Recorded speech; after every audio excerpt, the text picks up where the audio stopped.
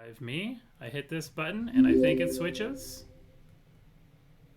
And we Hey. we come on and I say hello and welcome. Thank you for joining us for our second adventure as Dungeons and Omegas. I am Travis Erickson. I am the Chief Omega Tech running the Omegathon, but also the Executive Director of Child's Play Charity.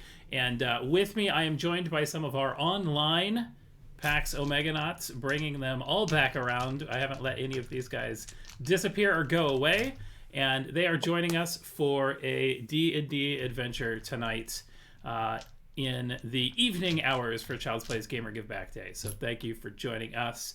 We will, if I hover over, you can see people's names. So we have Beba Fett joining us. We have Oh, GTAMP, Mr. Hello. Thomas Kita, Super Sarah, Thaddeus Rocks, and Wolfox with us. And then we are being Howdy. DM'd by Mr. Murdoch, who took us on an adventure last time if you joined us. And if not, I think we'll start here just a real quick catch up. So, Mr. Murdoch, I'll turn this over to you. And look, I've figured this thing out. I can make you my screen focus. I'm going to get real Yay. distracted pretending like Oh, I'm very doing nice. stuff. Well, Inside welcome to our Dungeons and Dragons game. You find our current players, our current characters, coming through the forest in their wagons as they are coming back from a recent adventure on the Adventurers Guild, as they are coming back to town to split their loot and their findings that they have gathered in their previous adventure. As they're coming through the forest and stuff on their two wagons, we come across them arguing over who's getting what out of the items that they found recently. Our adventurers have heard on the way in towards town that there is from different adventurers or different people leaving the city. This is a small town, not a small town, it's a medium-sized town out in the Cormerian Hills here in Forgotten Realms, called Belstonic.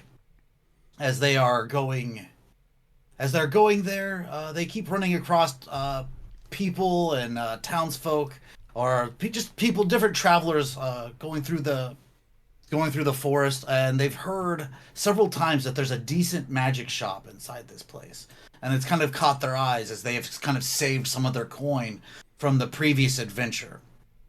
As we come through, we're going to go through and describe our characters and our characters' names as we go through, and they're chatting on their wagon. They're wagging. We may be wagging. Yeah, could be. Let's go around the top here. Can you call us out since you have us lined up on the screen there? Sure. We'll pop Wolfox up first. Oh, great. Uh, yeah, so I'm Tofu, the druid. May remember me from last time doing things as just I can't remember what we did. I'm sure I was very valuable to the adventure though. I'm gonna say my character looks a lot like me because I have very little imagination, and mostly just here to get some cool treasure, see some amazing things. So, All right, Thaddeus, you're next up here. I will be playing Bramdeck, the dwarven cleric. Um, he looks an awful lot like me, only a good, 2 feet shorter. I am a chaotic type of healer, like healing at any cost. I'm not losing anybody else on my adventures. I love those types of healers. All right, GCA. I'm a dwarven barbarian. My name is Gilius Thunderbeard Axebreaker. I used to be a soldier. I mostly follow orders. I do Right. remember you and Travis going around doing your thing. Just do it. Yeah. All right, Baby Fett. all right. I am a halfling barbarian. She wears a whole bunch of furs and got really long red hair braided down like about to her waist. She carries a great axe, which is probably like twice the size of her. Um, and her name is Fanny Bernadette Fiddlestein. All right. My favorite character from the last game, Mr. Thomas. Bring us on board. Yes. Y'all, what's up, bro? We have Barnacle Zunder here, and he's always under the weather, I guess. Yeah, man. But he's a cool warlock. He's like a water genasi, bro.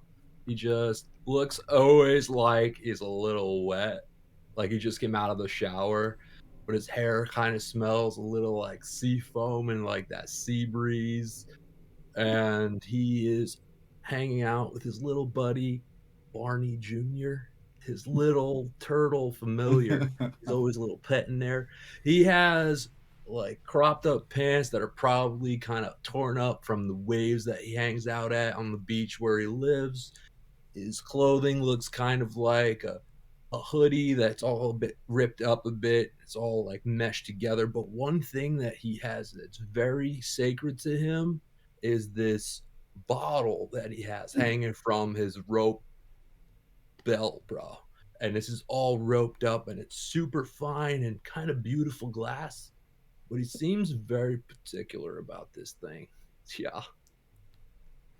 All right. And joining us for her first time ever playing, we have Super Sarah. I love that I'm after him. Yeah, no pressure. No pressure Sorry. at all. That would sound real boring compared to... No worries.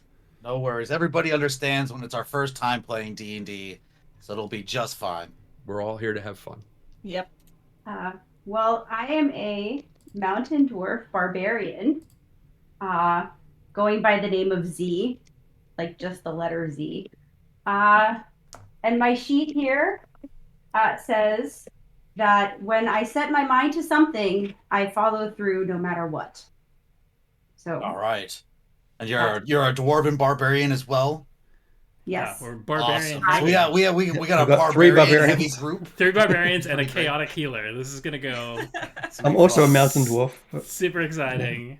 Dwarves And are then woods. I am playing 67. He is they are a Warforged sorcerer who, much like GTA, is just about business, getting things done, and not much flair behind just this is it. This needs to happen. We do it right now.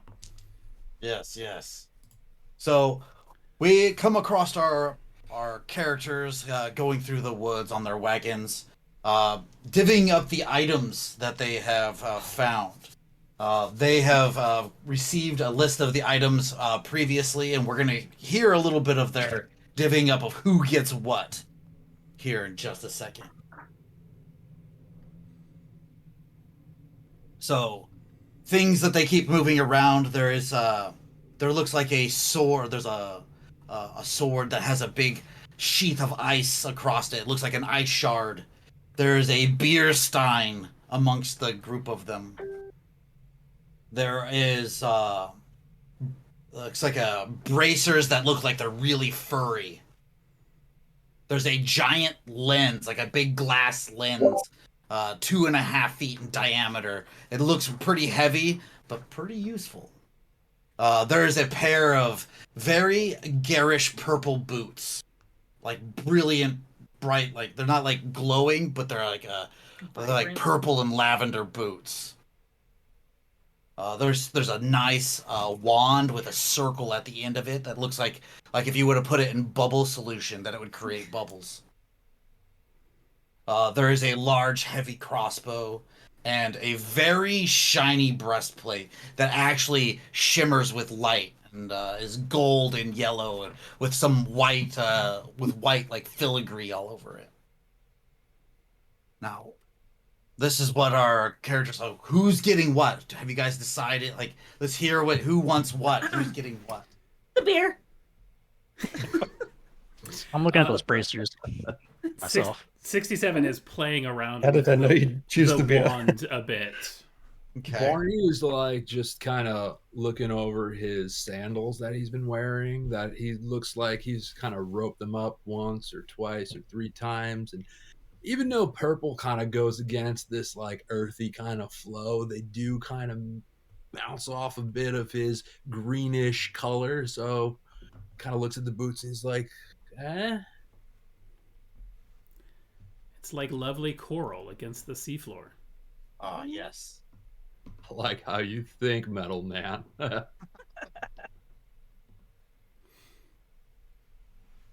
Do any of these items catch your fancy there, Z? Well, I am but a young mountain dwarf, and I suppose I like bubbles, so the bubble wand could be nice. There's also a beer stein that catches all the dwarves' eyes, as there is a dwarven prayer written at the bottom of it. Hmm. Ooh. It says, "Drink, tithe, drink, and be merry." It's very simple and quick to the point. Important that drink is on there twice. Yes. This beer stein, it's the beer stein of Hans Seeth. It's a large beer stein.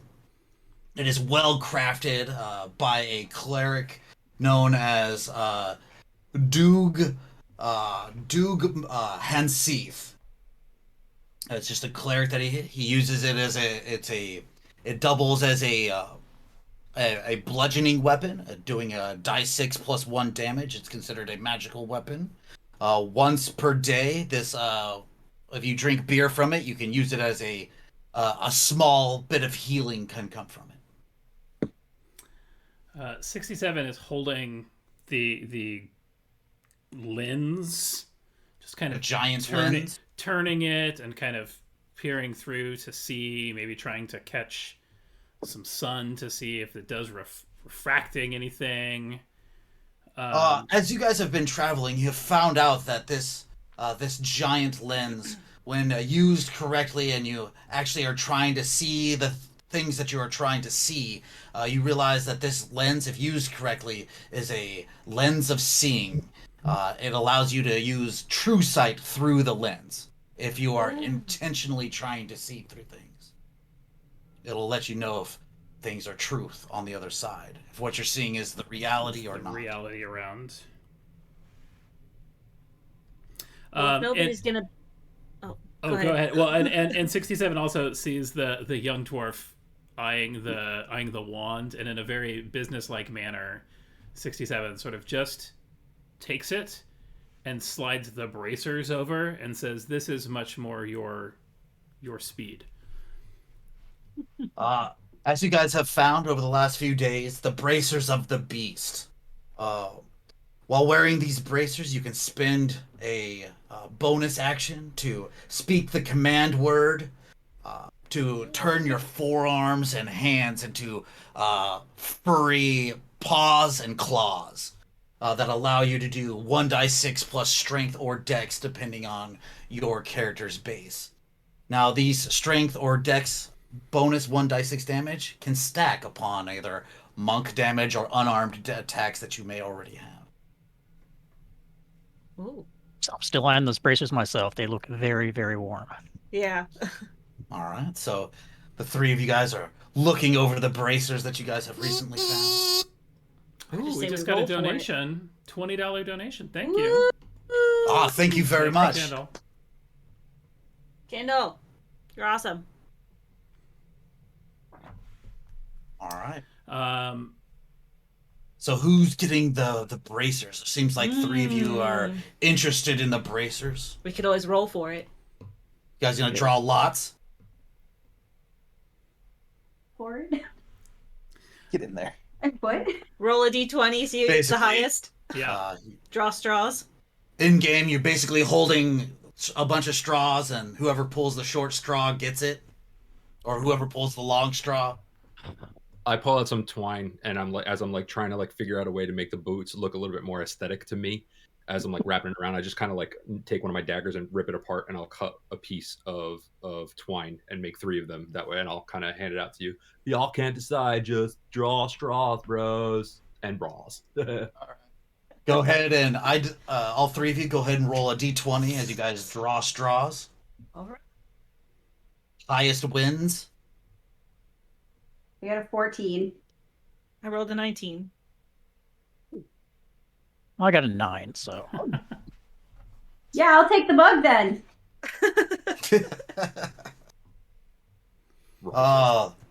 As you have kind of made the boots your own and have started to put them on, these are the garish pooper. These are the garish purple Buccaneer boots. Mhm. These Buccaneer boots of jumping on air. They are nice. They're comfortable. They are. I'll go through the actual description of them. Garish purple Buccaneers boots. These soft, flamboyant boots may be the most comfortable boots you have ever worn. Like you are walking on air, and in fact, you can do just that. By that, they are. But they stand out as purple and lavender color and draw the eye, as they are obviously magical. These boots allow you to use your reaction after making a jump or even falling to make a check to make a second jump acrobatics dex or a strength athletics check. DC 10. Anything above or over 10 is the amount of feet you can jump with no cap. Okay. Cool. The wand that you guys have been moving back and forth, I believe that 67 has Already currently- tucked away. 2 times per long rest, this wand can create a doorway in solid structure up to 5 feet.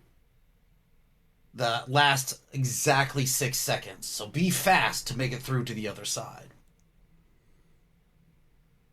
Then there's the heavy crossbow, which is just a standard heavy crossbow, but it is magical. It is a +1 crossbow.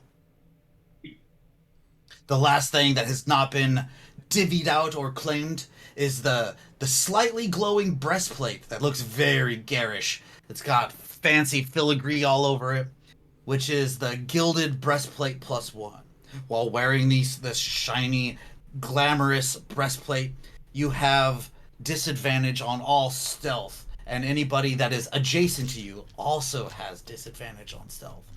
But if anybody in your party is to fail a stealth check outside of this, they notice you instead of your failed party member. Brimdeck definitely has his eye on this. This If seems they're- like slid to the healer. Yeah, if things are looking at me, they're not going to be hurting anybody else. All right. All- 67 is perusing around checking, and we know we have a axe wielding barbarian. Super Sarah, what is Z's weapon of choice? Warhammer. A warhammer. Okay. And then GTA, what was your? Yeah. We have the longsword. Is what? There is still a long sword in the group, which is a 1d8 or a 1d10 if you use it two-handed, plus 1d6 frost damage, as the blade is made out of a jagged ice crystal. What is I tofu can't again? use a weapon like this. He like kind of picks it up and he's just kind of like, this doesn't fit me. So somebody else has got 67 is admiring it for its frost features. Most of 67 spells are frost and ice focused, so it's a neat trinket, but also not a weapon of choice. But even then, if you guys haven't decided who's getting what immediately, you guys have heard word that there is a magic shop in town that you are probably going to stop by. You have saved some coin from your last adventure and are making your way there as you guys approach the small town or medium-sized town of Belstonic. As you guys are starting to approach, you realize that it is, for a place that has a supposedly decent magic shop, you've noticed that there is a few extra rats going around as you come into this kind of unkept sort of town. There seems to be a little bit extra garbage on the side of the road. There's some rats. Seems to be a lot of people moving in and out of the main square, where it seems the people who are a little bit more ritzy, a little bit more high end and wealthy, are actually kind of mixing in with the lower crowds and going through with the marketplace as with the dirty beggars on the side of the road. Seems like everybody is kind of wary of you as you guys come in, you know, kind of giving you those glances like, there's new people in town. But this is a place where the next guild has sent you. You guys are here to, you know, check out the magic shop and some different things. The guild was just recently nearby. You don't have any specific doings here, but they asked you to come and check out the town because it seemed like there was something off.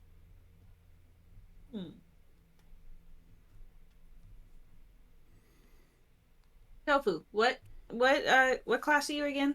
I'm a druid. Druid. Okay. Yeah, I was looking at that crossbow, but I do have a pistol. That's kind of my thing. I'm a druid with a pistol, so I'm not sure if that would be redundant or not.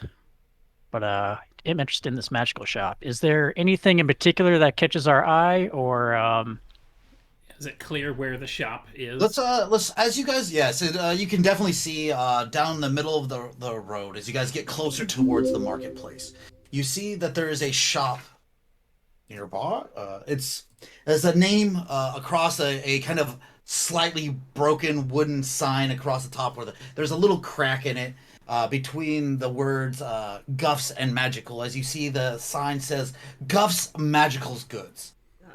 The sign looks like it was well painted once a time ago, but has not been really upkept very well. Maybe repaired a few times with some boards that are mismatched. The shop is a little dirty on the outside, but the windows are clean. As you can see that there are a couple healing potions, averagely displayed at the front window with maybe a belt or two and some other just random clothes items. So the shop is easily seen out front, but as you guys enter the town and you guys have been told to look for something, you know, kind of off, I would like everybody to roll an insight check, whether you guys are proficient or not. My insight is 5. I don't understand people very well. 5. Okay. 18? 18. Oh gosh. Does the line go on the bottom or the top? My -1 gives me a 3. I'm just 21. growling at everyone. 20. Yeah. Did you get +1 insight? +1? Yes. I have a 10. All right. I've got a 12. I have a 5. 5. Okay.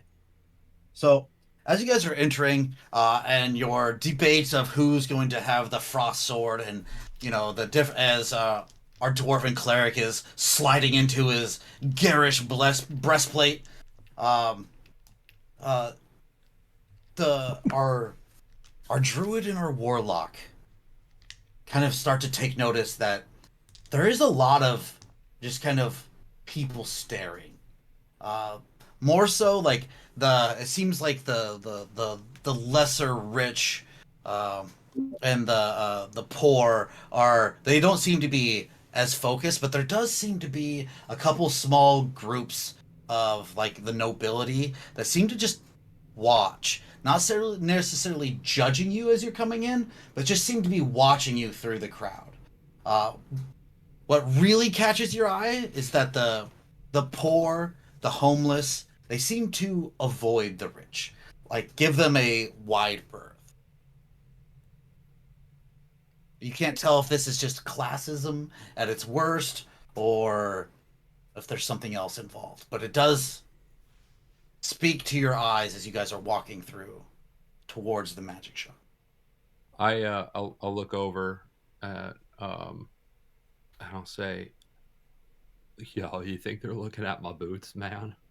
I mean, I know clashes, but like I'm getting a vibe that just doesn't kind of register right.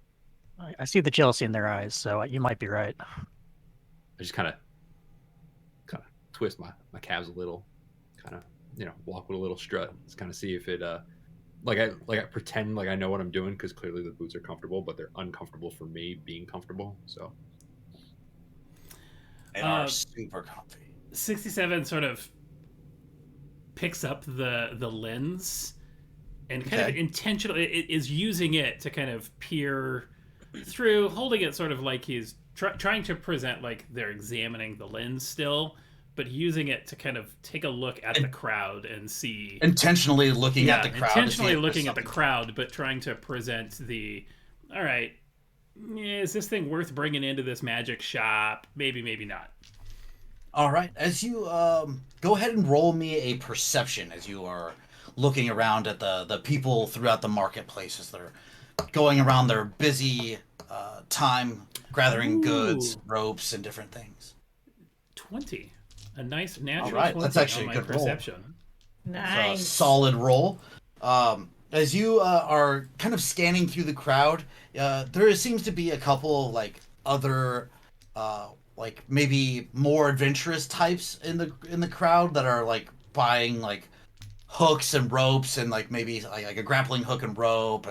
You see some people picking up, their classic 10-foot pole and so on, caltrops and whatnot. Where over top of a couple of them, you notice through the lens that there seems to be a little wisp of like black smoke kind of coming up over them that you didn't see before. Kind of like wisps up and goes off into like a kind of like a almost like a smoke from a flame, just kind of drifts off into the air. 67 kind of leans over and nudges Tofu, who he's seated next to, and kind of goes, "Huh?" with the lens to kind of like, hey, you should look with this lens as well. Hint, hint. Sure. All right. As you also peer into the lens, go ahead and roll me a perception. 19. Just the same. Once he hands gets in front of you a little bit with the lens and gets it over, and you're actually peering in with intent. You also see this the smoky cloud kind of wisping up and going away into a smoke drizzle into the air. It's a dark, shadowy cloud, almost like a black smoke that you didn't see above them before. Seems ominous, but then again, I don't know a lot about clouds, so could be normal, could be not. Probably not. As you finish, this cloud that everybody's seeing, it's above the skyline right now, or it's like further. No, it's kind of smoking off of them, right? Yes, it's like a small maybe like 2 or 3 feet off of their head, kind of like above their shoulders, off their head. Just kind of like very wispy little smoke cloud kind of coming off of them. But you can only see it through the lens. It is not there generally. The normal gray sky, the overcast clouds, the little bit of drizzle now and then is not showing through. Is not the smoke isn't showing through. That's just the normal weather is coming down. But looking through the lens, you can see a couple of them have this small smoky cloud coming up off of their shoulders. And are they? Are they doing? They're the ones buying the adventuring equipment. Yes. They look like they're buying some stuff, getting ready to go. You're just watching them finish paying for the last couple water skins that they look like they're about to leave. Do they appear to be grouped together, or are they? Yes, this looks like a small group of 4. There's 2 humans, a dwarf, and a halfling, as they are. Looks like they're just getting ready for going out on the road, maybe on a long trek towards Neverwinter, or maybe even down south to Waterdeep. Ask them what they're up to. Sidle on up, group to group. All right. So as you guys finish seeing this, as the 2 of you actually finish like looking through this before you've gotten it to the rest of the group, you have actually pulled up in front of the magic shop. There's 2 ferns in half-broken pots on either side of the door that kind of go off. There's a display window on either side. As this was your final destination, I'm guessing, let's say, I think it's Bridek or Brodek? Brandeck. Brandeck. Brendeck. That's what it was. Brandeck. Brandeck. Brandeck. Okay. I knew I picked an easier name. As you Don't finish mess with pulling the cart short, the horses stop with a little Neighing? yeah. Raining? Nay, Kicking their feet. yeah, nay, There we go, yeah, yes, that's where it was. That's definitely the word.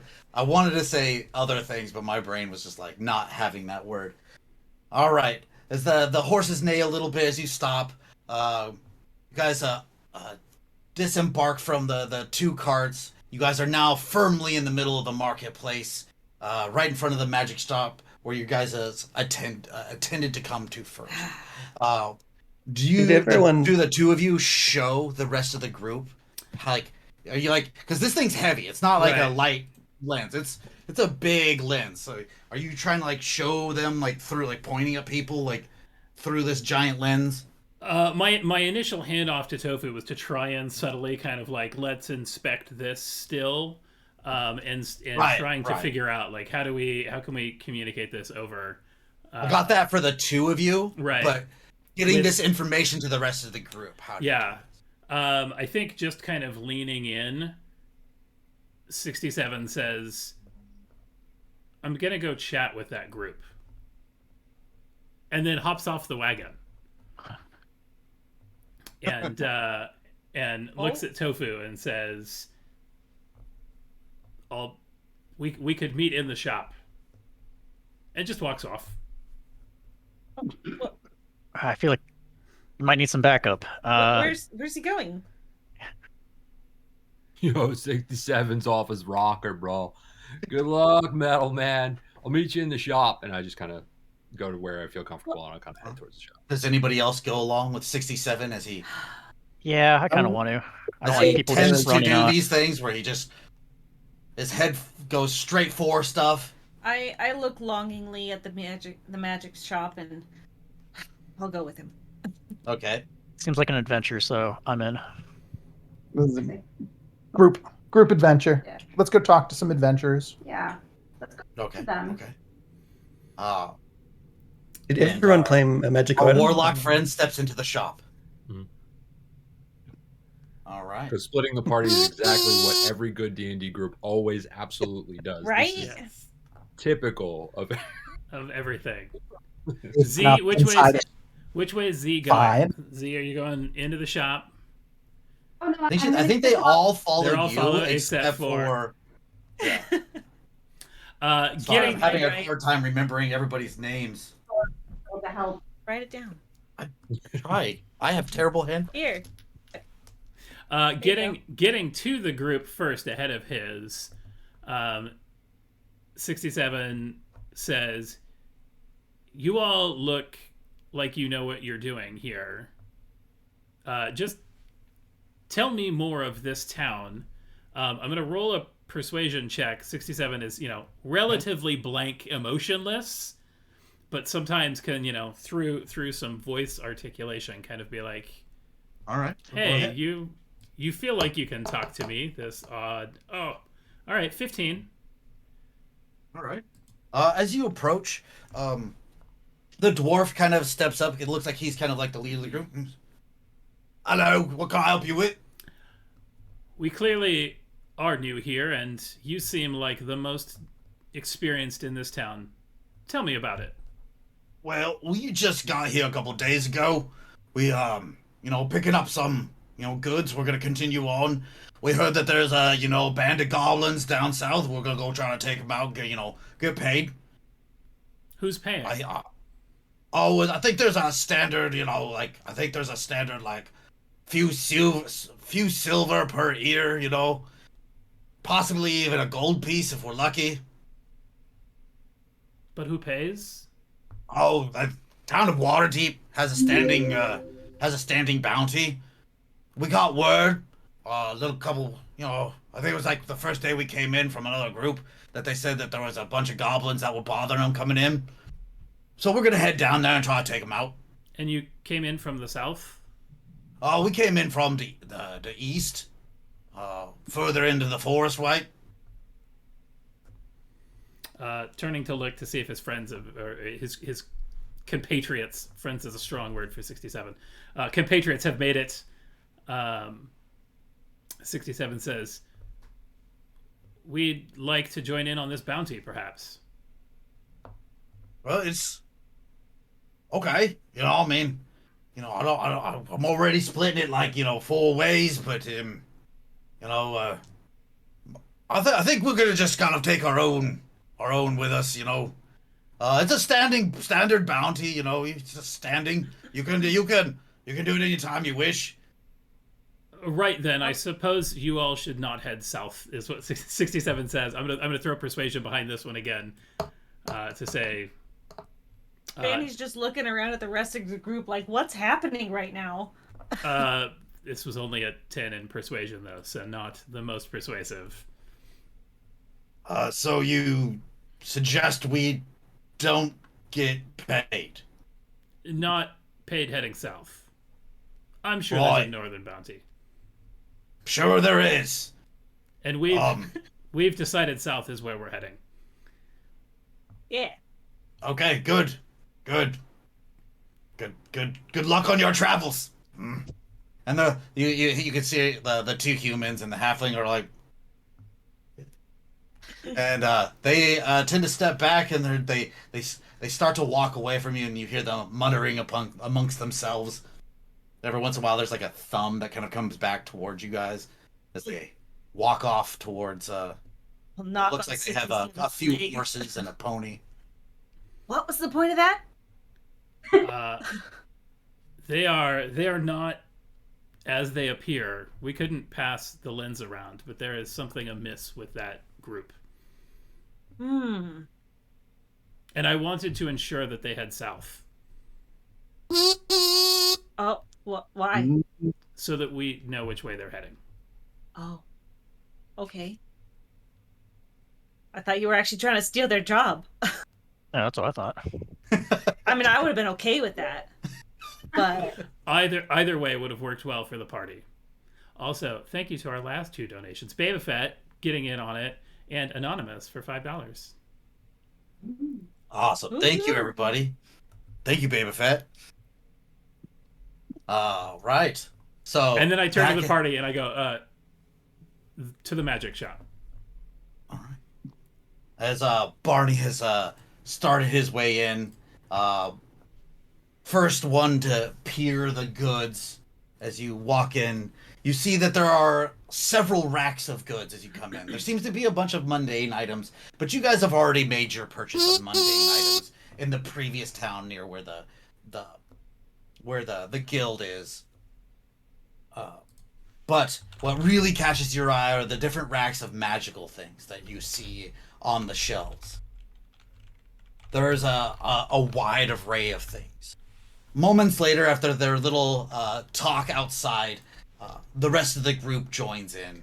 There's a shop owner or something in here, right? Yes, as you come in, Barney, the first you can see there seems to be 3 racks of like magical items. They're not like tilted racks. They're just flat racks made out of wood. They have things set on them. There's some of them that are dusty, some of them that are not. At the back, there's a low-lying counter with a one-eared gnome sitting back there, just kind of leaning on his lowered countertop. He is wearing a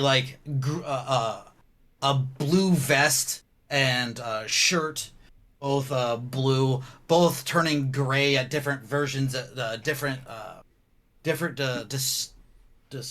distressed times of age, as the vest looks like it's a little bit more gray than the shirt. Like the shirt is a little bit newer, but it seems like he favors the color blue. He has a small brown cape on the back that he seems to fit him comfortable to keep him warm when it gets cold. There is a small hearth behind him that has a fire in it. There seems to be a boiling pot of some kind of viscous substance that gives off this like mutton sort of smell to it. And he just sits there and watches you come in, you know, kind of opens his eyes a little bit wider, like he's trying to see a little bit further, but opening his eyes wider is not really going to help. But you think it might. I just start rambling about like our adventure until everybody starts like coming in, and like not like I'm looking at all of these items as I'm eyeing them and just kind of talking to him about like everything until I hear like everybody kind of start to come in all together. I'm like, oh yeah, man. So this is like my little Barney Jr. We were totally crushing it with that sponger, bro. And just this whole big thing, it was like vampiric, spat out nonsense. Oh yeah, oh hey everybody. I was just telling our little friend here about our cool adventures. Let's check out some of this stuff over here. Whether he was listening or not, I just kind of kept. He just nods very slightly every once in a while when you say something. He doesn't seem to be like actively getting into your conversation, but just kind of nods every once in a while. You can't tell if he can hear you or if he's just being quiet, but he is engaging in some way. As the rest of the rest of the group comes in, you hear the door slide open, slide back as the rest of the group marches in. Before Fanny walks in, she's gonna stop at the door and just rub her eyes furiously and activate her detect magic. Okay. As you guys see, you see, like hard, her eyes turn a little red and like around the sides, like she just pushed them way too hard. And you do see that See the the 3 shelves, there are many magical items. I lean down like close to you and I see your eyes so red. I'm like, listen, if you need some better stuff, I know a couple people. I'm just saying, I'm not saying. Surrounded by better stuff. What are you talking about? Awesome. Keep it on the DL. I get it. As you guys peruse the shop, you definitely see there are different items on the shelves, but not necessarily marked out about what they are. There just seems to be a small piece of twine that leads to a kind of large piece of fabric or like a piece of parchment, probably made out of like some sort of skin or something from a creature. I'm gonna go down a list of things that you see on the counters, but it doesn't say what they are. There's a fork, just a normal fork. All of these items you register as magical there, Fanny. There's a fork with a small tag that says 100 gold pieces. There's a small, like half the size of like a pool ball, stone with a tie on it that says that it is 500 gold pieces. There's a breastplate in there that says 250 gold pieces. There's some dark green leather armor that says 300 gold pieces. There's a short bow that says 200 gold pieces. There's a short sword that says it's 200 gold pieces. There seems to be a large, maybe like a 2-foot long rod that has like wolves at the end of either side that says 700 gold pieces. There's a wand that looks like off the top of it has water dripping down it. That says that it's 400 gold pieces. There's a quiver for 1,000 gold pieces. There is a dagger that looks like it's the matching one from your long sword. That is 1,000 gold pieces. There's a crystal ball that is 200 gold pieces. There is a book that has a picture of a dog, like the side view of a dog, emblazoned in the leather on it, for 250 gold pieces. There's a bunch of potions marked out 50 gold each, just kind of haphazardly thrown into a pot. There's a set of boots that have wings on either side of them, marked out for 1,250 gold pieces. There's a severed monkey's hand with its hand like this, just kind of like laying on the table, for 400 gold pieces. There's a long sword another long sword that has what looks to be like an oily pattern across it. That is 700 gold pieces. There's a slightly dirty holiday hat, kind of like a Santa's hat, that has like stains and on it. That says 500 gold pieces. Is it like white or is it like what's the color? It's like it looks like it was dyed red, and it's no longer white or red. It's just kind of like dirty. Dingy. You're pretty sure that probably one of the homeless guys outside wore it for a very long time, and probably from some magical means can't be cleaned. Before I do just sort of an arcane check to feel how things are going. One, we got to say thank you to Bob the Zombie for a donation. Thank you, Bob. Thank you very much. Thank you. Thanks. And 67 does, I know it's not a identify items, but just an arcana check as they're scanning these items to see if the magic radiating off of them seems to be in line with the prices, right? So as do the more expensive items appear to be more magical? With a 19. The 19 for your Arcana check? Yeah. Can I assist? That's a good check. With that, I want you to roll an insight. An insight. All right. That 67 is not as good at. 18. 18. 18's very good. Yes, these things are very magical, but they are not in line with the prices that you think they should be. These are all way below what you think they should be. These all look like, especially with your insight, that this is way below what the value of these items should be. Do we get the sense that that's because the shopkeep doesn't know, or he's trying to offload them? As you go around, I would like you to roll an insight check as you kind of like look at the one-eared gnome behind the counter. You're kind of like checking him out. He is standing there and eyeing you, and you're trying to judge what he's thinking when you guys are looking at the different things. So go ahead and roll me that insight check. I have a 14. With this, I have to roll for him. He seems kind of disinterested. Like, he doesn't really care what you guys are looking at. Maybe this is below him. Maybe this is past him. It's hard to tell. Can I do a check using my jeweler's kit to know what would be the highest price item? So you're gonna like pull out your stuff, like your magnifying glass, and you're like looking at things and like trying to tell like the quality of the different items. Go ahead and roll me a jeweler's check. Okay. I look at everybody. I think they're kind of funny doing all these like real in-depth stuff, and I just go like straight for the weird hat. I was like, "Hey man, how much is this hat again?" And I just kind of like try to put it on and see if it kind of matches some of my.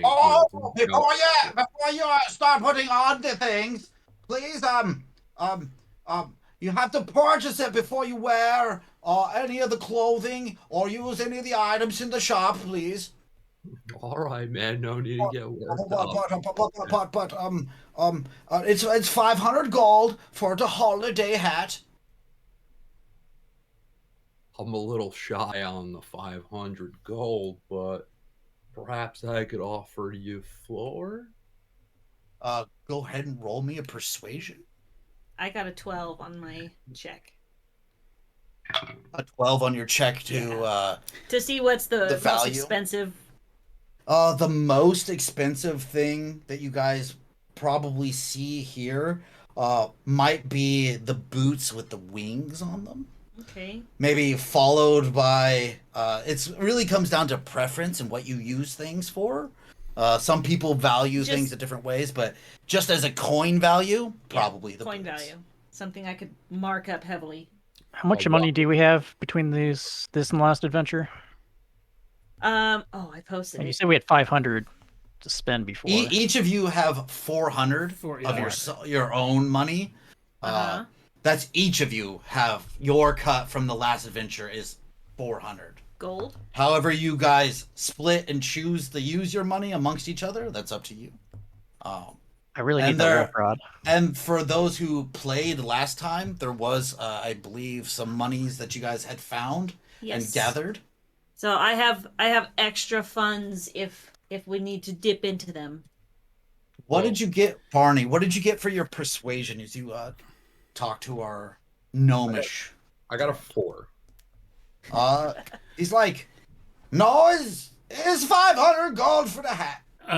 Hey. 67 overhearing that conversation steps forward and leans in over the little guy and says, tell us, why is this hat worth 500 gold? I think he's going to go persuasive, not intimidating. So in a persuasive attempt, 16. Oh, well, I've got a secret for you. And he kind of like motions you to get closer. So I lean in real close. I hold on to Barney. That's your little Barney Jr. It's a magical hat. I love this little dude. He's awesome. Hey, I like scrub up. As it seems that he seems like he's been through a lot, and your persuasions of he probably knows that he is discounting these things probably a little bit already. Can I scrub a 50 from 2 people, maybe? Maybe kind of like, roll it up, and maybe we can kind of come to a conclusion later. Give you the tail end of something. Yeah, I'll give you the 50. 50? You said 50 gold? 67 slides across the counter as we were leaning next to the little guy. Just here's a small little stack. We also have a couple things that nobody's using. My intelligence is a -1, so I don't even think about asking. That's why I just went in to buy the hat, or even think about anything else. So I just slide over all of my pennies, and I take the hat, and I don't even think. I just put it on. All right. So he takes the coins, and he starts, pushing them into this pouch, and they quickly go away into a back pouch, which you hear them like slide through the pouch back into a small box on the ground as you hear them tinkle down into a box on the ground behind him. Question. So what all did everyone take? I think the sword and the crossbow are the 2 that we haven't divvied out. Who took the beer stein? Oh, I don't remember which of you dwarves took it. I think I did. I thought Z had taken the beer. You took the beer stein. I thought you took it. I got the bracers. You have the glass. Boots. The wand. Who took the wand? I believe 67 has the wand. 67 has the wand. Oh, the wand and the lens has been passed around. The lens is still sitting. It's just big and heavy. Yeah. So we just have the sword and the crossbow. The sword and the crossbow. But GTA, what's your weapon of choice again? I forget. Pistol? No. It's an axe. Oh, no. I normally use an axe, but an axe, I could take the crossbow. But it looks like we might be selling these. Well, if you find something better. Yeah. What kind of a sword's probably better than what I got, but really. What was that? What was that, Sarah? Is the shopkeeper bagging up item right now? So what he was distract? The shopkeeper. Is he bagging up an item for? I think he's pushing his coins into. He was pushing his coins into a bag that kind of slid down into a box. But he is once Barney has purchased the hat for his 500 gold. Barney has put it on, and the gnome begins to tell you about the item you have purchased. This slightly dirty hat is a hat that keeps you protected from the elements. You don't feel the cold or the heat from the weather.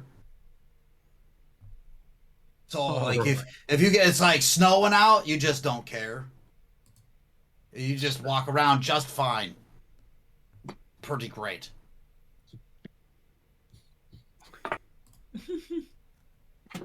Can we steal items? The odds I actually have a Santa hat. You can try. You can always try to steal an item. Yes. Yes. Like if you're doing something and not quite paying as much attention as you should be, I was gonna try and steal something. All right. I am going to purchase this fork, and in the process, I could very easily knock a few things over with my bumbling dwarvish ways. Well, with the gilded breastplate, you will have advantage.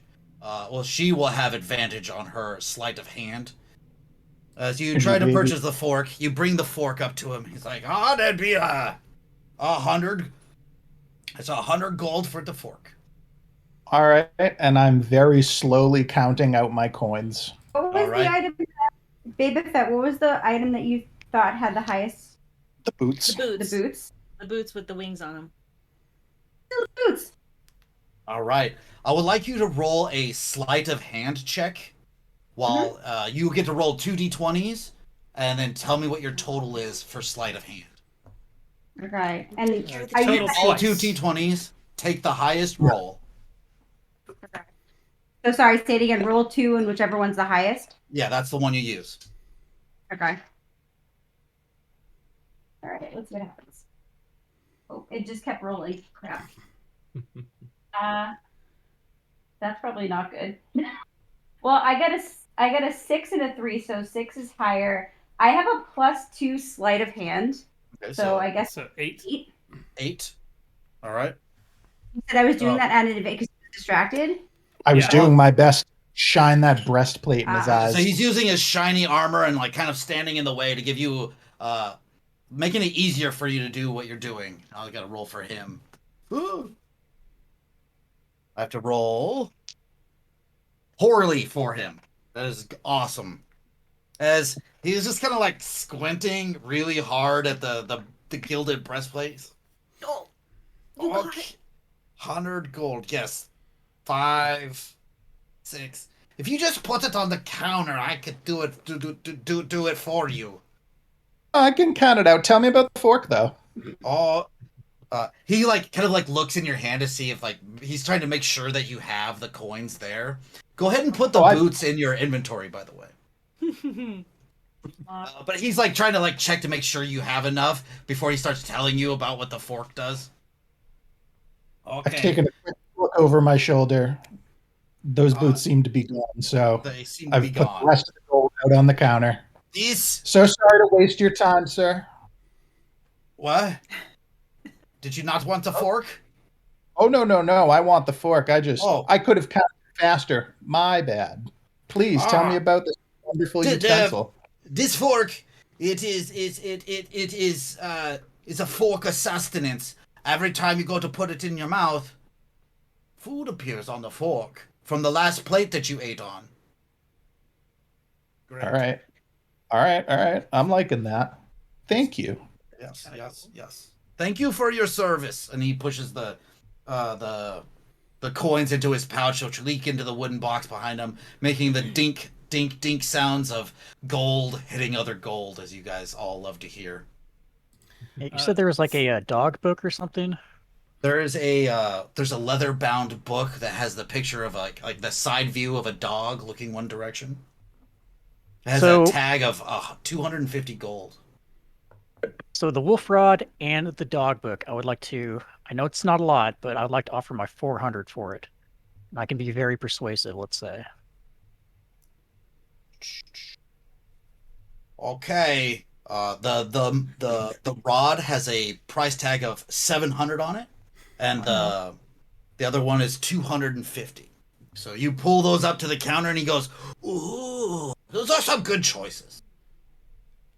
All I got is 400 on me, and that's what I'm willing to offer. Oh, he goes, "I smell that your friends have gold as well. Maybe you should talk for a loan." What instead if I had a pal pay for me? I'll bring out the sword and I'll just slam it onto the counter. Just wait for it. Be like, how about a trade? Trade? This ice blade for trade? Do I know? Can I do a check to know how much it is, or how Yes, much you it can would do be an worth? appraisal, as you guys have had the ice blade in your hand previously. Because nobody wants it, right? Tofu might No, have taken it. I can't Huh? use it, but with you putting it there, and we noticed that the dagger looked very similar. The to dagger 67 has been looking at the dagger and the wand. Those two items as the other negotiations and theft have been happening. the dagger and the longsword look like a pair almost, right? That's what you kind Yes, of they meant look earlier. very similar to each other. Is there any way I would link the two together? Like maybe that they should be Do you have a knowledge arcana or nature? nature? Go ahead and roll me a knowledge nature check. Oh, I got a natural 20 for my appraisal. That blade is a very, very fine blade. And with your appraisal, you're guessing that one of you warrior types would really benefit from using it. But how much would it be worth? Worth probably less than what he is asking for, what's on the table, but more than what the price is he's asking for what's on the table. How'd your nature go? Because like I said, What's your nature check? 67 looking at the dagger is also sort of caught and gonna do the arcana depending on how. I rolled a 12. Just by sheer looking at it, you can tell that both of these came from the same sheet of ice. Okay. And 67 I got a 22 arcana on them. You are pretty sure that these are a matched set, a fighting matched set, to the point of you are probably sure that they were created together. And how much was the tag on the dagger? The dagger had 1,000 gold piece mark on it. 67 in not As you're looking at this, we kind of nod at each other. Go ahead. and sort of leans over and says, perhaps not the blade, and slides the sword sort of back down off the counter and slides the dagger over and says, I think we may leave with this instead. There's a couple of you that have been kind of like standing around and like looking over everything that's going wrong going wrong. Tofu, and our dwarven, I think it's Gilius, correct? Yeah. GTA? Just call me Gil. Gil, Tofu and Gil. You guys have kind of been watching the rest of your group look at the different items. I would like you guys to both roll perception checks.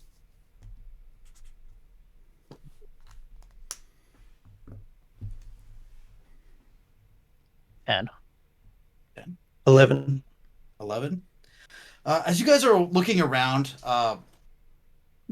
both of you kind of like have, kind of lost kind of interest in some of like stuff that they've been looking at, and you guys have noticed that there seems to be crystal growths in every corner of the room. Like the top corner of the room, there seems to be crystal growths. Not noticeable at first, as they kind of like in the little shadows there, as the hearth behind the hearth behind the counter doesn't give off a lot of light. But after standing around and looking around, you've noticed these. They kind of stand out to you as they look like natural growths, as if they've grown there. They weren't just like crystals placed, but have been grown there in these different corners of the room. yeah, I guess I should inquire about them. They seem, to the shopkeeper, they seem interesting. Maybe point out that, this probably shouldn't be there. What? Yeah, I think you have a crystal leak in your corner there. You Yeah, know, it hits people the keep foundation, saying that, to be but it fair. doesn't. They haven't hurt anybody.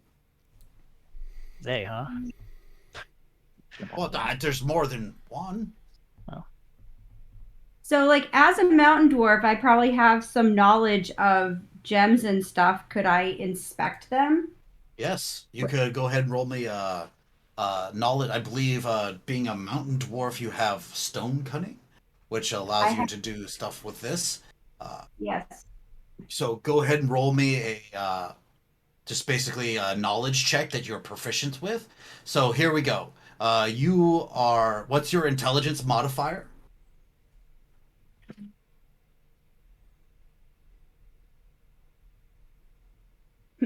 0. What is your proficiency bonus? Is that? In It's just proficient. I believe all of you should have the same proficiency bonus.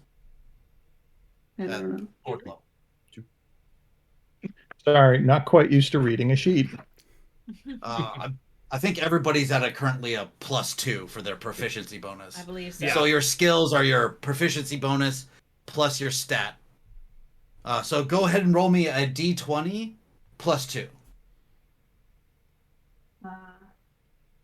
Keeps landing on 6.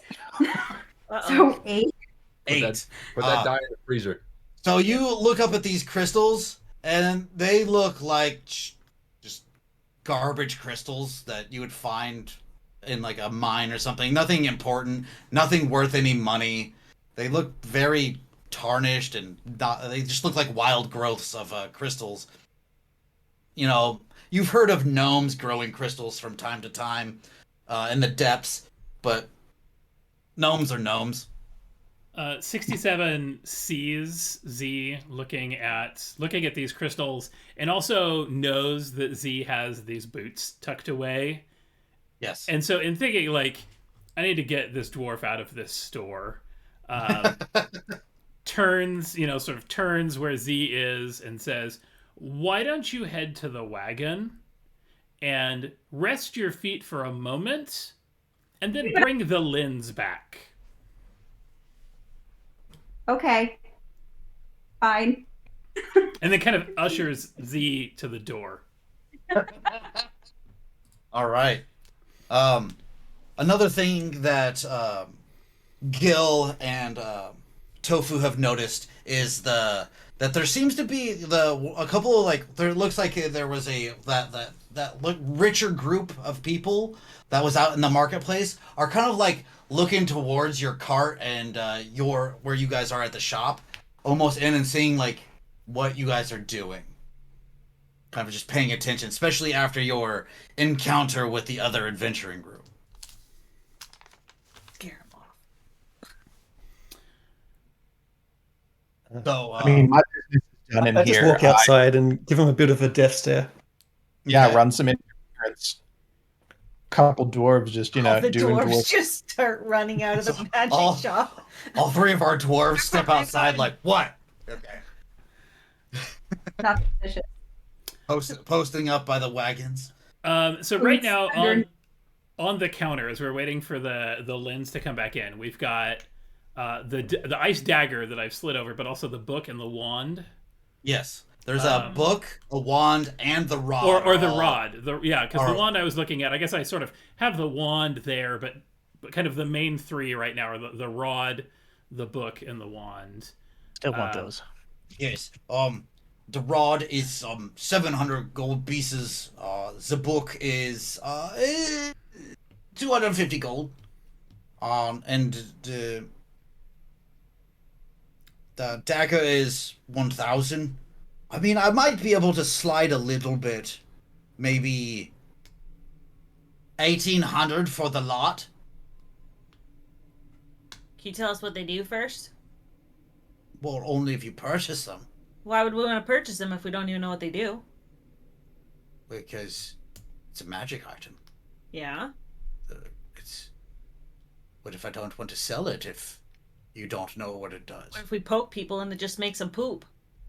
That would be great. I would love to Yeah, sell worth one more. of those. I'm just saying. Well, you guys have done your inspections of them. I watched you pull out your magnifying glass, and I saw you smirk over there at what you were looking at.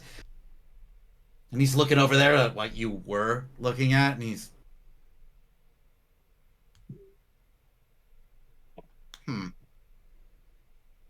You got any great axes in here? I don't have very many weapons. I have the short swords, and that short bow over there. I have that long sword, but I don't have any of the great axes. We tried to see if the crossbow's worth anything yet. Since I don't think you want to take that. Are you I think putting the Gil crossbow was up on wanting- the Oh counter? yeah, the crossbow seems worth. Yeah, the crossbow we can do some. How stuff. about part of this Was is part of Gil the wanting barter? that? All right. He pulls out a kind of a he pulls out a small monocle that has several lenses on it. You can tell that it's a little bit scratched and a little bit dirty, and it doesn't look like it's in all too much of great repair. And he I'm looks gonna at do your a check along crossbow. with him. I'll give you 300 for the crossbow, so we could take that off of there. I would make it Can I do a check? along with him? 500, 1,500 for all of it. What's that? Can I do a check along with him? You're pretty sure that he's giving you too much for the crossbow. Okay. Cool. So we've got 1,500 for 3 items. 15 for 3 items. We've got some monies across still sitting. So 67 says, "Well, I'm in for this," and slides. Currently only 350 because there was a loan made to Barney. So Okay. puts 350 down on the table Can next I to the see- crossbow. What Got my 400. kind? Can I see what kind of 150 magic? more? Yes. What was that? Can I see what kind of magic they radiate? The different items. I don't believe your I do. your barbarian magic site allows you to do that. Yes, you can detect the location and school of magic. which Oh, is the 60 school of feet. magic. Okay. The rod radiates force. The book radiates transmutation, and the third one, the dagger, Mhm. radiates evocation, Hmm. which radiates the same as the sword that you guys. Hmm. I've got people to contribute if somebody wants to poke their heads outside and take collection. I too have gold. You do, don't you? Because I Yeah, so 67 sort of steps outside and says, "I need both your funds." Give me all your money. Give me your money. all of them. How much funds are we giving? I have a lot. I have a lot can of spare- silver as well. I can also give 200. So you guys both give him 200 or 250? Was that? 200 Yeah, 200. each. They each gave you 200 of their gold. We need to hit 750. And it's important we secure this deal before we spend too long in here and he notices the boots. Shit. So how much more do we need? Shit. We need on. 250. No, we need 350 more. That's it? Yeah. Okay, I can never seem to remember this. How much silver? 10 silver. 10 silver per to a gold. Okay. So I have doing math real quick. He's gonna hate us counting Yeah. out like. Yeah. One, Paying this in copper. 2, 3. I have 482 silver pieces. 48 gold. 40. Okay, so 48 gold and plus 62. So hold on. It's 110 gold. Okay. So that's party funds. So another Oh. 110 to that there, Travis? So 67 to say, Z, I need your extra 200 gold. Oh, plus 7. So I have another 140 because I guess I did buy something. So I have a total of 340. So do you give him 40. another 140 gold? Yeah. And now Okay. I have nothing. You have Hope I wing. don't need you, that. you Yeah. have winged boots. 67 Yeah. says. Yeah, you have wing boots. Well, You still I'm short of definitely funds? Go Yeah, between. we're I'm not short. letting it back to the store. those are on the We're short a few funds, so yeah. Turning to Gil, 67 says, "Round us I can come out." back. All right, I I'll can tell I'll give you the rest. full of hand axes. Oh. And how much was the water wand? The wand was 450. I don't think that 67 can squeeze that much out of everybody, so I think we're gonna. What's the Should one we again? sell it? Well, I mean, There's a we're spending wand so that has much, water maybe we'll drips throw out it the in. end of it. Water drips. We've been pretty good What customers. does that Maybe radiate? get throw this wand in for free. Yeah, we've What- had some Nice. bulk deals to us, What is right? that? What does that radiate? It is radiating. It's radiating technomancy. Technomancy. Not that kind of tech. Sounds cool. Yeah, it's like EDM beats coming off of it. You rat. Sandstorm comes out. Sounds like Knowing a that, killer. let's see. So we've got. I believe that it's I say technomancy, but it is radiating. I would actually have to look it up. I believe it is That's fine. I don't want to know if it's not techno. Yeah. technomancy. So that's just me being silly. All right. Made by DJ Cumberbund. I think if 67 directs Gil to give all his funds, we're gonna come up 150 short of the wand price. All my funds. Yes, that's pretty much where you will come up at. Somebody's thumb. Yeah, how about a good persuasion check for the I rest? could front the money, but You could I want roll something. persuasion to have him cut Yeah, it down. who's persuasive though? 67 is pretty persuasive. I am not at all. I mean, I got a gun. That's pretty persuasive. But maybe with some assistance, y'all can help assist. Somebody can try to assist him. Who is? Would somebody like to assist him with his persuasion? I will assist him, and as like he's making this deal, I'll be like, "Yo, man, this is great. We should come here more often. Check out my hat. It's like tubular. This guy's got like the real deal." Yeah, we're buying so much here. All It's like right. buying his I entire mean, stock up out. to a lot of The adventurers wand on our radiates way. We could transmutation. Transmutation. Okay, so let's see. and Technomancy. it's first roll- 450. First roll's a 22. Second roll is not. So 22 is the persuasion to say, yeah, we're 150 short of the price of the wand, but sliding the wand over and the stack of coins that is at this point Pretty large. piled to be annoyingly enough to count, but also to look like there's a lot here. And 67 says the wand as well.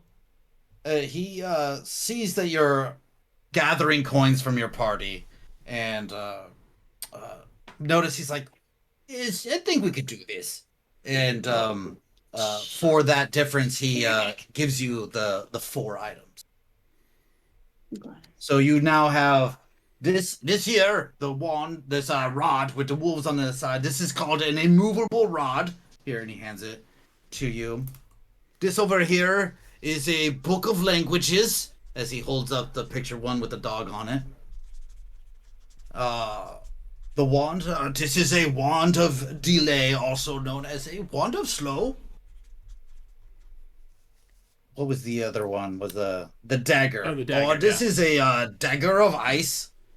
This dagger does 1d4 plus 2d4 cold damage. It is not a +1 weapon. It just does extra ice damage. Extra ice damage. Is there any sort of synergy between the dagger and the sword? That would be something you would have to find out by using them. Or identifying them properly instead of getting it by word of mouth. Did we get the wand? We got the wand, yes. So wand Not at all. slow. What was the rod again? The slow is 2 times per long rest. The rod is an immovable rod. You can activate it by you just put it and there's a little button on it, and when you let go of it, it just stays there. It takes 8,000 pounds of pressure to be able to move it, and an athletic strength 30 check to be able to even move it 5 feet. Damn. Wolves It is- not very relevant, but that's still cool. Oh, I don't know. Like We could summon find- wolves or something. All right. taking the items off the counter, 67 hands the book and the rod to Tofu, and then slides the dagger into what is not really sort of his belt, but just sort of where a belt would be if His side. Yeah, just sort of into his side, and it sort of just slides in and is like floop, molded in, and then sort of walks out holding the wand, Okay. leaving the group just walking out. Did you describe the book of languages? It's a book of languages. It's a leather-bound book, and there's a kind of like a dog looking one direction on it. But we don't know what it does. Like if I open it up, does it show? He would tell you that it allows you to learn a language. He doesn't know which language, but it allows you to learn a language. Just the one. Yes, whatever is inside the book. But as soon as you start reading it, you learn that language. I mean, can we just like pass that around, or does like disintegrate when you read it? He doesn't know. He didn't want to look at it in case it like went away. I'm gonna head outside with 67. Okay. Yeah, I'm wondering if I should read that, or should I go outside first in case it explodes or something? Well, if you want to explode it, do it Do inside. it inside the shop. Yeah, then we can gather up all the items that fly everywhere. All right. Yeah, so I'm gonna crack it open. You start to read the book. Yeah. As you open it, you see what looks to be like a bunch of wiggly lines. It just starts out as a bunch of wiggly lines. After about 10 minutes of focusing, you're pretty sure you learned a language. Like you know that you can speak this. It seems like a really like gruff, rough language. Like if it would almost hurt your throat You've to learned do. Cleon. And it seems like a lot of yelling to speak it. So, German? That's funny.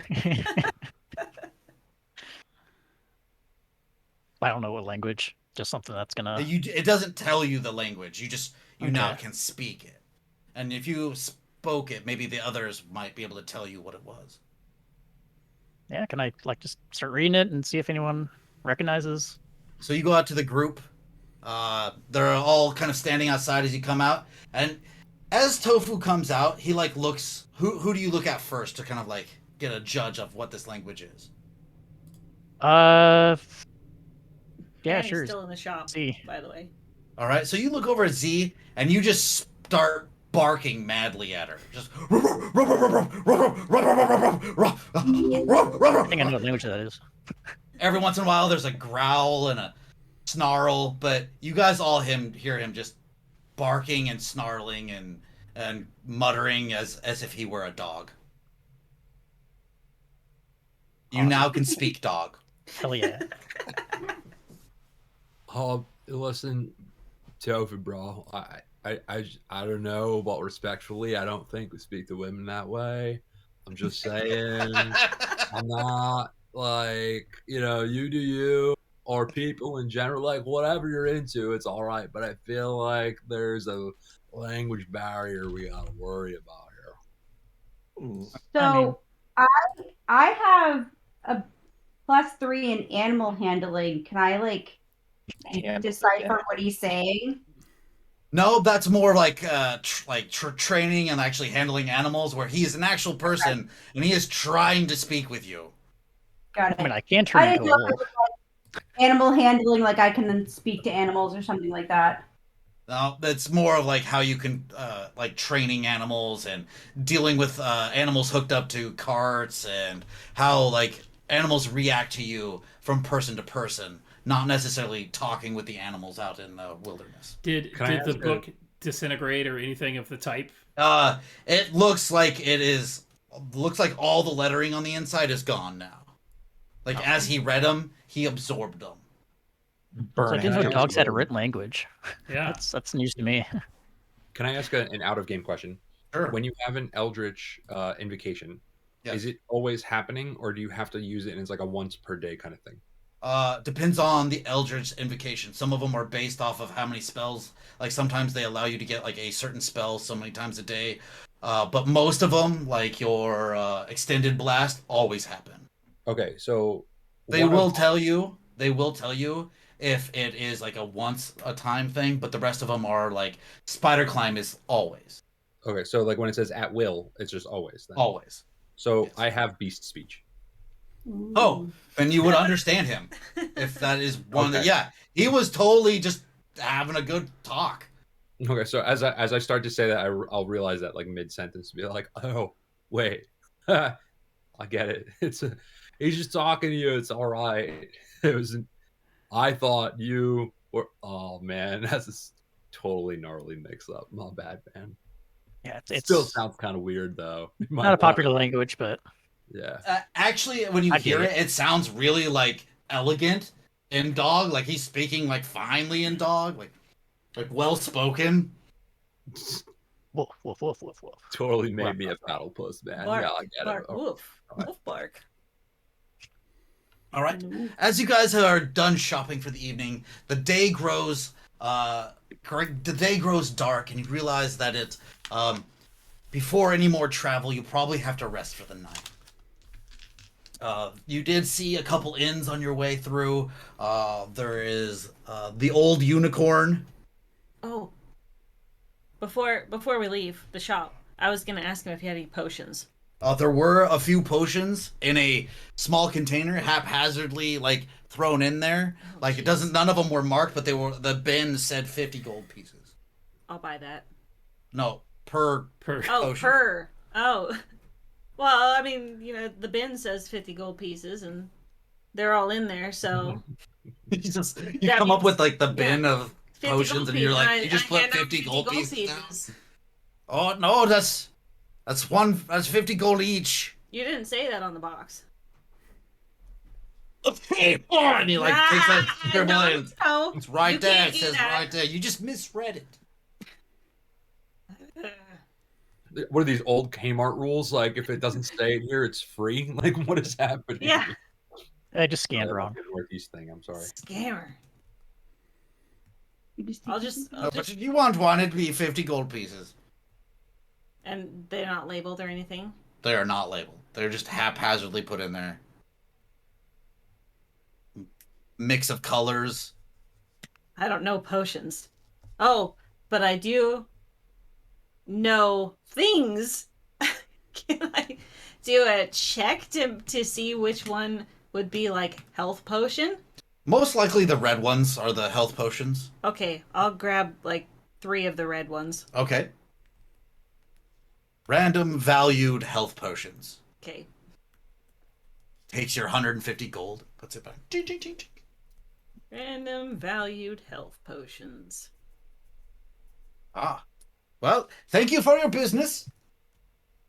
So, inns that you saw on the way in past the going towards the marketplace is the Old Unicorn, the Jaunty Leg, and Halfling Stout Inn. I'm feeling like the that jaunty one. leg.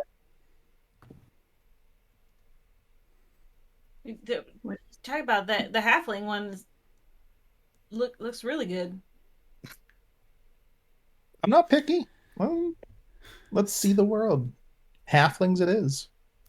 Did each of them look different, like style wise or price wise? Yes. The Old Unicorn looked like it was a little bit more nicer, like a more well kept. The Jaunty Leg. With an E at the end of it, like clearly Like telling ye us old. that oldie kind of yeah. Correct. The Jaunty Leg is your standard travelers inn. Just look like your basic area, your basic inn, wooden tables, wooden chairs, a bar. Looks like a couple tables, and serving basic foods, with rooms probably for rent upstairs. The Halfling Stout though. Looked like everything was made for more smaller folk. I mean, I don't see a problem with this. Do we have any money though? Yeah, that's a really important question. I believe right now, Boba Fett's holding a tiny bit of cash, and I've got a good 20 gold left. I've got a bedroll. Can we just sleep in the wagon? You can do have a- sleep in a wagon. You guys do I am have your absolutely wagons. sleeping in the wagon. You have Yeah. your 2 wagons. So I mean, I'm okay with that to save some money. I have a bedroll and no money. How much for a room at the Halfling Inn? uh I Half assume off. it's a little different for half. as you walk in, there's a Ah, stout halfling behind the counter, balding, has a very very manicured beard that comes out to multiple curls. As it goes, oh, welcome, my friend, welcome. Yes, are you looking for a place to stay this evening? I'll speak in Halfling and say yes. Me and my group here, we are looking for a couple rooms Yeah? if you have them available. Are you splitting it with your larger folk? I think a couple of them want to sleep in the cart. Okay, so you just want to purchase 2 rooms, yes? Yeah. Well- Do you have like group rooms? Well, they're a room. You can fit as many people in them as you want. I look over and does anybody need a room? Gonna be a long night on the road. Long time on the road. May as well sleep in a room now before we can't later. I'm You in. cool with sharing? I'm cool. I No don't big- mind if you guys bunk up in rooms. As the stout halfling guy's behind you. He walked up behind you. I don't know. I don't trust halflings. 67 Hey. says, That's odd. You travel with one. What's wrong with that? What's wrong No. with halflings? As I was researching yesterday, it said very specifically that mountain dwarves can't take halflings seriously. So I don't trust them. I mean, who does? I mean, as an innkeep, it's a I'm just- pretty simple business. I've got the notes. to I would prove give it. them the benefit on this one. Well, it's a room, Tell him. 4 walls and a bed. It'd be great. It would be 4 silver for the night. I would be Per happy room? to have you. There will be food in the morning, as if you have already missed late meal time. There's a late meal time if you want to partake in the late meal time. 67 crouched, like feeling uncomfortable in this space. As a Yeah, much, it's definitely the ceiling's at about 6 feet. Yeah, and this is 67 being slightly taller than that, is already hunched and says, is there a place to park the wagons? It's around back. I could have Tid Willibit over here take your cart around back if you wish. He could. This show us younger where. halfling kind of comes out. I could take care of your cart, sir. Lead the way. I don't need your soft beds. I'll sit with the wagons tonight. Enough. I could take you a place. You could sit the carts. And the little kid kind of jauntily runs out the front door to lead you the way around back. How much did you say per room? Oh, it'd be 4 silver. Be so freaking nice. All right, I'll get room free. So it's 2 rooms, yes? Yeah. All right. Takes your coin and hands you a key, 2 keys. There'll be a first room on the right and the 3rd room on the right. I hope you have a great time. Sleep well, rest. If you need a drink or want to buy some food, we have our place down here. Just ask myself or one of the waitresses for something that you wish. Awesome. And it's not a really busy place. As you start looking around, there are about 10, 12 halflings. There's 2 groups mainly at different tables being served by 2 different waitresses that are going back and forth. I'll hand one of the keys to one of the dwarves. Okay. Just a dwarf room and then a non-dwarf room. Actually, take no, a key. I was planning on just giving one of the rooms to you guys and taking one myself. He's head off to your own I room. mean, Here, you're off. Okay, thanks, bye. So is that what you do? Do you just keep your key and go lock your door? Like they just Yeah, all walk probably, to the yeah. other one? No, actually, in- I'm gonna go to the bar first. Okay. In the stables area, is there anything notable here as 67 just So as rolls you the come carts around in? back, this seems like he's like leading to as just like a small alley travel way, and then behind that there looks like to be a place for like a small stables to unhook the horses and place them and feed them and groom them. He points them out to you. There seems to be a few like past the stables. There seems to be about 5 or 6 broken carts like behind it. There is a couple other horses here and another cart parked. I tell the boy, unhook the horses, feed them up, and as we sort of park the wagons in side by side here, and secure them.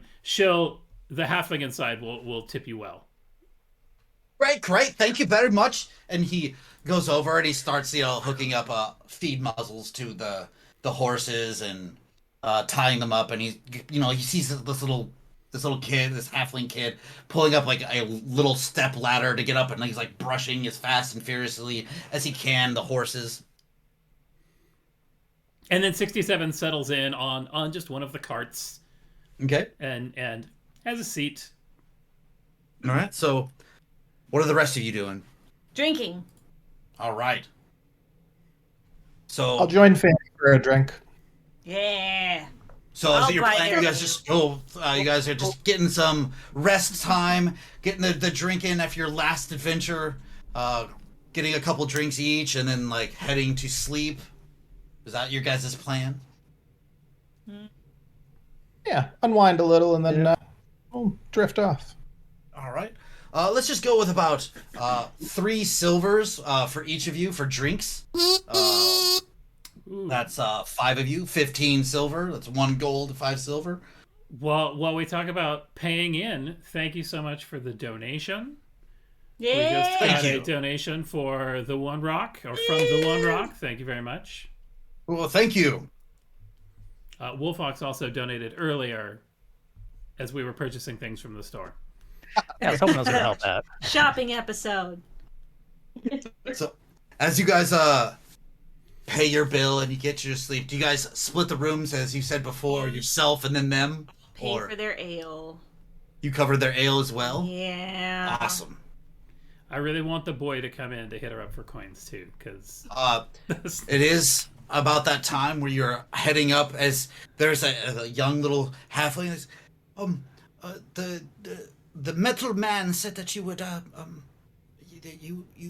you tipped the barn hand. He just looks up at you. I'll reach in and put a silver piece in his hand. Oh, that's a lot.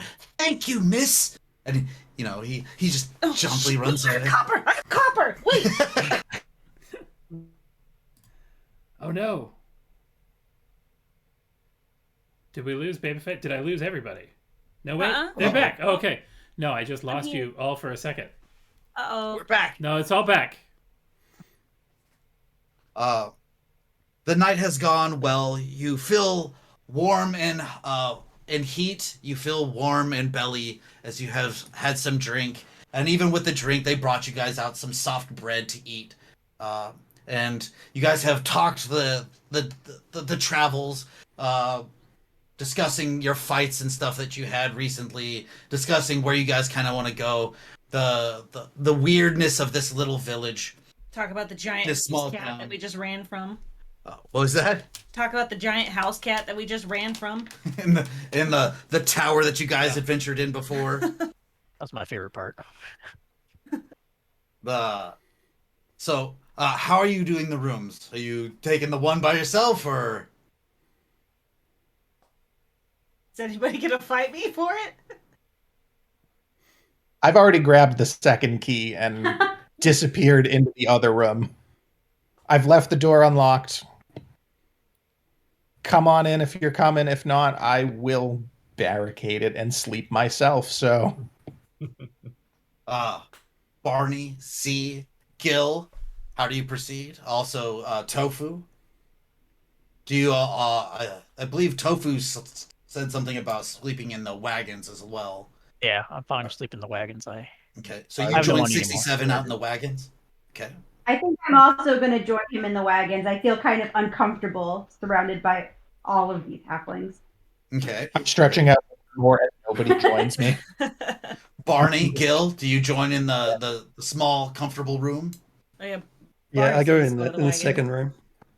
Barney like was totally out of funds, and he didn't like get the whole idea of everyone hanging out with the room together, so he totally went outside to sleep in the wagon and was super happy to find out he had a powwow out there with everybody else.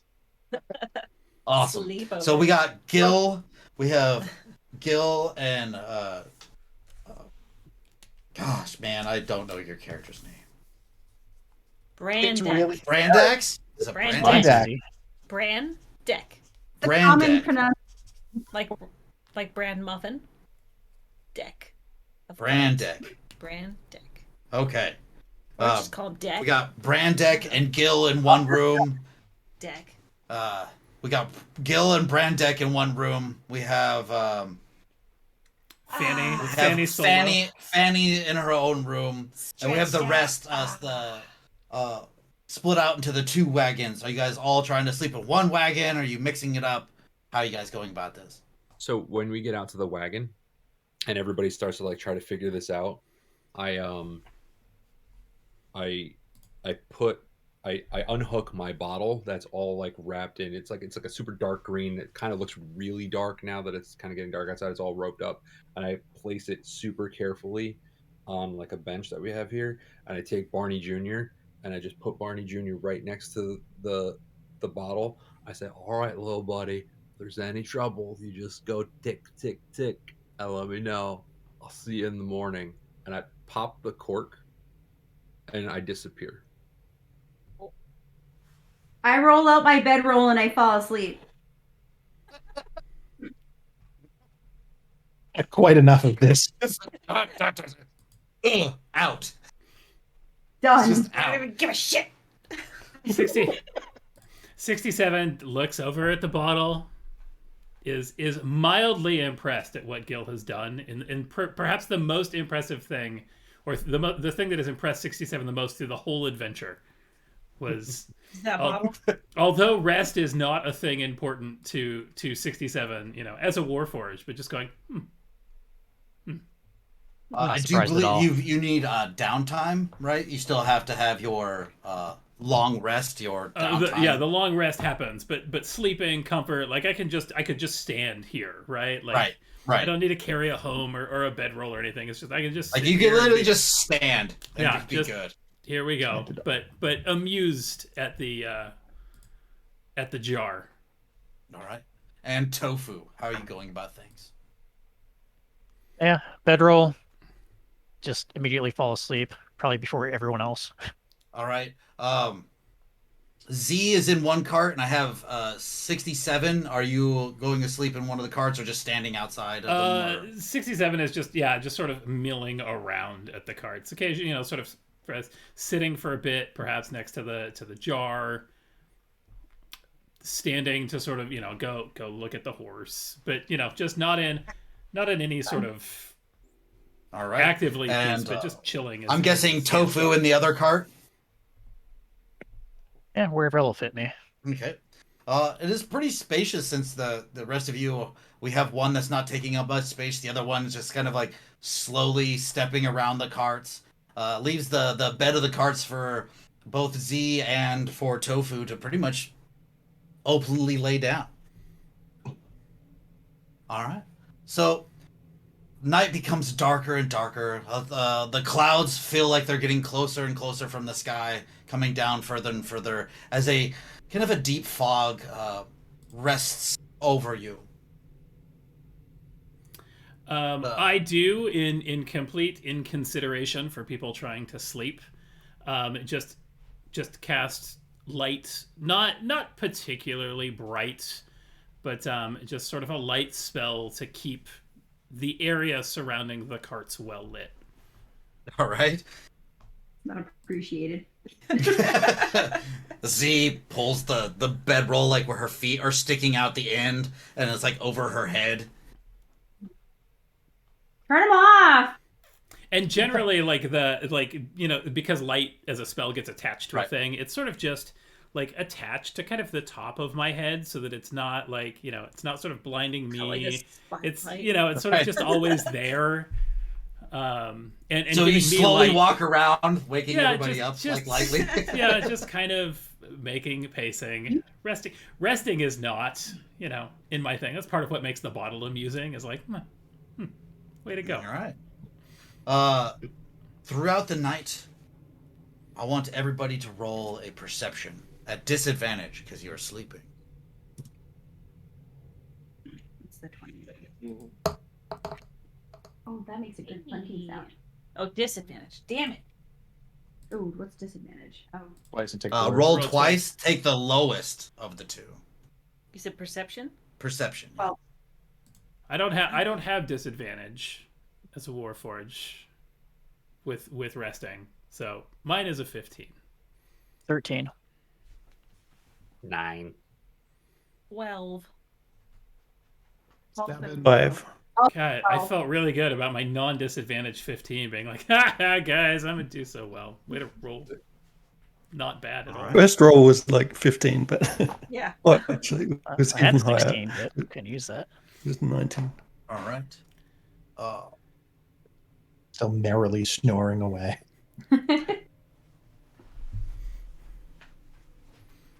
All right. So like, Does Barney need to roll a perception for us? As yes. the turtle. So, You're in a Barney jar. can, but I Or really say that for the sake of everyone that's around. I can hear. I can hear inside the vessel. okay.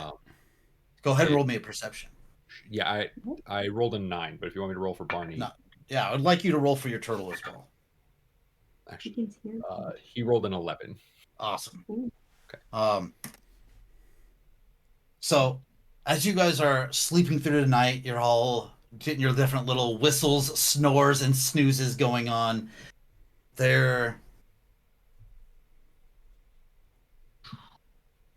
What is your AC?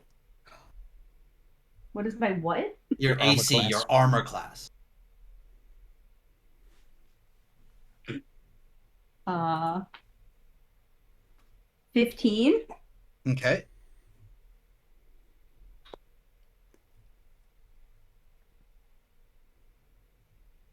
Oh, someone's getting a good bonk. Yeah, what's happening? You awake abruptly as something has bit deeply into your ankle. You take 11 points of damage. Whoa there. As you awake, you pull the cloth off. Those outside will immediately go into initiative, and the rest, everybody else, we should all go to initiative.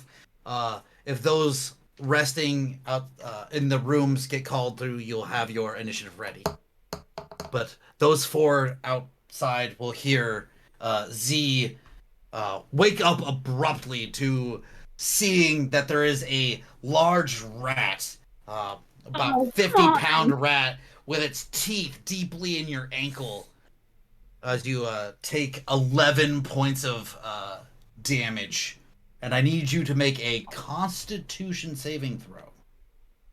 So this is, I do believe the barbarian is proficient in Constitution saving throws.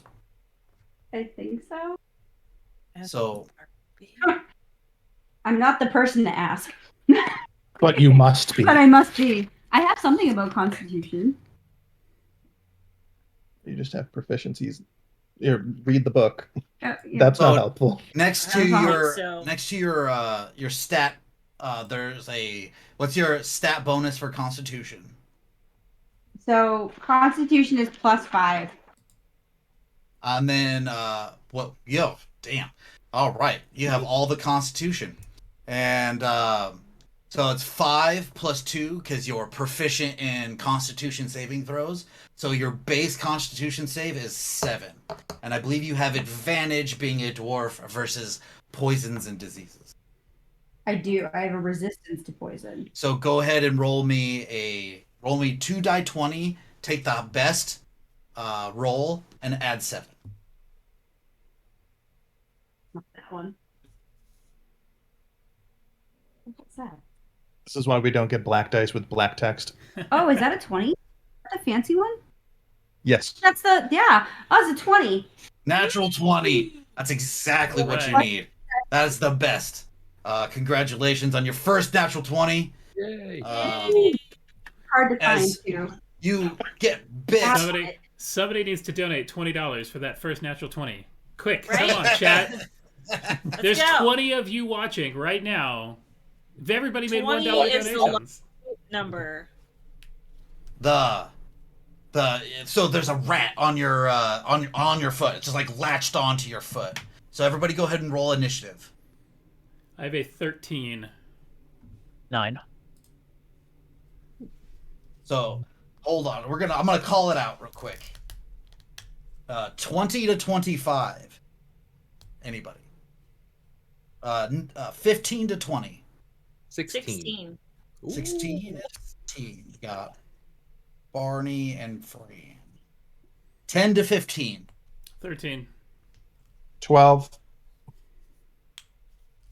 67. Who was 12? Brandick. Brandick. 5 to 10. 9. 5. 8. 8 is Gil. And 5 is 5. I mean, I think that's a pretty good excuse for getting a bad initiative. Yeah, that's Yeah. true. I've got a rat on my. At 21, the rat continues to chew on your There feet. it was. There's our $20 donation. Hey! Made by the One Rock. Thank you. Nice. Ooh, and Kindle. Yeah. Nice. So, you are currently, it's trying to like gnaw further on your leg as the rest of you guys see that it looks like there's 3 other large rats that are coming towards your carts. What looks like one's peering up towards Tofu on the other cart, and 2 other of them are like near around and underneath the carts, coming towards you. So the one on Z will hit an AC of 16. Does 16 hit your AC?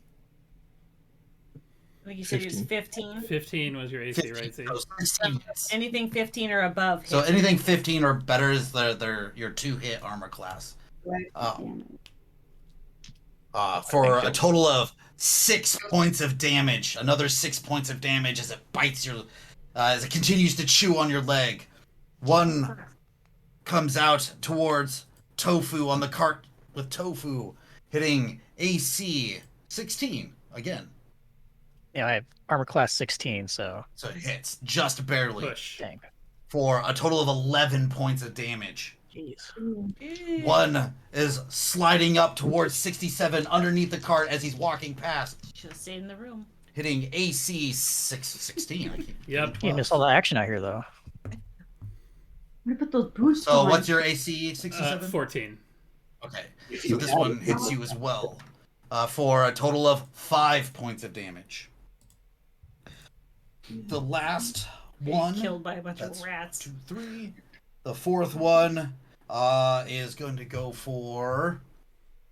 I'll roll 1, 2. So that's going to be there's 2 of them on Tofu. Another $20 donation. Thank you so much. Yay! Hitting AC 6. Missing you as it looks like it's like finishing its scramble up onto the cart. So going to AC 16 would be Brandeck, then it would be Fran, but you guys are currently sleeping. 13 goes to 67. All right. So I had a looking. 16 too. Yes. Oh I had yes, a yeah. That's right. Gil was 16. Oh, yeah. I forgot Barney. Or, Or not Barney. No. Oh, I yeah. have Barney at 16, Brandek at 12. Yeah. No. Sorry, You that is missed- my fault. Yeah. You missed Barney. You hear the commotion outside of your bottle. Okay. So now, You are on the same cart as Z, as she's the one currently screaming. so I I hear this, and I will pop out of the vessel, and I'll take a quick look around. I'll appear right back in the space that I started at. Barney, what's up, dude? Whoa, rats, man. And I will.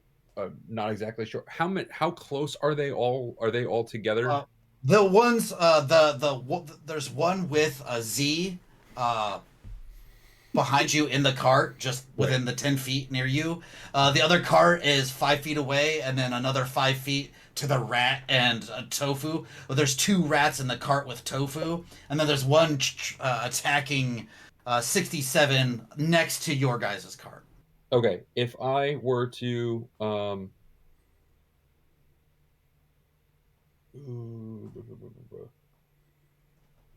is there a way I can jump between to hit multiple and not my party members?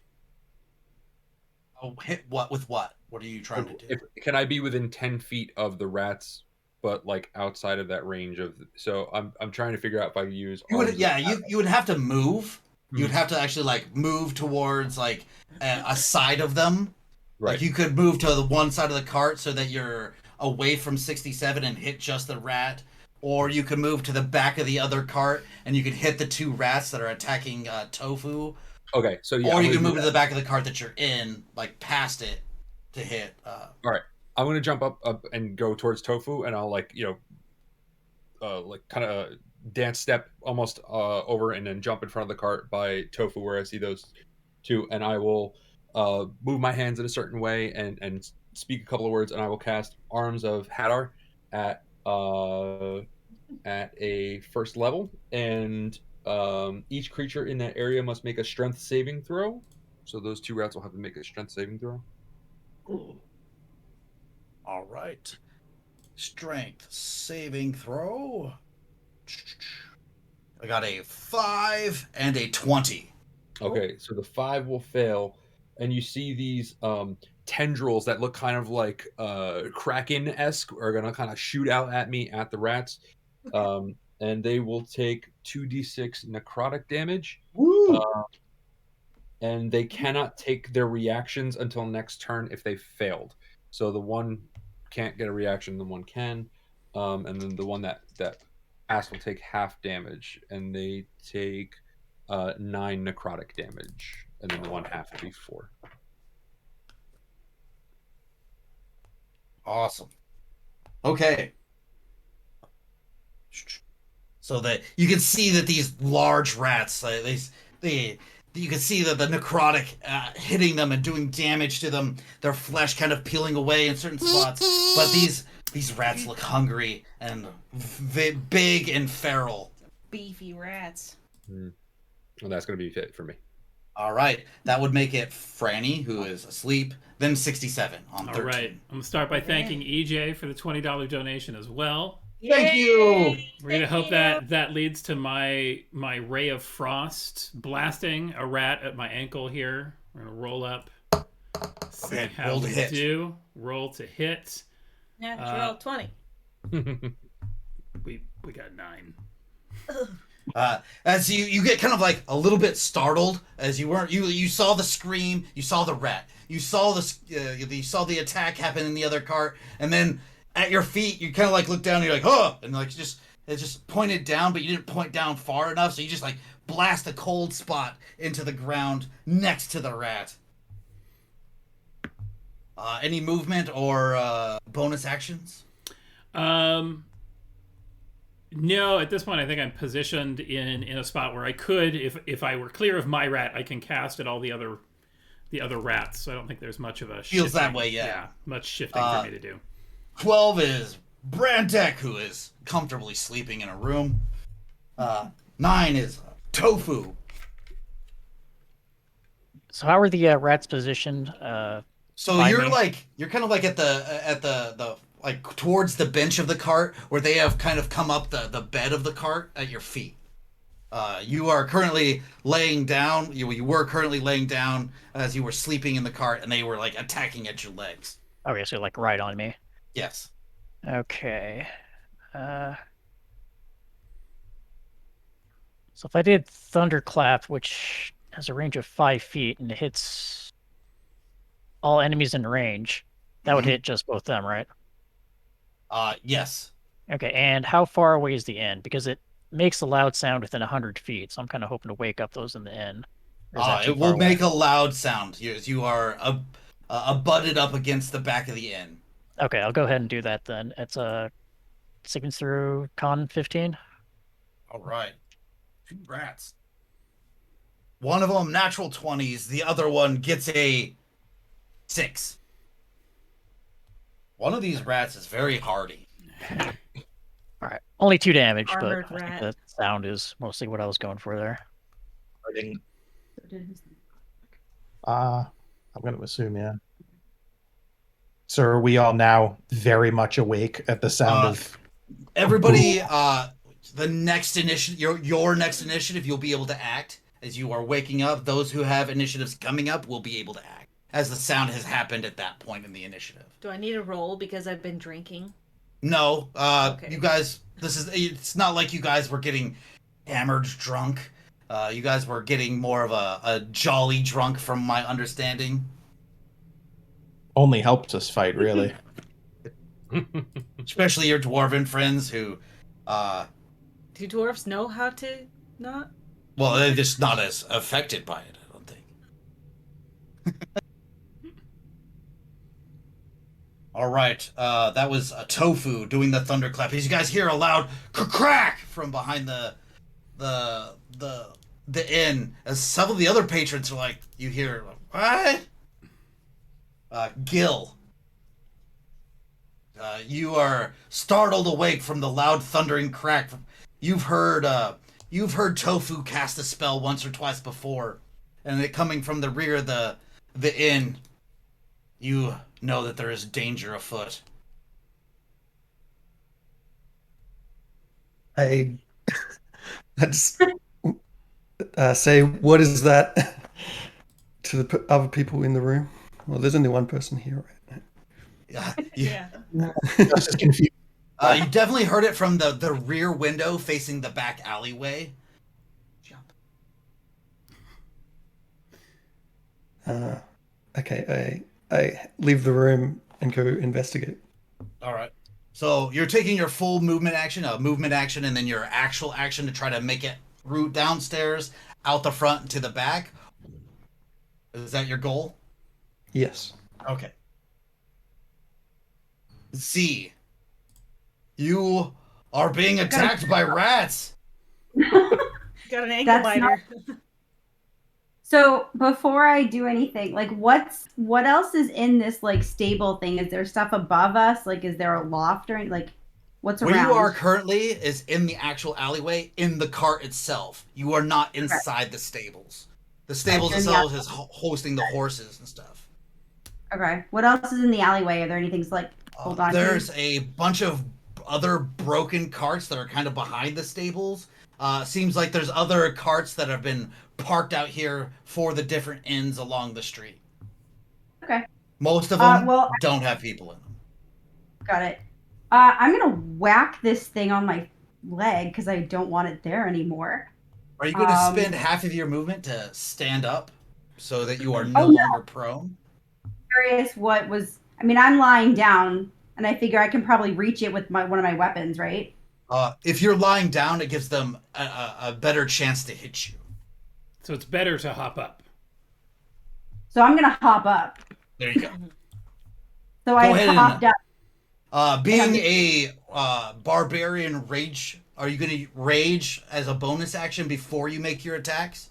So that you take less damage for the rest of the fight? I mean, how many rats are there? There's 3 of them? There's a total of 4. 4 total. There's one on you, one behind you, attacking 67.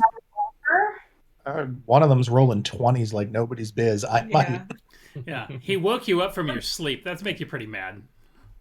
Yeah, that is true. You may not have a yeah, choice. I fell asleep pretty quickly, so I don't think I'm going to be really happy about waking up. Yeah, I'm going to rage out on this rat on my leg. Oh. Yeah. All right. Let's So go ahead and make your first attack on the rat in front of you. That 20. The D20 yeah. plus your attack Okay. should be So- your weapon should be listed out what it has available for you. That was a 3. That doesn't What's feel like what's a- your strength modifier? my strength modifier is 5, so So Eight. so it should be a 7 plus your die roll. If your strength 7? modifier is 5, it says 5. Plus, Yep. Yeah. that's what All right. for rage. That's So Five it says for plus strength. proficiency. so it should to attack with your weapon it should be a total of 7 plus your dice. 7 because it's 5 plus proficiency. 5 plus your proficiency modifier.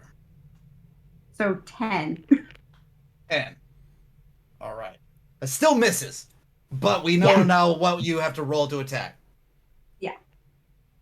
All right. So just remember, your to attack with your weapon is 7 plus your die roll. Got it. Where is that? All right. Z jumps up, swings her weapon. What weapon are you using again? Were you using the I'm mug us- that you got? I could. I was planning on using the Warhammer, but should I use the Warhammer mug? works. It doesn't matter. Well, Whichever one you want to use. It's whatever you want I'm to gonna use. whack the mug because I have the mug. So Like you went to sleep Sleeping drinking with the anyway. mug. It was just already in Yeah. your hand. It's reach over Okay. and try to hit with the mug. So to hit with the mug, it is a 8 plus your die roll. Because it's a magical mug. okay. So I'm not. Am I rolling again, or is this the No, same dice roll? just No, from it's- now on, so you know. Okay. Got it. 8. Whacking with an 8. Thank you. All right. Top of the round, the rats attack again. The one rat on Z attacks, getting a total of a 16 to hit. Oh, It's a hit. Doing another 10 points of damage, but you're raging, so you only take 5. The 2 rats on Tofu hit an AC of 11 and an AC of 19. Oh, 19 hits.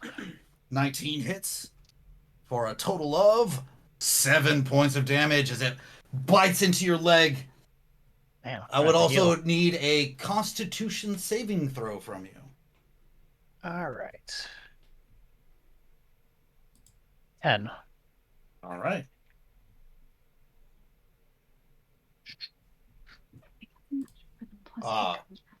So Tofu is a fail. And when's the turtle attacking?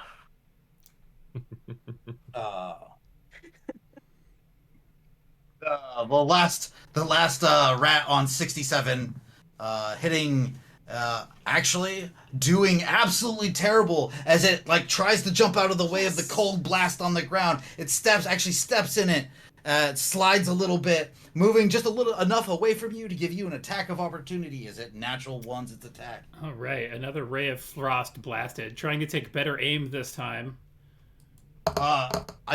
Unless you are a mage, I believe it's a Oh, that's right. mage. Mine is, Be a melee attack. but I can swing with the ice dagger that we got. Yes, so that, yes, you do have this. Ah. The ice dagger. It is a standard dagger, right? There's no bonus to the attack. Correct.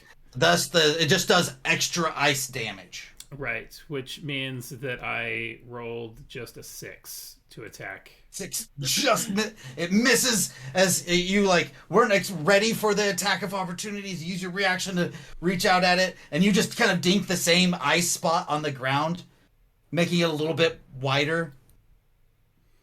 That was the rats. Barney, as you see the commotion going on. You have jumped back down behind the wagon that contains both Tofu and the 2 rats. So I see the one that's bothering, or Z seems like she's taken like a lot from the one rat, right? Right. It is gnawing her ankles off. It got a hold of her foot really good at the beginning, and then was really trying to get a hold of her. All right, so I'll kind of like take probably like another like 10 steps or 10 feet back, because I was like kind of close. I was 10 feet from the original two rats by by Tofu, and I'll be like, "Yo, Z, heads up!" And I'll reach my hand forward and I'll shoot forward what kind of looks like a water jet blast, but it's my Eldritch Blast. Awesome. It kind of shoots out like a harpoon essentially. And I gotta roll for this, right? For Eldritch Yes, Blast? you have to roll to hit. Use your magic attack. Ooh, rolled a natural 18. So I'm gonna Nice. yes, and then it's 1d10. That is a 12. That's not a 10. Where do I have a 10? Oh, here it is. And that is 4 damage. 4 damage. Blast. All right. So, gonna drop my book. That's what I'm gonna do.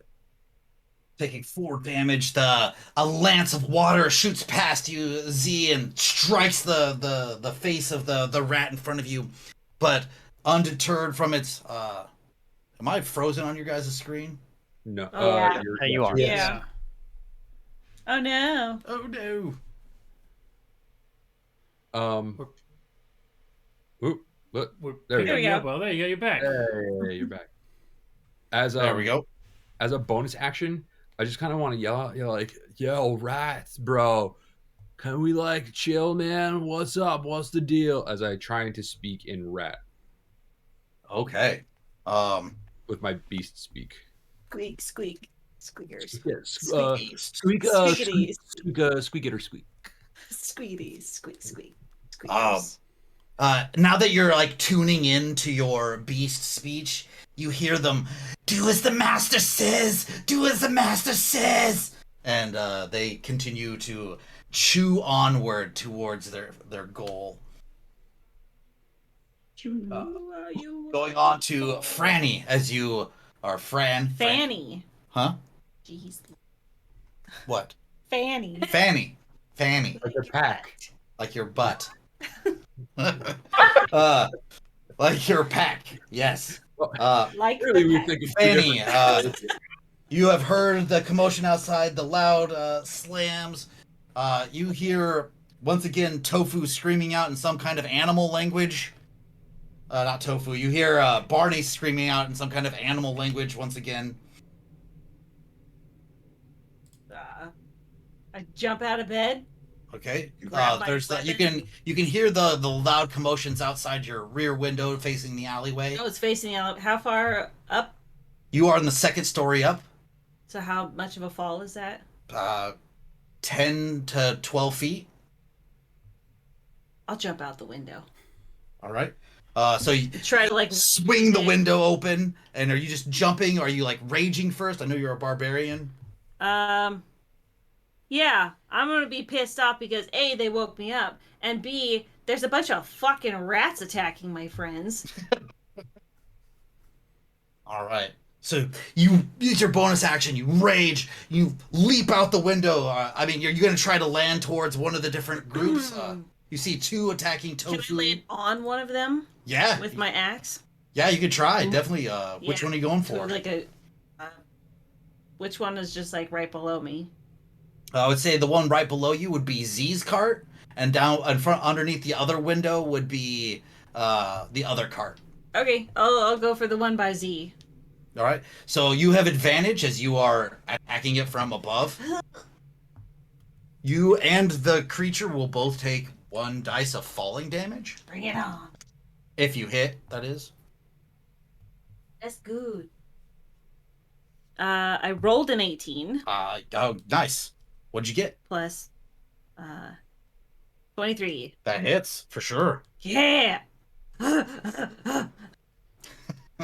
So just flying out, you just hear this and a push of the window. The small halfling carrying the axe that is great, is as big as she is, just lands on top of the rat in front of you. Both you and the rat suffer 2 damage. Oh, I'll take You will take half. You'll take 1. 1. Okay. And then plus 2. Okay. So 5, 6, 7, 10 points of damage. Is that including your rage damage? Yep. So 10 points of damage, doing a total of 16 points of damage. You come down, and the back part of the tail is lopped off completely, and the rat just seems to be more ravenous going into the fight. I growl at the rat. All right. 67. Gathering, trying to get a grip on this rat that is skirting, sort of sliding away on the ice as we're doing this. 67 reaches their hand out, and from it, a almost like an image of a forced hand, same kind of a glowing blue. It's thin and kind of skeletal. 67 casts Chill Touch onto the rat with a let's see, that is with the +6, a 16. 16 hits. All right. So Chill Touch does a 1d8. So it does 4 damage. And this isn't any kind of undead rat, right? It is not. Okay. If it were. But I do believe Chill Touch does slow them if they fail their save. So they do need to. It's necrotic damage. They can't regain hit points until the start of my next turn. So the hand, is sort of clinged on to the rat. All right. Not So really. this, I mean, like, yeah, it's not able to hold it to the ground, but it has looked. It's like spectral hand is looks like it's attached to the rat. Yeah, sort of grabbed the rat on the back. Okay. Continuing on, we have man, I'm ridiculous. Bandek. Brandek. Brandek. He does I'm just this gonna every keep time. dropping letters the whole I'm just gonna call him Deck from now on. Deck. You are now just Yeah. Deck. Yeah, just Deck. Dr. Deck. All right, so I am now aware of the commotion outside, and Yes. I see everybody doing You're decently, but you're previously in. Yes, your currently roommate ran out the front, down the stairs to go towards the fight, and you hear the commotion outside the window down below. Yeah, that's not going to work for me running around. I'm crashing through the window. It doesn't even open it, just straight Not. through the window. Go ahead and make me an athletics check.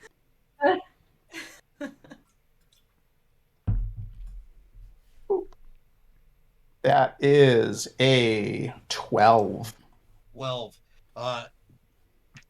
You will suffer 1 point of slashing damage as you jump through the window, as it shatters outward. What are you trying to do with your jump outward into the air? I'm trying to land on a rat, if there is one within range. Oh, there's 2 down attacking Tofu right below you. One of them looks way more injured than the other one. I'm going to land on the injured one. Okay. Go ahead and make an attack with advantage as you are coming at it from above. You and the rat will both suffer damage if you land on it. You will suffer damage either way.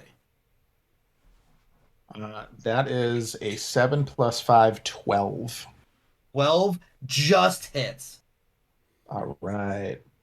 For 9 damage. For 9 damage. So you will suffer 3 points of falling damage. It will suffer 12 points of damage as you land on it. This bothers me not one bit. Doing the exact amount of damage. You come down. What weapon are you using currently? That is a battle axe. So you come right down, land on the injured rat, your axe going right between the eyes, cleaving its skull in twain. You're landing right next to Tofu at his feet. The rat goes motionless as you pull your axe out of its skull. Gross. Just here to help, folks. Just here to help. Appreciate Tofu. it. All right. Well, I'm pretty hurt, so I'm actually gonna try to cure myself. Level 2 cure wounds. So All it's right. gonna be cure for 14. Awesome. Very excited. Bonus action or a movement action? What kind of bonus actions would I even have?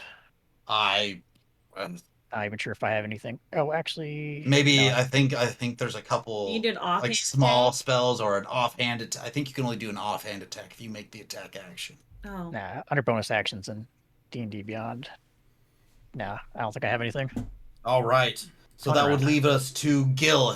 Gil comes around the side of the building, where he sees the front part of the cart where Tofu is at, with Deck on top of one of the rats. There's a rat inside the cart. There's one on the ground and one inside the other cart. What are you doing, Gil? I'll attack the one on the ground, All right. and So you I'll use rage. cart. So you rage, and you come up, getting the other side, flanking the rat with 67, which gives you advantage on your attack.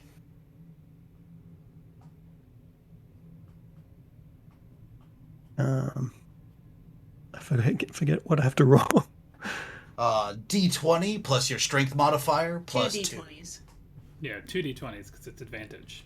2 D20s can take the better of the two rolls.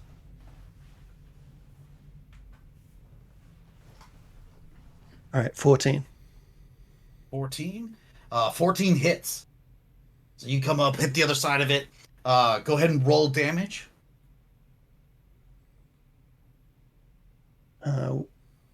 What do I roll for damage? Are you a battle axe or a great axe? I think it was a great axe. I can check. Great axe is 1d12 plus your strength modifier. Plus 2, because I think you are raging, so you get your rage bonus. Yeah, it was a great axe. Okay.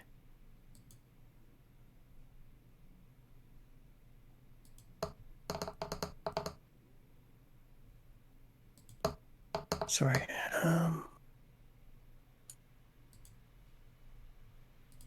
For Gil, it's Z.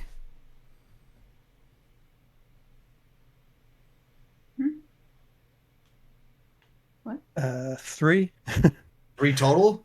That Your was strength. without What'd you okay. roll on your 8 d12? with the modifiers. 8 with the modifiers? Okay.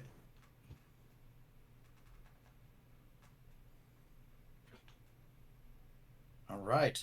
Z, what are you doing? You're standing in the back of the cart. You have a halfling that has just jumped out of a window and landed at the landed in and put her great axe down, slicing off the tail. So is it still like attached to me? It's like biting at you. It's not technically attached to you. It just keeps like biting at your leg.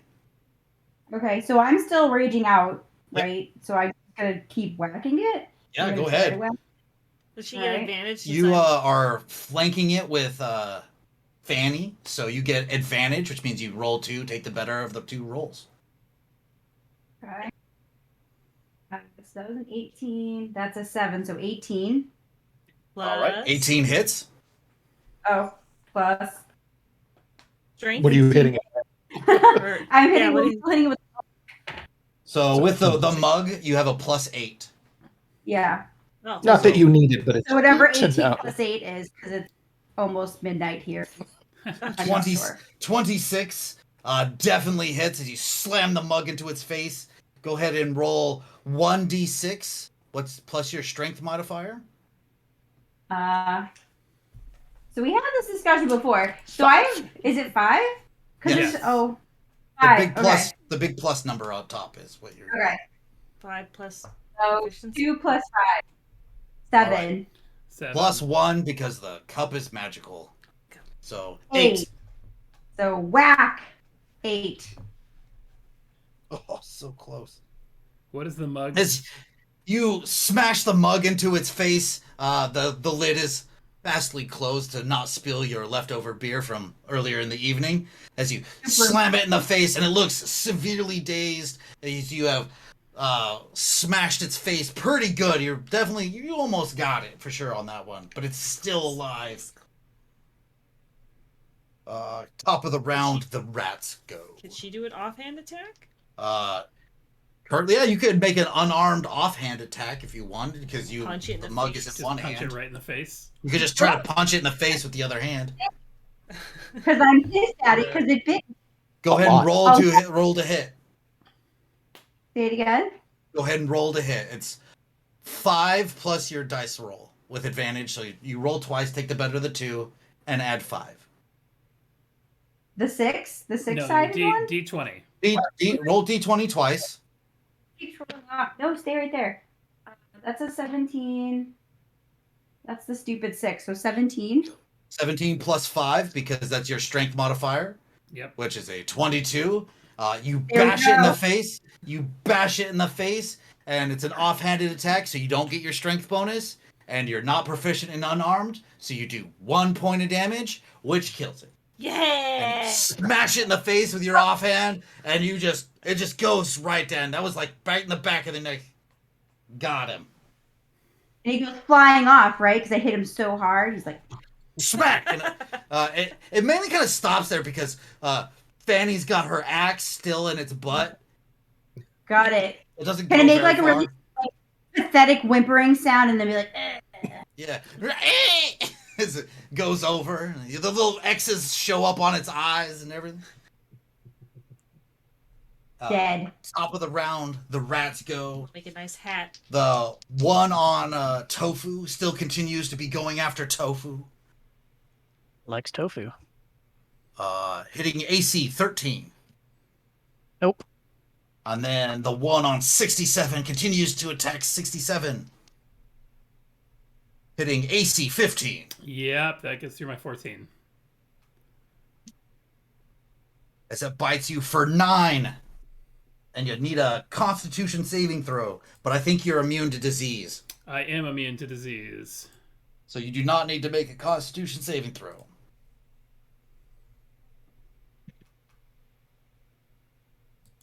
Then it goes to 16, Barney. So who's the strongest of our group? Possibly what way? Z. All right, here, let me try that again. Let me try I'm that. at a Who 17. looks I have like a the gun. strongest in our group to me? Like physically strong? Not Yes. me. Probably Z. Okay. She looks like the meatiest of the fighters. All right. That's so- Gil's pretty strong looking too. I'm pretty sure Gil and Z are like your top strength characters. Okay. Take a I'm gonna hold my action until Gil goes, but I'm gonna call out to Gil, and I'm gonna be like, "Yo, Gil, wrap it up. I think it's trying to speak to me," and I'll see if he actually goes ahead and grapples it. I'll see if he does it. If he does, I'm gonna use my action to talk to it, but if not, we'll see what happens. Fair enough. All right. On 16, Fanny. Bloodlust in her eyes. Hearing him say that, I'm gonna go up to. You said how many are alive? There's one attacking 67 on the ground, and there's another one still attacking Tofu in the cart adjacent. Okay, which one looks the most hurt? The one attacking 67 is the most hurt, most injured. I'll go after that one with my axe. All right. As you do like a running charge over the cart and down in between 67 and Gil, go ahead and roll advantage as you are jumping down off the cart onto the rat. As your halfling companion runs right past you, Barney, not hearing what you're talking about, and tries to slice the rat in Raging. twain. That would be 14. 14 hits. Go ahead, roll damage. 11 points of damage. Ooh. It looks terrible. Again, Fanny with the close to injury. You maim its like back leg pretty good. Bonus action. Bonus action. I can make a grapple as a bonus action after hitting it. So I'm going to bonus action grapple. You can make a bonus action grapple if you hit it with an unarmed attack. Oh, it has to be unarmed? With Tavern Brawler as the feat I think you're talking about. Okay, I won't do that then. I'll just Being that you raged, are you supposed to roll on a chart? I believe you are the Path of the Wild. I am supposed to. More angry. Oh no. So it's happened. I need you to roll on your chart as magic starts to radiate from you in different areas, in different ways. First time playing this path. Come on. Our internet decided to stop. Oh, there it is. Okay. So I believe it's a D12. D8. D8. All right. And I rolled a 1. What does it say?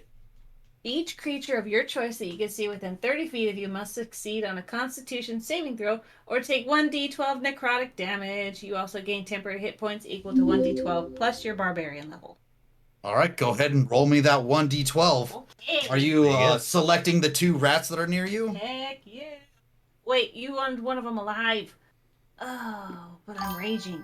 But you didn't really know that. That's why you went and smacked it. So it's okay. Yeah. It's all right.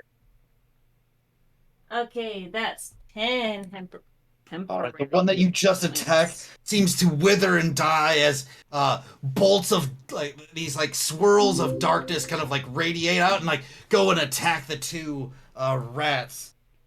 The one in the cart with Tofu is still up. Hey.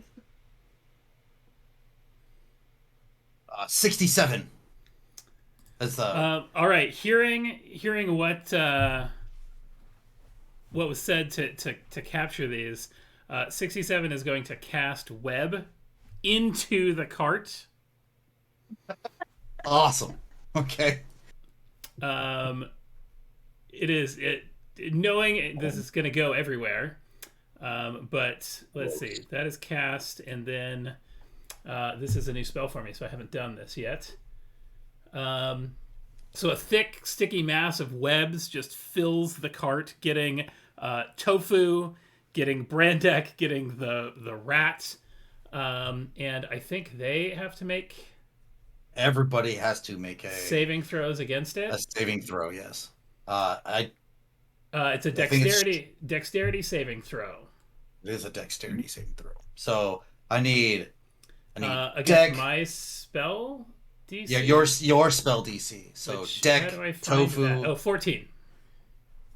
17. Deck, Tofu, and the rat all must make a save. I failed. Against my 14. I wasn't moving anyway. It's okay. The rat got a 13. All right, so Tofu and the rat are stuck.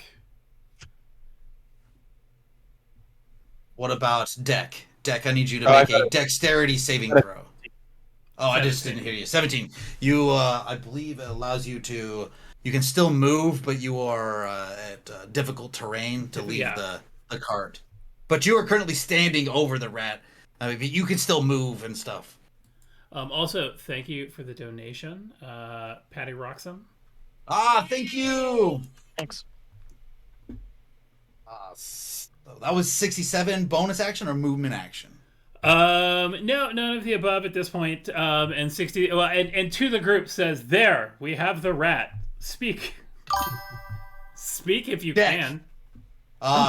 This thing is still like gnawing at you and Tofu, even though it seems to be secured to the cart. It is still gnawing at you and Tofu. That is very rude of it. I am going to take a swing at it with my battle axe. All right. Are you trying to kill it? Is this the one we're trying to hold on to and talk to? Capture, yeah. This is the only one standing. It's this last rat. All right, I am not going to do that. Then. You could try to grapple it and pin it. It currently seems to be restrained. but you can hold it to where it can't do anything. If you I will wish. grapple it. I will hold it in place. All right, go ahead and make me an athletics check That is versus the absolutely. rat. That is a 23, a natural 20, in fact. Ah, +3. Yeah. Awesome! Congratulations on the natural 20, as it got a total of an 18 on a severely good roll. But you, being who you are, you just viscerally just reached down, grabbed it by the neck and the back, and you're just holding it still. You have it pinned. You have it completely restrained at this time. Can I take a bonus action while I'm here? You sure can. I'm going to cast Dog, apparently.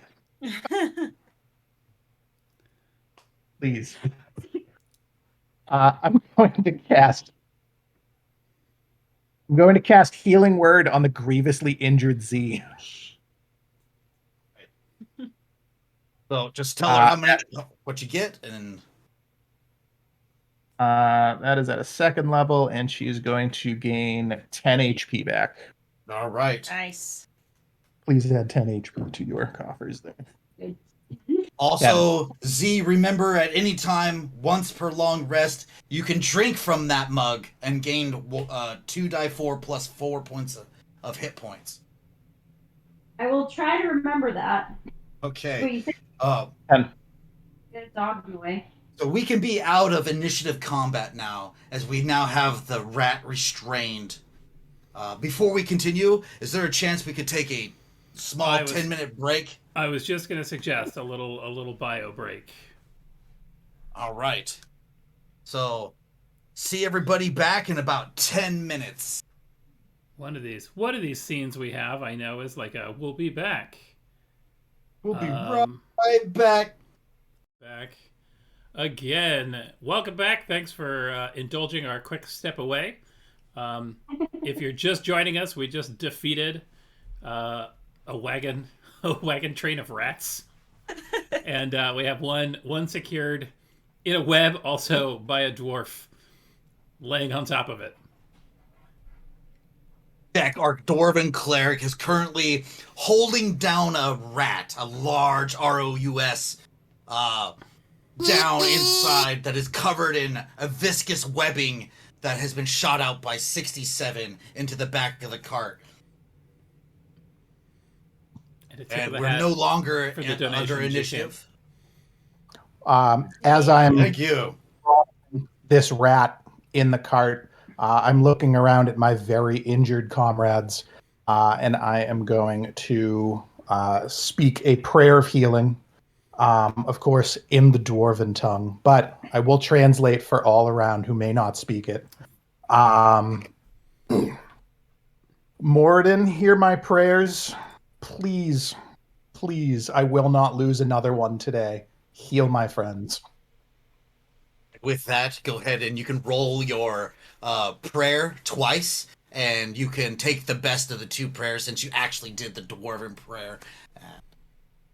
So roll the heal twice and just take the better of the two rolls. That is 13 points of healing to pretty much anybody in range who needs it, up to 6 targets. Awesome. So Nice. 13. So we're divvying this 13 up? You have to choose one person to be out. Or everybody gets 13? Oh, I'm only down 1 hit point. I'm not down any, so anybody could tell. I am down these 13. Please take them. So but Barney can regain the 13 hit points that comes from the dwarven prayer. So I'll kind of creep over to the rat, and I will beast speech with it. All right, little buddy, don't be a Quimby now.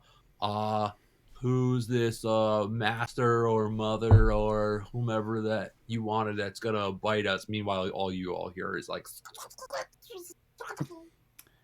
This is definitely not dog tofu. Yeah, that's kind of what it was, or would be. While he's talking, I've aimed the lens at the rat as well to look through it.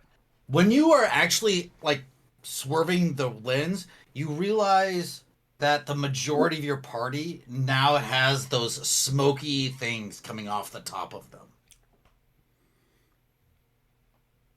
I think the only one that does not have that, I think, is Deck. I think Deck got the fork. Wait. As you guys all have smoky tendrils coming off of you, leading off in a specific from- direction. Items from the store? The Because I didn't get the any. rat continues. The master says, eat the one with the mark. Bring back the ones with the mark. Bring the back.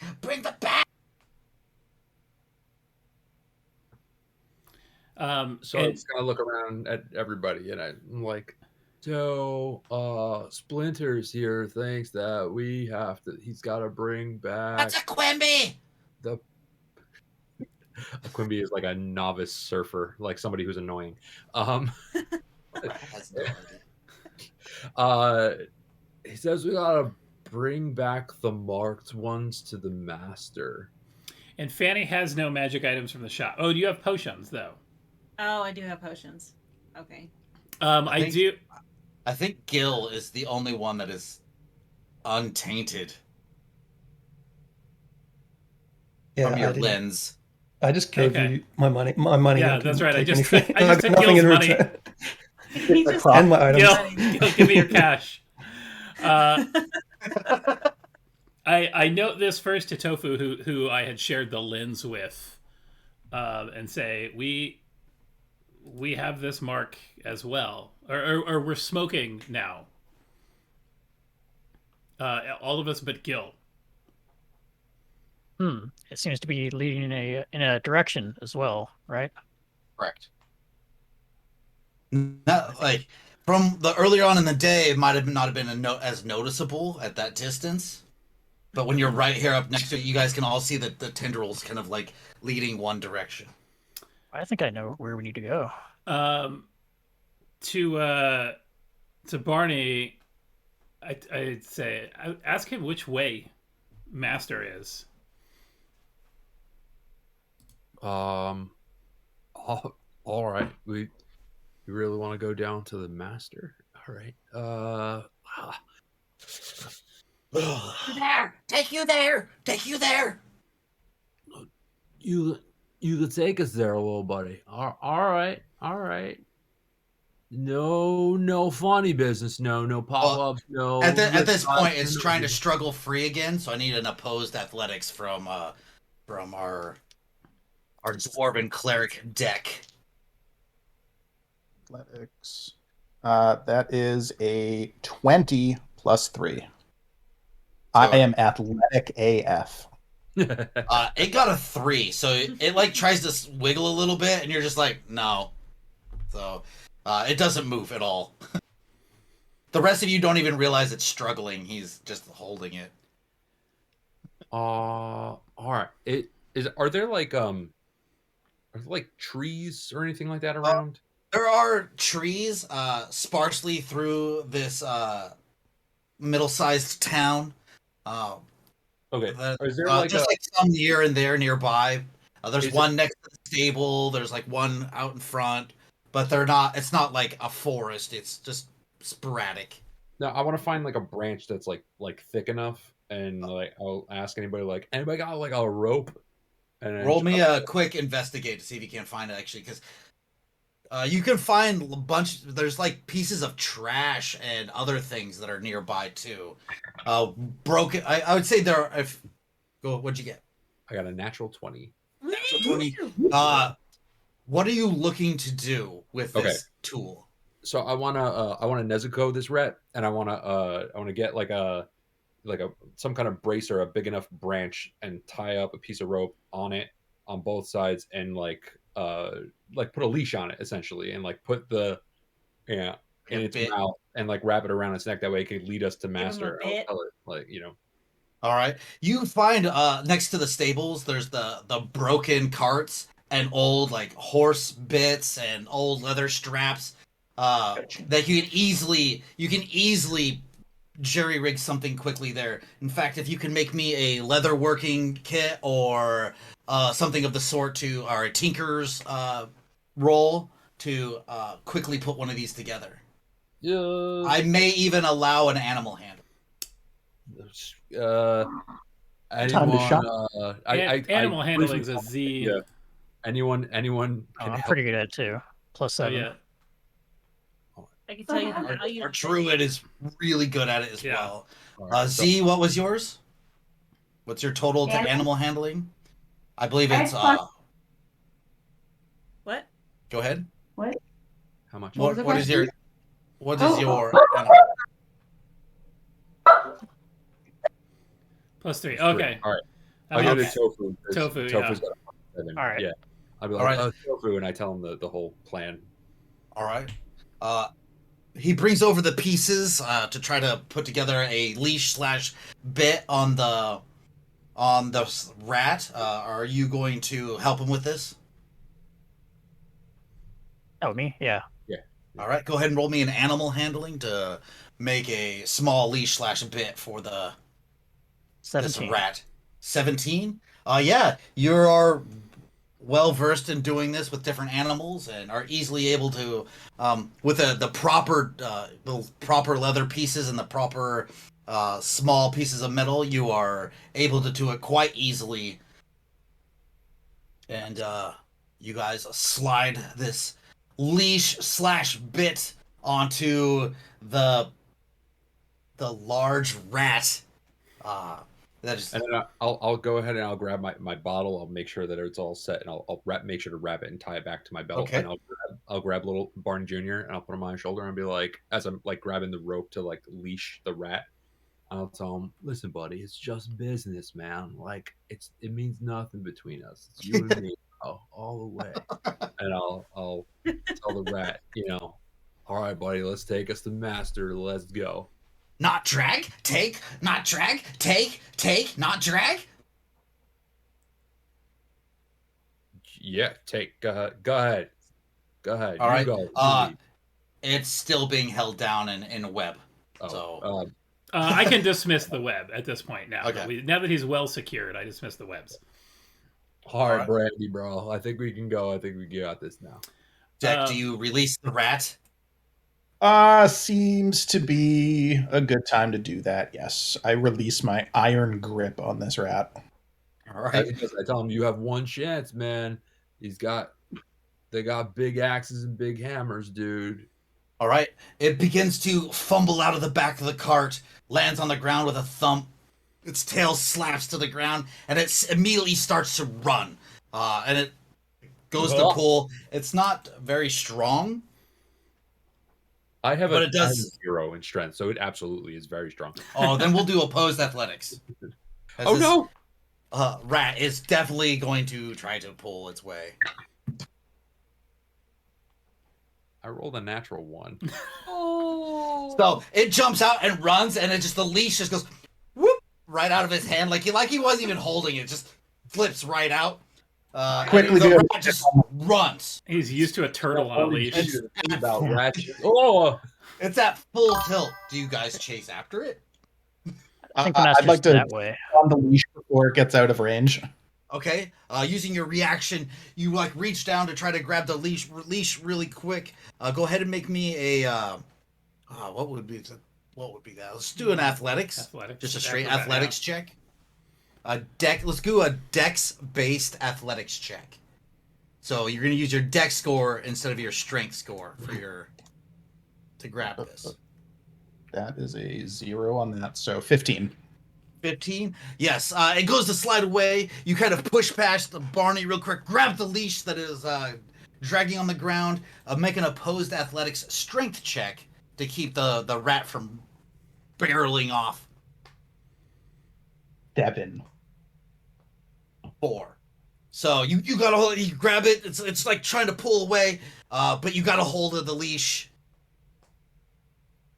Slippery little bugger, isn't he? Did when it started to burst, did it head in the direction of the smoke that we saw through the lens as well? Roll me an insight. Being that you're not like actively holding the thing up. 9. Yes, it has to go around the building, so it's going down one side of the building. You can't really tell if it's going towards that or if it's just going around the building. It's difficult to tell. But it's not going the opposite direction. It is not going the direct opposite way. It is going in what could be perceived as sort of in the Correct. general direction of the smoke. Can we all see this, Yes. or is it just because of the lens? What was that? Can we all see this, or is it just because of the No, lens? only when he is looking through the lens or And somebody's looking I've through noted the lens. to you guys, because we've had a chance to share a little bit more, like when I said we're all marked, Yeah. kind of like, hey, look, we see this. Let's follow to the master. I do make sure that the frost sword, even though it's like no one has really claimed it, but it's a thing that I can just kind of attach on as an attached weapon to my back. I sort of stick it there to go like, I don't really know what to do with this blade, but here we'll take it with us.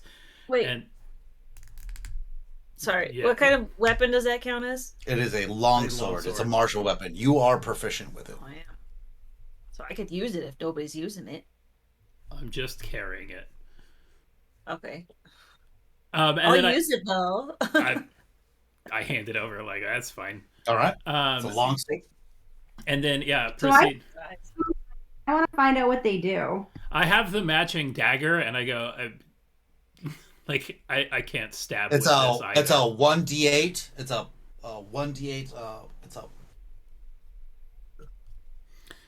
You said 1d4 plus Just- 2d4 dagger. for the dagger, but I was Yeah. talking about the Oh, sword. the sword. For Oh. Hold on, the I got it. sword is. It is a long sword. It does 1d8. normal 1d8 slash 1d10 two-handed, with an additional 1d6 frost damage. And you guys don't know if it has any bonuses if you use the set together. And that's strength. That is strength, yes. Okay. As you follow the rat, is the group following the rat? I'm just gonna make sure I don't want to. Yep. Yeah, I'm bringing the lens. It's oddly cumbersome, but I'm gonna. It is definitely. It's heavy. It is very like. Actually, I turn to Gil and I go, "Bring this along, Gil." Just, Yeah. as it's cumbersome, where it's an item that you would have to set down to fight. It is in the way. I'm the only one who hasn't touched a magical item yet, but I'll carry But it. this is Sure. from your guys' previous adventure. This is not from Okay. the other place.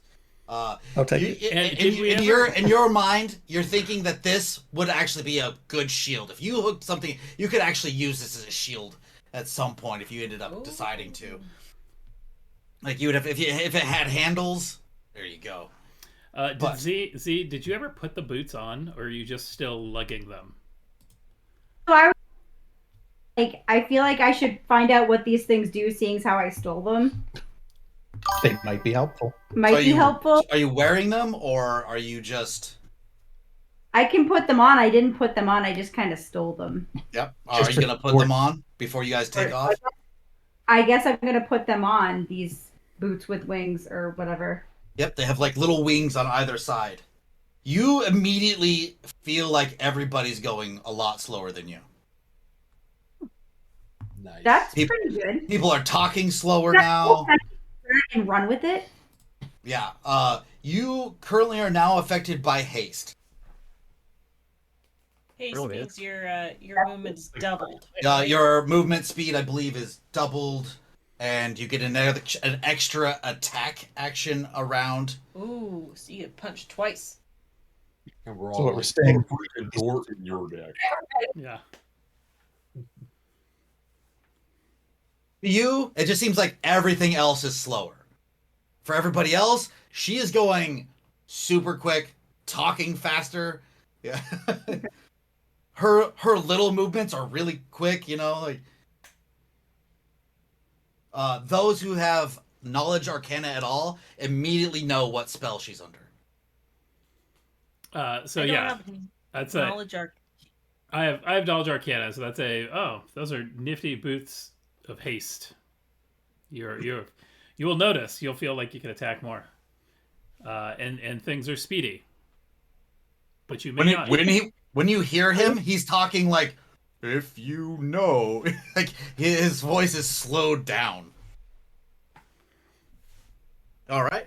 Well, the rat continues forward, pulling deck behind him. The rest of you traveling. For Z, this is a very slow stroll as you guys are heading onward. Following this, it's dark out in the middle of the night. I'm still lit, so we do have a radius of He's got a light. headlamp.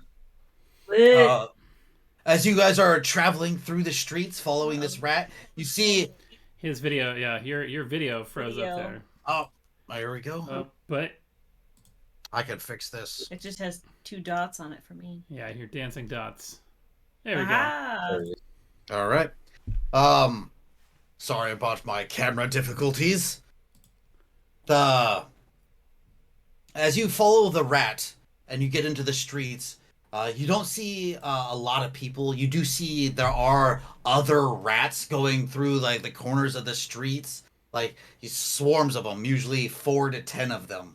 As you see them, you can see that there are every once in a while you do see like some commoner folk in the like little lean-tos against buildings, but they have like barriers of trash and garbage around them. Looks like they're trying to keep the rats out. Most of the buildings are secured shut if there are lights on, but most of them have gone dark for the evening. But the rats lead you onward through this dark town. After about 20 minutes of walking through this town, you come up into the nicer buildings in town. You pass by the magic shop, go a little bit further, pass by the buildings, get a little bit nicer. When you come to what looks to be like a larger manor, the grounds look well kept. There's cast iron fence out front with a small courtyard, grass courtyard that leads all around it, and like a large section. The house is very Victorian in manner. It's white with has some kind of a darker painting to its exterior, to its highlight its windows and the trim of the buildings. Lots of hanging wooden artwork and small little statues next to the stairs that lead up to the door, into cast iron rails that go onto either side. There is a brass door knocker of what looks to be like a frog holding a round knocker in it, and the rats are like pulling towards this. About 10 to 20 feet away, off towards the back, is its own little private stable. If you kind of like look around the building. As we've been walking, every now and then I sort of lean to Gil and kind of like, let me see, to check kind of the smoke tendrils to see like, are we feeling on course? Is this pointing? And then I kind of hand Gil back. Like looking at the rest of your group, you can tell that you are like when you get here, this seems to be where it's pointing. If you like spread out, the tendrils tend to be pointing this direction, back into that direction, towards this building. And the anything when we look at the building itself at this point. The building looks doesn't look like it's not showing anything different. There is for Fanny, who can detect magic at all times with her barbarian rubbing of her eyes. I believe it's at all times, or is it just every once in a while? Well, 2 times a day. Oh, never mind. I take it back. But I can. You can if you want. How long does it last? But you can the lens gives off like a slight like greenish, like there's just like a layer of greenish light only that you can see only through the lens that kind of lines the base of the building. kind of make sure everyone gets a chance to look and see that. Okay. And then can I roll an Arcana check? See how Kind of like our bookcases behind myself here. The bottom of the house looks like it has a green kind of like light, but only through the lens. And then in our Arcana check to sort of see, do I recognize anything about this? Okay. As we go. Go ahead and make the roll. That's a 4. That's not. I'm not good at the magic right now. It might not be magic at all. Okay. It's a But light, you guys. you definitely know it is. But there is a light there hidden by magic or magic revealed by the lens. Is anybody else looking through the lens as you're passing it around? I'll take a peek. Why not? Yeah, probably. All right. Go ahead and for Deck, I would like you to roll me a knowledge religion check. Ooh. Oh. That is a 12. Yeah, you don't know what that is. That's fair. Anybody else? I think I heard Tofu say. Yeah, I'll go. Go ahead and do you have Arcana or? Yeah, I do. Okay, go ahead and roll me a knowledge Arcana check. Natural 20. Nice. That's what we want. You would recognize the kind of the aura that is coming from the beneath this building as some sort of unhollow. Unhollow. You're not familiar as greatly with the religious magics, but you know that it lies in that field of unhollow or a some kind of necromantic field. Wonder if we have some kind of necromantic person in our group that could maybe look into that. No. If only. Yeah. Now we got a bunch of barbarians. They're just mad. They'll smash it. A bunch of angry people. Bunch of angry people. I'll just start smashing stuff, see what happens. And one not so angry. All right, so you have I cover the little ear holes on Barney. So there's the cast iron like fence. It's like 6.5 feet to 7 feet. It kind of has this wave through it. It's got about 5 inches between each bar, and you can see that the rat is trying to like get through. I do turn to Barney before we go, and I say, "Listen, your little bottle. If you took the lens inside with you, could you take that in and leave it there? It's an awkward piece, but I don't want that to fall in the wrong hands." Oh, let's see here if I can do that. It would help if I had the right thing open. Yeah, there we go. I don't know if this is a like I Dream of Jeannie kind of situation, right? Where you've got your own little lounge and couch and you can like set stuff down, or if you just like absorb inside of it. I do. I absolutely have an interior extra dimensional space. It's 20 feet by 20 feet, with like cushions and tables and stuff. But can you leave items in there? It is unclear. It's called bottled respite. I'll leave that up to you, DM. It does not say whether I can or cannot, but I'm in. I'm in. Then I like it. The DM says yes. Limited storage. Actually, free storage. Yeah. All right. Sure. And so I'll attempt to pick it up, and I don't know if I can. It's 40 pounds, so I think you can. With a strength 10, you should be able to easily. Okay. All right. Well, I'll go ahead and it's cool. And then I'll pop the cork, and then all right. And in you go, taking the lens with you. Whoa. And I will pop back out about 10 seconds later. As I need actually, one of those it'll be things. a little longer. I'll like put it somewhere nice. All right. I'm like tapping on the bottle. I'll jump back out. Whoa. Oh, I can hear you. Oh, that thing's Alright. cool. So what do? The rat has kind of like pushed, like finally squeezed its way through and like shifted its bones and like creaked itself enough so it could fit through the bars, as rats do. I They guess can we fit got their nose all- in it. They can get through the other side. Is there? It's just a gate itself that we see. There's a gate with it's like a cast iron fence that goes around it's a large like Well, square manor. While we're still away from the gate, I'm gonna cast Mage Hand to just go manipulate the latch of the gate and push it open and see how that. Up to 15 pounds. Okay, so you try to manipulate it, and you can feel like the latch of the gate. You can lift it to where the little metal like latch will come up, and you would be able to pull the gate forward or push it back. I could always chop this one too.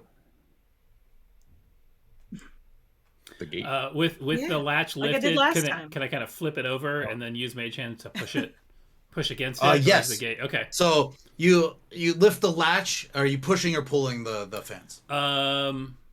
Let's say we're Save pushing it in. triple. So Okay. So you push it in over the grass. You hear that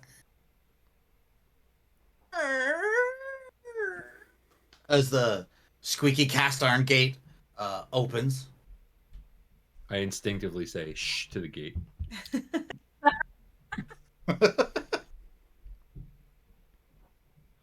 Okay. It doesn't listen. You see a small dim light appear in the third story window, like lights. Like you can see like a small hand lantern or something has lit up dimly, at the lighting sound. a room at the sound of the gate. Are the other Can't rats help that we've seen all also scurrying into the somewhere into the grounds and Not disappearing? yet. At the beginning, when you saw them, they were all leaving this area. Quick heads up, I can cast a spell called Pass Without Trace that would basically give stealth checks and make us all silent for an hour. Oh, So that might be something worthwhile. That sounds like a good That might good be opening good. move. We have to be within like 10 feet of you, though, right? Like, It's radiates from you, masking your opponents. Choose within 30 feet. Yeah, 30 plus feet. 10 30 bonus feet. to It's dex. a decent feat. This is decent. Yeah. Right, We don't right. have to all stand All right. Scooby Doo style. So, Yeah. I'm gonna go ahead are and you cast that. are you so you cast Pass Without Trace on everybody? Are you Yep. guys now moving in stealthily, I assume? Yep. I guess in that same note, I extinguish the light spell so that we're not, Just lighting us all up. sneaking Wait. quietly while also glowing. When you We- dismiss the light spell, you realize that there's still a light spell going on as you look for it, and Deck is just glowing there next to you guys as this Yep. bright breastplate is just kind of letting off this glowing Trying to aura. try I was going to Yeah, ask about Twitch. that. His arms.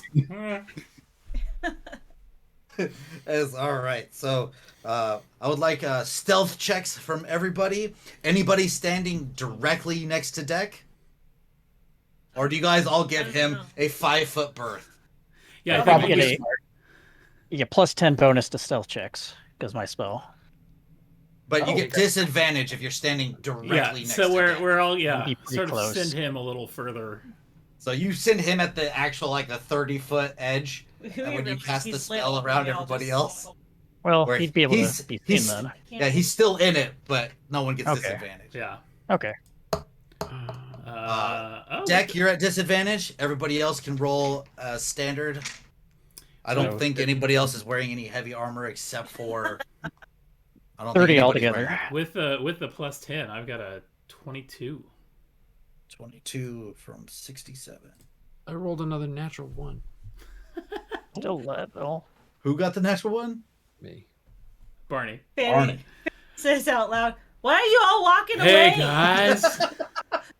What did Fanny get? What? You also rolled a 1? Yep. Awesome. Spells for nothing. Oh wait. You get a Plus 10. you get an Plus automatic 10. +10. So Plus what is 10. your total, even if you rolled a natural 1? Natural 1 doesn't mean an automatic failure for skill checks. 13. But 11 plus 1, so 12. 12. See, that's not 1. That's Yeah, a little better. Where are you going? All right, Deck, what'd you get? 21. With your disadvantage? Yeah, 11 plus the 10 from Pass Without Trace. Nice. wow. Pass Without Trace is so good. Gil. I got 30. It was a 30. 15 plus a 5 plus the 10. Nice. Damn, nice.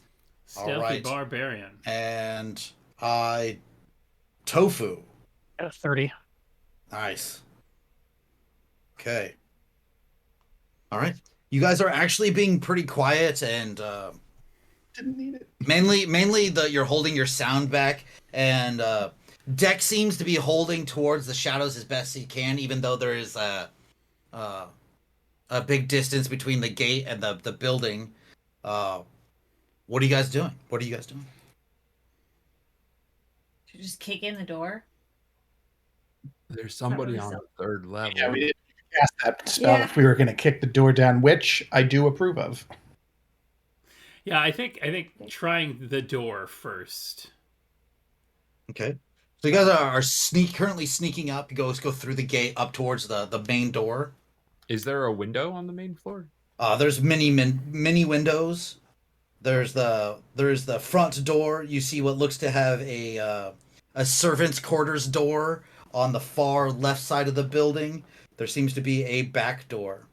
There's a small porch that you would be going up to get to the main door. Keeping it ahead of us real quick. With Mage Hand, I try the door to see if it feels like is it unlocked. It's gonna creak again. The handle is a like a latch handle, yeah. and it does have a lock there, like a keyhole. But the handle does move down. That doesn't mean it's unlocked It's or unlocked locked or or not. anything. You can't tell. And then also sort of glide along to a window on the porch level to see, like, can Mage Hand lift a window? 15 pounds. You cannot lift the window. Any of the windows. Okay. Can we look in the windows? Looking in, they are draped with what looks to be a thick burgundy fabric, but there are seems to be like little gaps inside. So you may go ahead and roll me a perception. So it's Pass Without Trace. It says it radiates silence. Does that mean if we try the door, does it make it more silent, or is that just kind of what we are doing? Basically everything that you're doing, I'm keeping your stealth checks in mind. So those 30s and even the 13 and 12s aren't 1s and 2s. So like them bumbling around in the light and stuff, it's all being muffled with that sound. Okay, cool. So I'm keeping that roll as a constant. That's what your current stealth is, Sort of sneaky. unless you guys split up or move away from one another, or if you guys start doing some crazy stuff.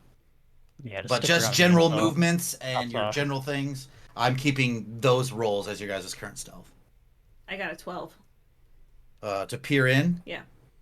So, kind of looking around in the front window, it seems to be like a sitting area. It looks like there's a small library with a couple chairs and a table. You can see what looks to be a smoking pipe that was used probably earlier in the day, with some ash in a small tub, with some smoke sticks and some other stuff to light it, with a pouch of probably some kind of halfling tobacco weed inside. There is lots of books inside. Also, next to the chair, there is a what looks to be a bronzed statuette of a large dog, kind of like where you would sit your arm. Probably one on the other side, but you can't see that. I'll relay all that to the group. Okay. I only see a dog and I can't speak to it. Can we hold up here for a minute, man? Like, we were all sleeping, and these rats came up, and they busted us up a little bit, so we couldn't sleep.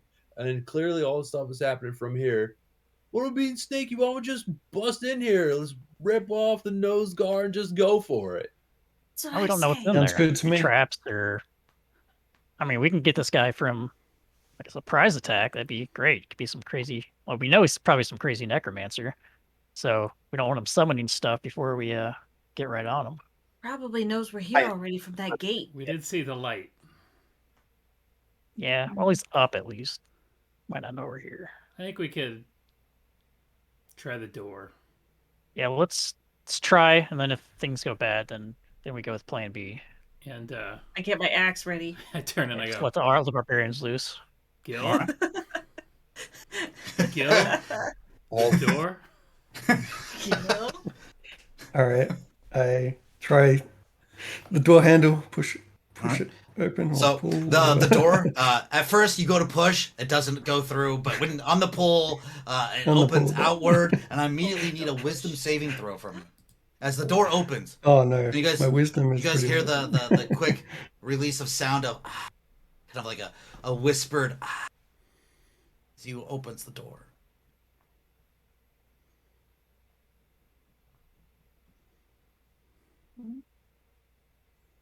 What'd you get for your wisdom saving throw? Um,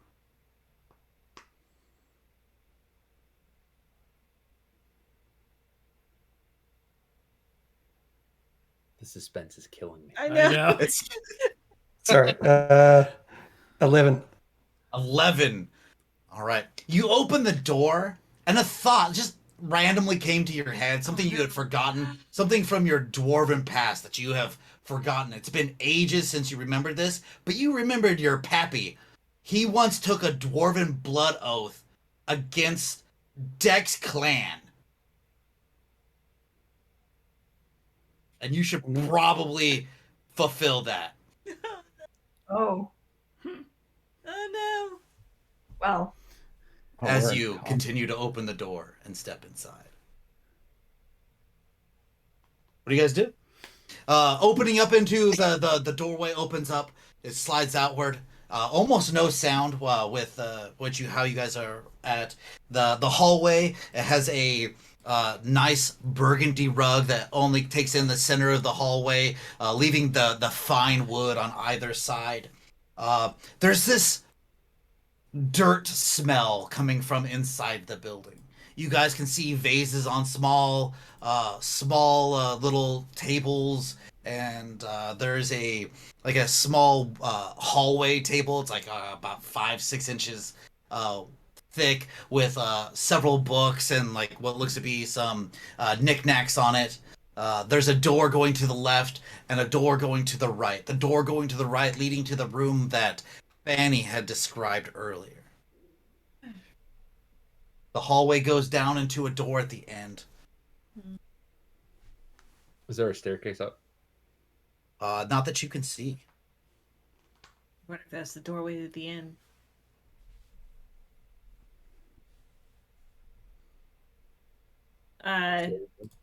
I'll just I'm peek willing to in. move forward.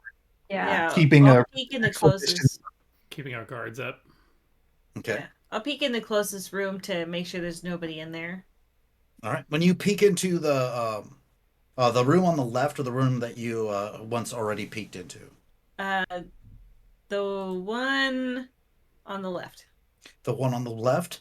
You open the door, and when you open it, you can see that this looks like it's a interior washroom where there's a small bowl with water inside of Okay. it. There's a few like towels. There seems to be what looks like a pair of scissors on the left side of this like basin on top of this dresser. The scissors have what looks to be dried blood on them, and there's also like a flat bench towards the front of the building. Oh. Go in. That's not ominous at all. Right? Skip that room. I will just leave the room. Okay. Stepping back and closing the door by its ivory handle, you shut it. Ivory.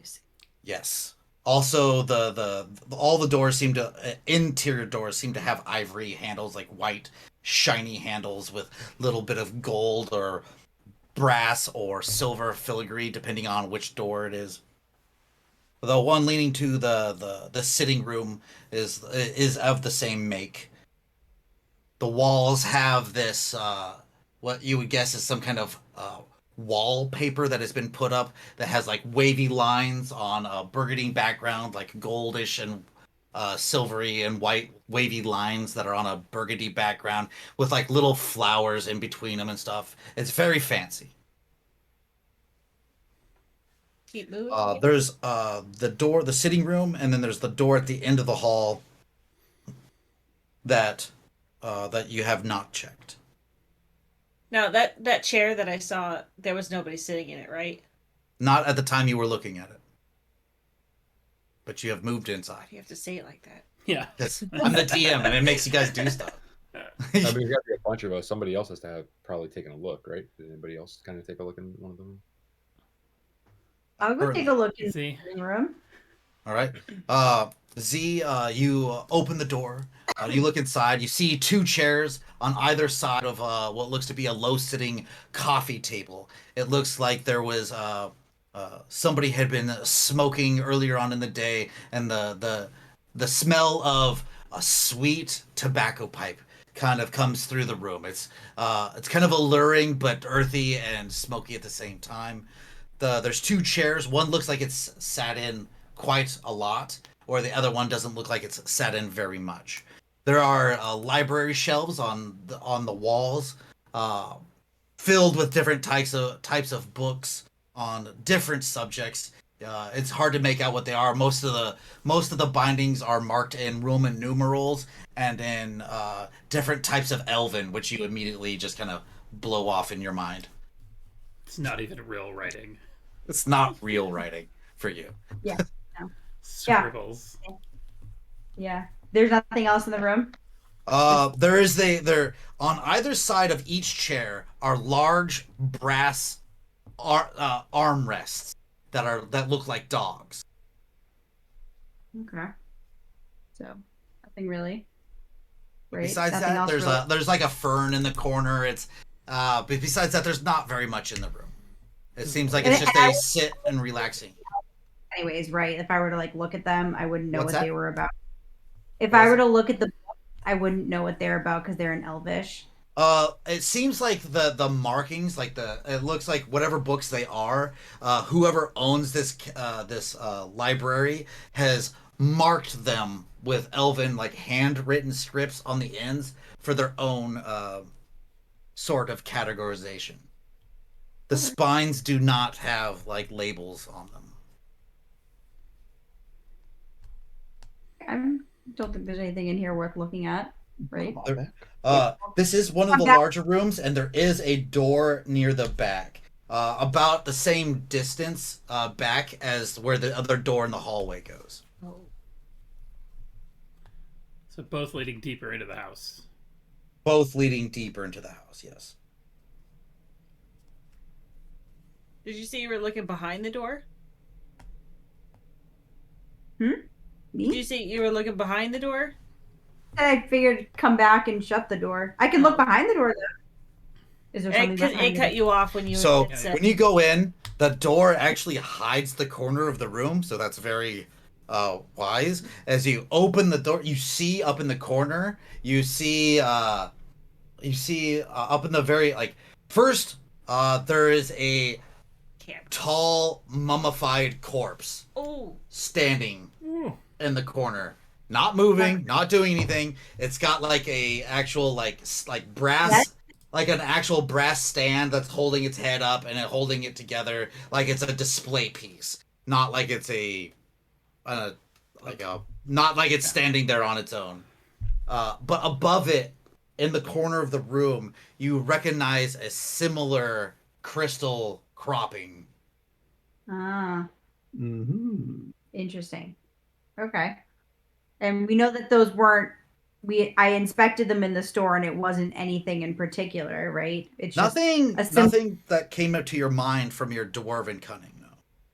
Got it. Okay. So creepy, but I think we should still move on. Okay. Do you tell anybody else about the stuff behind the door? Oh yeah.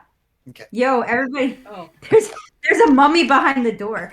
I would immediately go check behind the door of the room I was looking in. All right.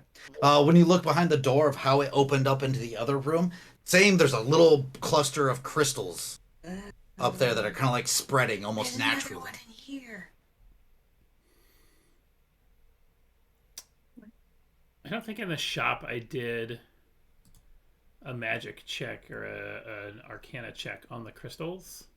Mm-hmm. So I'm gonna look at them and see if I know anything. Study them a little bit more here. All right. Go ahead and make a. Since you are now looking at another set, go ahead and make me an knowledge arcana at advantage. At advantage. Okay, so that's or. While he's doing that, I have a light crossbow. I'm gonna shoot it. So 17 is my. 17 is my better of the two. Okay. 17. You're pretty sure that these are linked scrying crystals. As Deck begins to pull his crossbow out. I think it was Deck that said it. No. Oh, Barney. Barney. Begins to pull the crossbow out to shoot it. Do you stop him? As he's Yeah, right I by let there? I let that be known, but I also don't know if there's a harm in shooting it. We're being what? Would that Except be for an that it would inside- make a really loud sound. True, but we're also in the bubble. Are we in the stealthy bubble? Roll to hit. It's, Doing something like this would pretty much negate the you bubble. trying to be, because you are no longer trying to be stealthy once you start like bashing shit. So plan B. Yeah. 16. 16. Yeah, you hit the crystal. Go ahead and roll damage. Let's see if you actually break the crystal hardness. The crossbow is 1d6, right? Is it heavy or light crossbow? Light. Light crossbow is 1d6 plus dexterity modifier. 3. You shoot it. The arrow, the bolt hits it and tinks off and like sticks into the wall like dunk. Oh, see, you have to aim for the part where it goes up like this, not like this. I just want to see if it broke. I didn't know if it was like,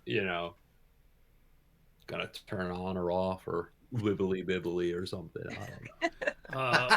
Hey, real quick, welcome the Lost Carnival for raiding us. They just brought over a little raid over. Oh, welcome. Um, All right. Have we noticed anybody noticing this commotion? Go ahead and roll me a perception as you are now keenly listening for sounds coming towards you or around you in the building. That is a 17. As you're like, you hear the bolt shot from his light crossbow that sticks into the wall, and immediately are now now immediately on step with trying to pay attention to what's going on. You hear now the ceiling and floor above you. You hear the sounds of walking, like away from where you currently are, but towards the rear part of the building. we've set him off, guys. Where there's probably stairs, because we haven't seen those yet. But you do What's hear the that door? sounds of boards like moving, like. Do they sound urgent or like they're taking their time? Roll me an insight. Does it sound like feet are dragging? As Deck points out, like I'm guessing you tell the group about the sound. 13. Okay. It doesn't seem either. It doesn't seem hurried. It seems very deliberate and not dragging. Well, that's almost worse. Yeah. They're not in a rush to get here. I'm going to do some real Scooby-Doo shit and hide behind a curtain to kind of cover up this breastplate. All right. Just make So- it a toga. Deck goes over behind next to one of the front windows and like pulls the burgundy curtain around him, and now there's just this like light red glow coming from the curtain. Is it dark in here? Pretty much, yes. I Oh. can't see anything anymore. Yeah, once he hides himself, whoever does not have dark vision, Dark vision. No. is in trouble. I Not think me. Not me. Our dwarves are at home in the dark. All the barbarians are like, what? Iggy. We can see everything. Most everything.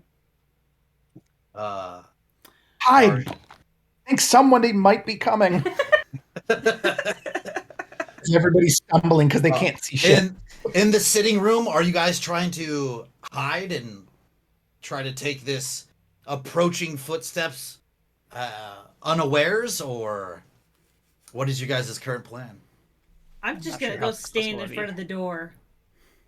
Just ambush them as they come in. Yep. Ooh. Yeah, I'm gonna set up with my pistol aimed at the door. Yeah, I think I'm gonna sort of put my back near the curtains with Brandek, with a light spell ready, Mhm. but not cast it. Kind of sort of fumble my way backwards against the wall and kind of okay. Okay. Everyone else is hiding in a way, and I'm just like looking around the middle of the room as best I could. And Yeah, I guess I can't see I don't either. really see where anybody else goes, but clearly everybody kind of scatters. And I'll be like, all right, I guess I'll talk to him, man. And I'm just going to wait there in the middle of the room until somebody walks in the door. All right.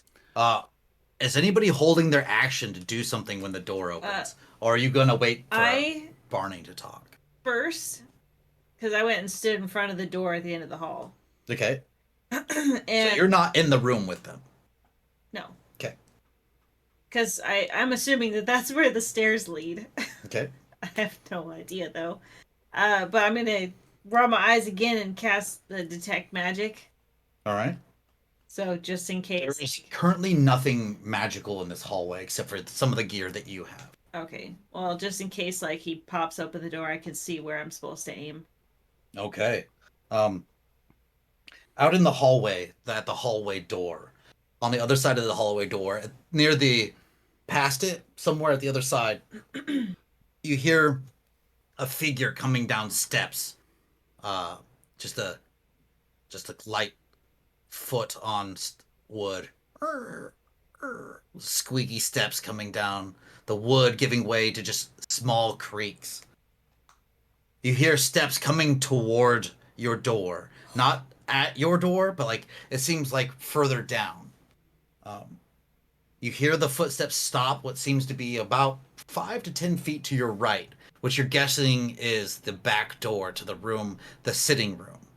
As you can hear the sounds of the figure kind of stopping, maybe even preparing himself for whatever he's going to do.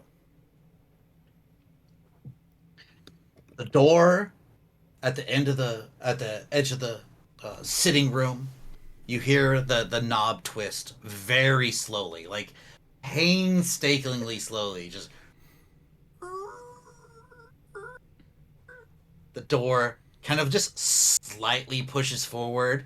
You guys can see the gasp of the air, kind of like as it like releases some kind of air seal between the door and the hallway Or beyond. the same trap. The door opens up and you see what looks to be a pale hand. It almost looks greenish, with the darkness around it as it reaches in, opening the door from the darkness.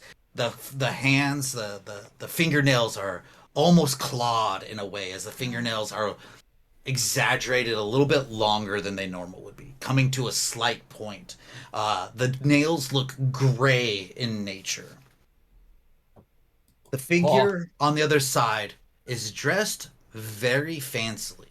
As the door opens and you see a tall individual standing between 6 foot and 6'5". It's hard to tell in the darkness, with nothing to gauge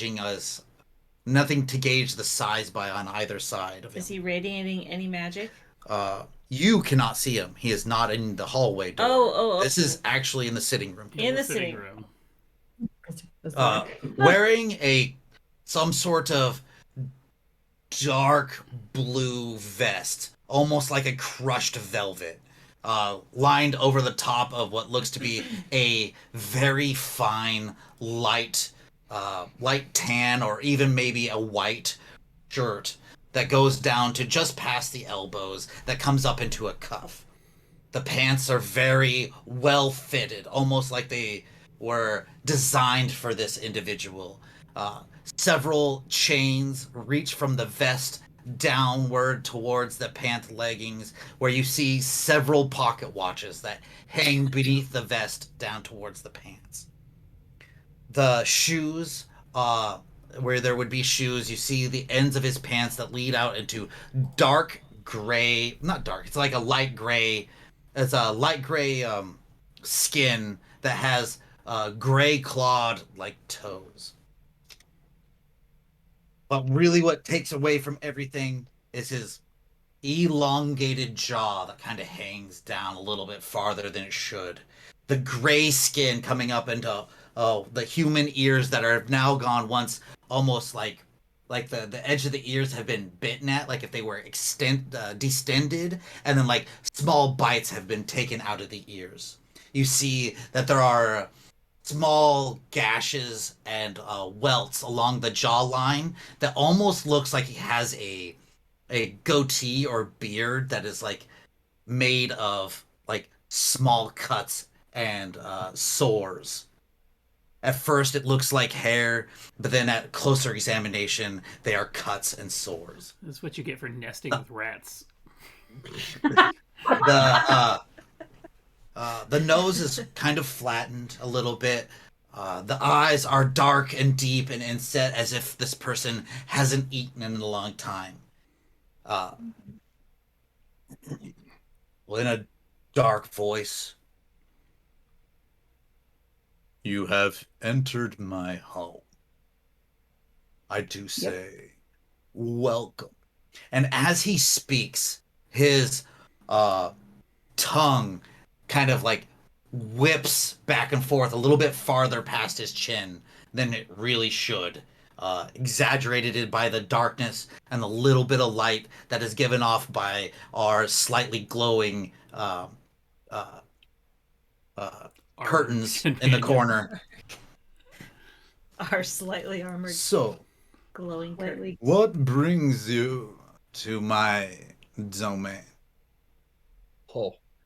Hey man, I found your rat, and he said you wanted to see me.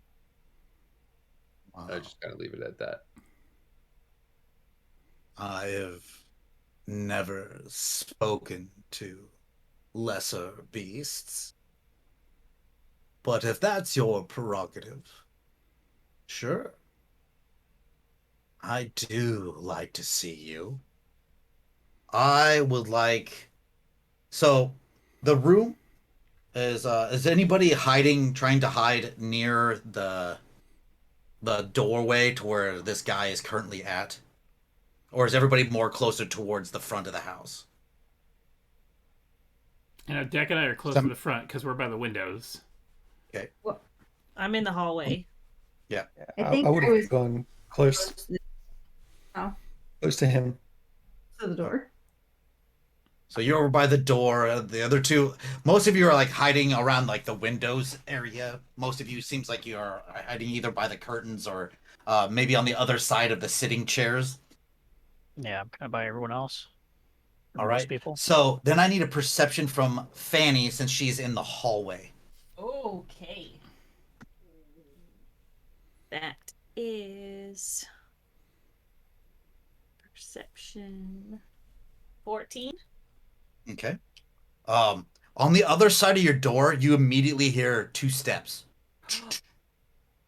As like you were hearing the voice kind of echo from the room next door, but it seems like in that talking, something else has walked up, but next to the door that you're at. Oh, I'm preparing an attack.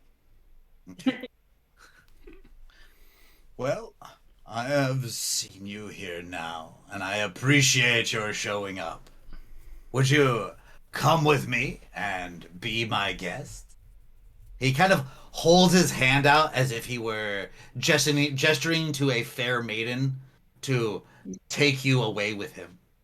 It's a trap. I would like Barney to roll a wisdom saving throw Oh, no. versus charm.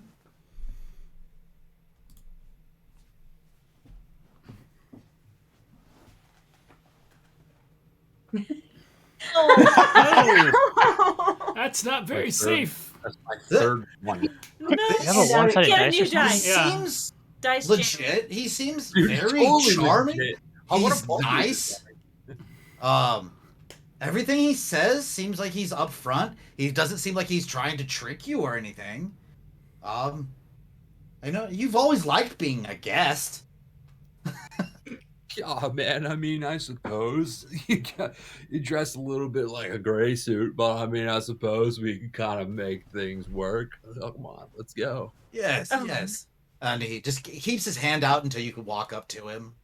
Once you put your hand in his, and he starts to guide you out of the room. Worried that with my prepared light spell, as I hear Barney agreeing, I cast light to like brighten this room because I'm like, this doesn't sound good from a distance, and it sounds like Barney's about to, get in the van with candy right now. So it's like, boom, maybe Barney sees what's going on. Candy's delicious. The room lightens up. Everybody can kind of see this figure the skin is not like, he looks like a corpse, but not an actual, like a corpse, but the skin is taut and fine, not wrinkled and like just Saggy or anything. baggy, but the jaw, and there's like stretching of the skin in areas, like almost like properly like sores in certain areas to make designs. When I grab his hand, does it feel like his hand? Yes, Soft. it feels like what you see. Okay. And he seems legit. You're good. You're good. He's very gentle. So the light goes off. Oh yeah, got the hand up. And you can see that the figure starting to pull Barney into the hallway on the other side does not seem surprised at the others' reaction here of somebody casting a light spell, and continues to pull Barney out into the hallway. You're close to the door, right, Gil? He's by you, Oh, by the front. he's over by the front door. Yeah. Okay. Uh, I think I'm by the door because I think I misunderstood what Baby Fett was doing, because she went to the other door, so I went Right. to this door because I thought we were gonna like whack whoever came in. So like I think I'm just gonna like grab him and be like, don't do that. you try to stop Barney. You like grab Barney. Yeah, All right. this isn't a good idea. Don't do this. All right. Do it. Go ahead and make an athletics check to opposed athletics with Barney, as he's wanting to go, but at this point, until you break the charm, Barney, that person is a friend, but that doesn't mean these other people are your enemies. Right. So these are all your friends. Everybody's Barney's friend, man. Now it's time 10 to roll plus one. 12. 12. And I think we should go to initiative at this point. Oh.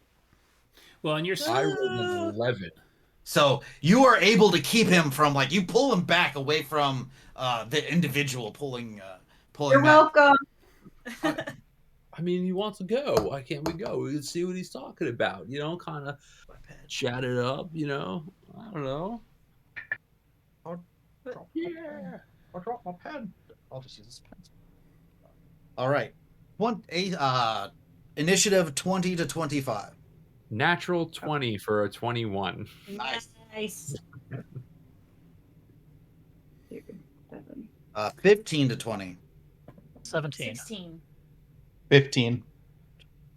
16 is Yeah, 17, 16, and 15. 16 is Fanny. Who was 15? Brandick. Jack. Dirty deck. 10 to Dirty 15, dick. 5 to 10. Yeah, 67's got an 8. All right. What are we rolling? I got a 7. Initiative.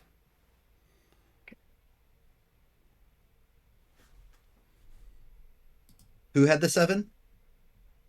Z. Z. Z.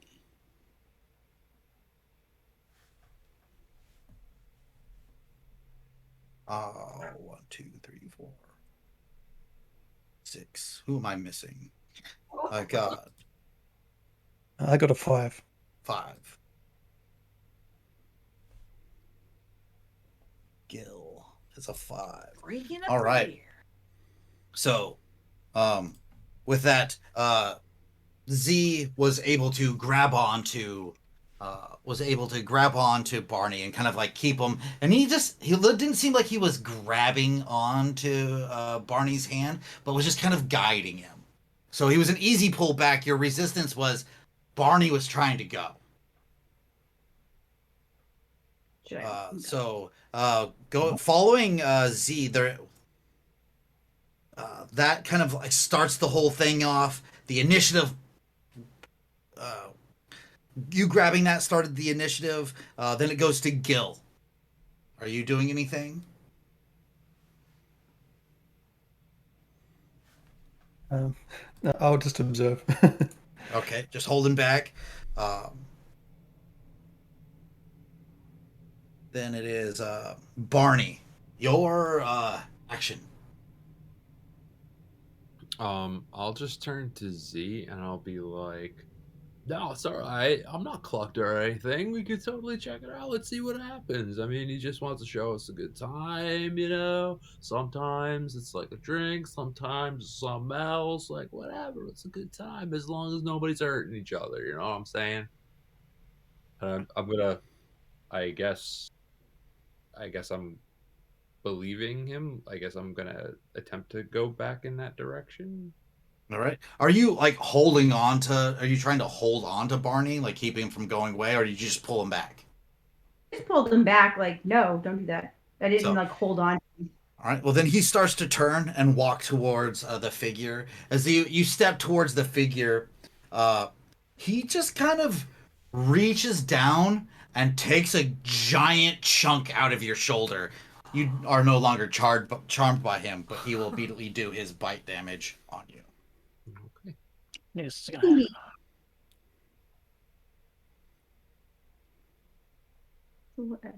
Did he bite? Did he bite Z or Barney? Oh, who do you bite? This Oh, would okay. be Barney. Finally, something didn't bite me. Welcome to D&D, For where you get 22 points of damage, Barney. Oh, As he Whoa. takes his What? distended mouth opens up even further, bites down, takes a Jeez. big chunk of your neck and like shoulder muscle out with it, immediately giving you terrible amounts of pain. Blood I rushing down your side. You are no longer charmed as he has broken the charm. yeah, I'd I hope so. scream out. On the same initiative, the door by Fanny opens, Can and I you see a woman figure, descriptively, narratively the same. Very gray, taut skin, distended jaw with a tongue that kind of like lisps down. Probably at one time was very beautiful, but and like almost like the makeup is made out of scarring and sores. Like a high collared dress that is form fitting that goes all the way down to the gray long feet with the long gray nails. I will immediately do my held action Okay, what do you do? and charge her with the great axe. Okay, Say, "Oh, motherfucker!" That is 21. 21 hits. Oh shit! I have a sword. Forgot about that. Oh yes, so it should be your attack should still be the same.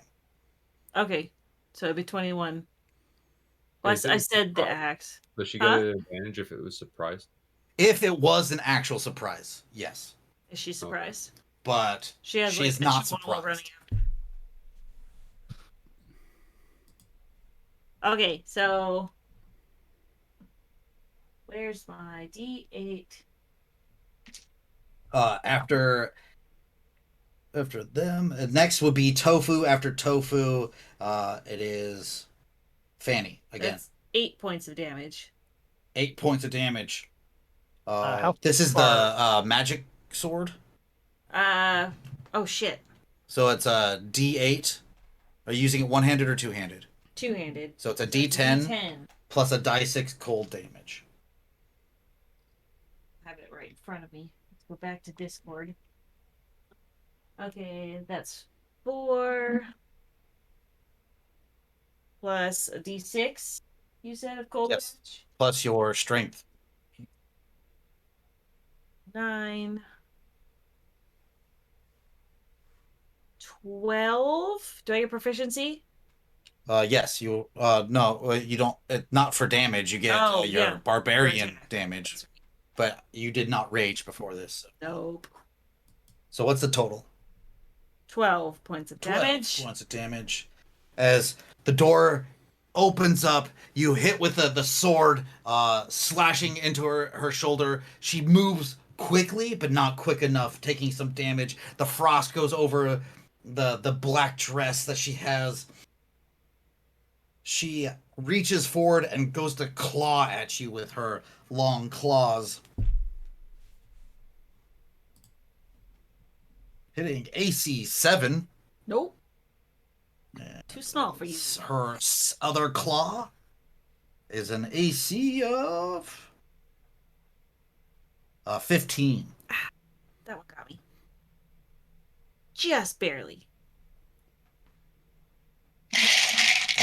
Where's my D4s? There they are.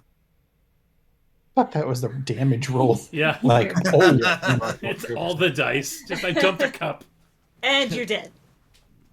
For 7 points of damage as it slashes at you.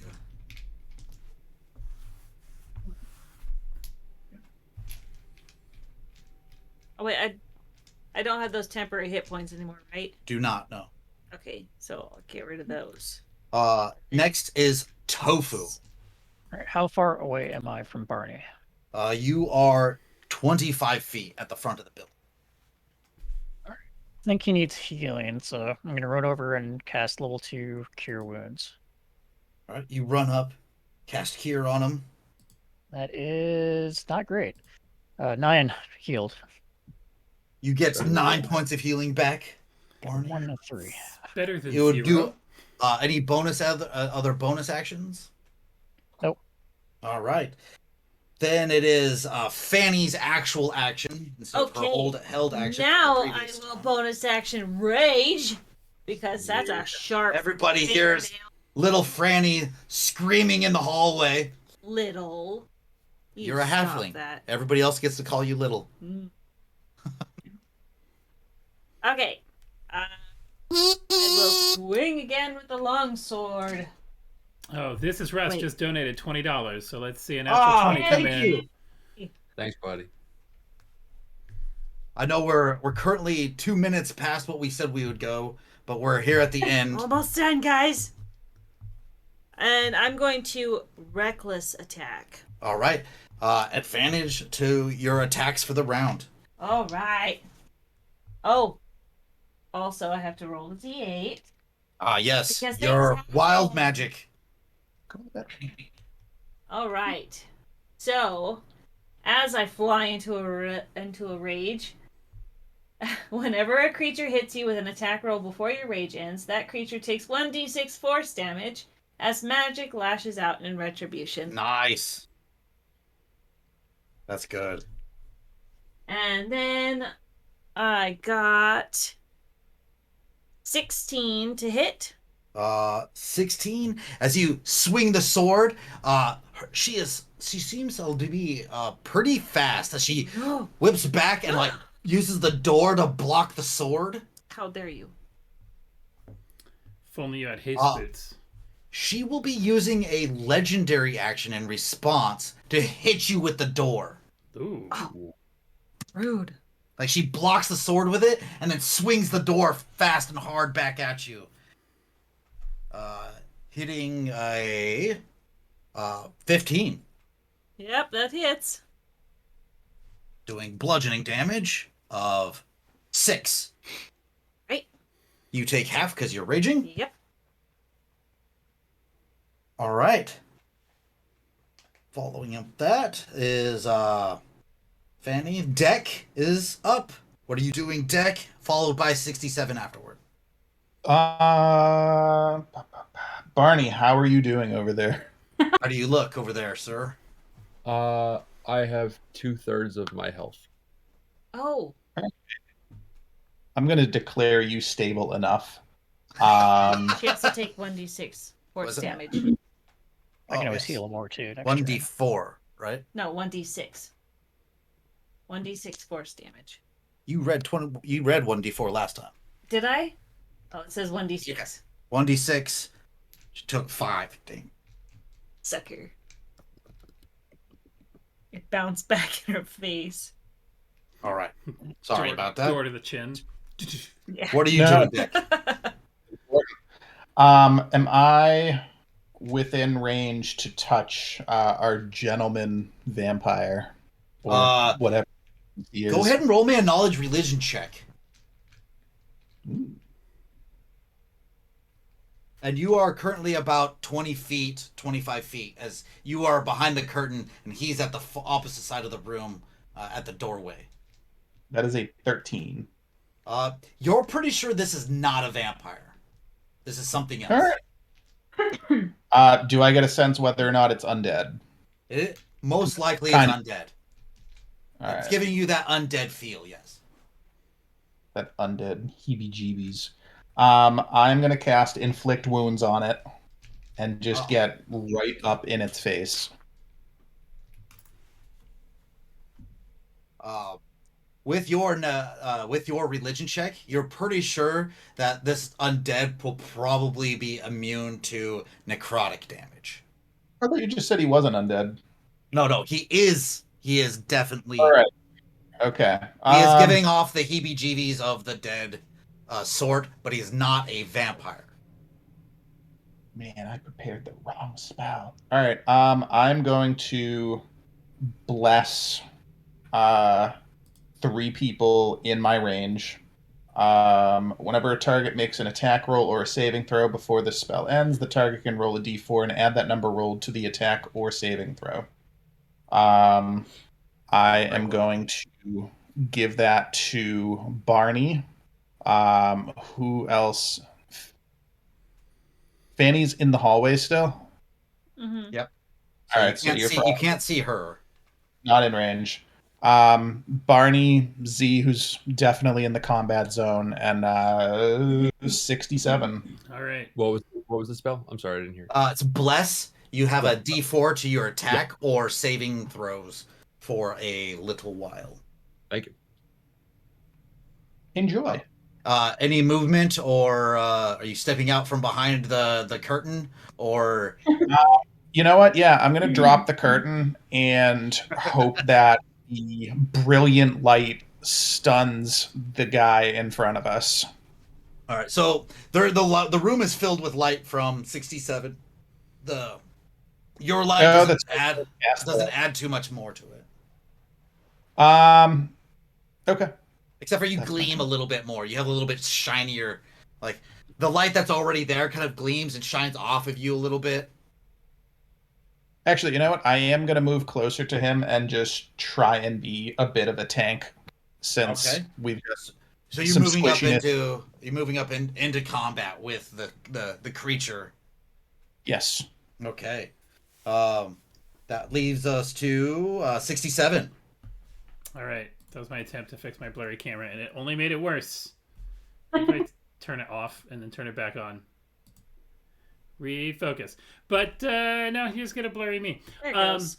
That's better. Stepping- It's good. Stepping out Yeah. to see behind our gentleman, I'm going to drop a swarm of snowballs just behind him, so it's going to land sort of back in the hallway that he came from. Okay. So it hits him, but not my friends. Got it. Easily done. So this is a, let's see, save versus dex. So this is he's got to beat a 14 dex check. Rolling a 19. He is definitely making his save. Well, that's You unfortunate. That's unfortunate. So he just kind of like casually steps a little bit closer into the room, avoiding the snowballs landing behind him. We flushed him out, guys. Gil? After that is Z, then Gil. Oh, me? Oh. Yep, it is currently Z. And Gil, you're finding it's that time. It's that time to strike. Can I rage again, or is that too soon? Yes, you have multiple 3 rages. times a day. I believe you have what? 3 times a day. 3 times. So this would be your second rage for the day. Okay, I'm gonna 3 rage. times. Yeah, at 4th level. All right. Let me say, I still have. So I have those fancy boots on, so I can do a move, and then I can do a melee move after. Or Yes, what was the you deal? can attack and then attack again. Okay. So I'm gonna attack and then attack again. So I'm gonna use that magical mug, and I'm Nice. gonna whack him in the face. All right, roll to hit. So you have a +8 to hit with this. So go ahead and roll. Yes. Go ahead and roll a d20 plus 8. 8. 19 plus 8. 27. So that definitely hits as he Someone step can- forward, like rips the chunk of Barney up. You just like clock him in the side of the face with the mug. 1d6. 1d6 plus your strength modifier. 5. So I rolled a 5. 5 plus 5 is 10. 10. All right, 10 points of damage. Now do it again. Yeah, I'm gonna do it again. And then hit him again. I'm gonna hit him Bah, again. bah. All right, roll to hit. What the hell's that? Oh, that's a 4. So 4 plus. Oh God, what? Plus your 8 for the mug. Yeah, 8. Plus you have a D4 from my blessing. So yes, you I can have roll it. a d4 on So- top of that. 12 plus 4. whatever you roll a d4. So 4 and 12 plus d4. 8, 12 plus a D4. Yes. Triangle. Well, that's the weird one. Kind of That's- pyramidy. What was that? Didn't catch it. 1. 13. So So 13 total. 13. There you You go. swing the mug, but this time, aware of your tricksy actions, kind of leans back, and he is going to use the second legendary action to. He leans back, and he's going to make an opposed athletics with you. So go ahead and roll an athletics check as he's Okay. trying to kick you back and down. So it's the D20 plus athletics. Do Yes. I get anything else because I've got those fancy boots on? You Do I get advantage Right. because it's a strength-based skill and you're raging. So you get to roll 2 d20s, take the best, and then add it to the skill. Well, the first one was a 20. Boop, boop, boop, So I boop. don't think I can roll better Yeah. than You're not that. doing better than that. Nope. So 20. Oh God, what am I adding? You can stop there. You did a lot of greatness. I'll just start. So he goes to like kick you back and down, and like a wall, you don't even budge. But you do feel that there's a heavy strength behind it that belies the human form that he once had. Like he's super Oh. strong, but it doesn't look like he is. Okay. Okay. That was your action. That followed is Gil. All right. It's time, I take Gil. my great axe and I rage and I attack the male one, Which one? the male undead creature. All right. So with this, you think you're gonna run forward and attack the male-like creature when you realize Deck is the real enemy. All right. So go Oh, ahead sorry. and make your attack. On you. I knew this was coming. Yeah. Yeah, I was wondering what that was going to come to.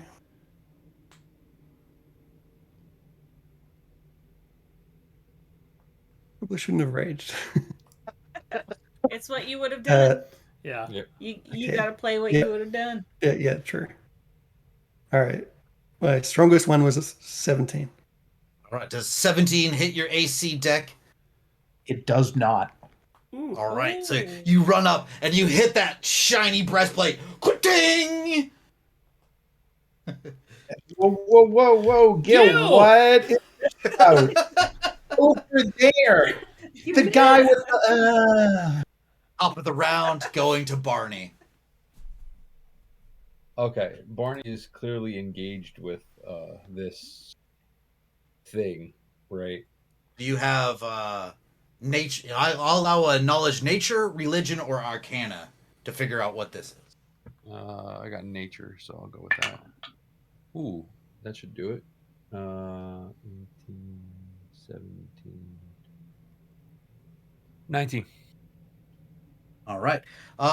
Now that you got like you're out of the daze and actually get a good look at this being, you're pretty sure this is what you would consider an ancient ghoul.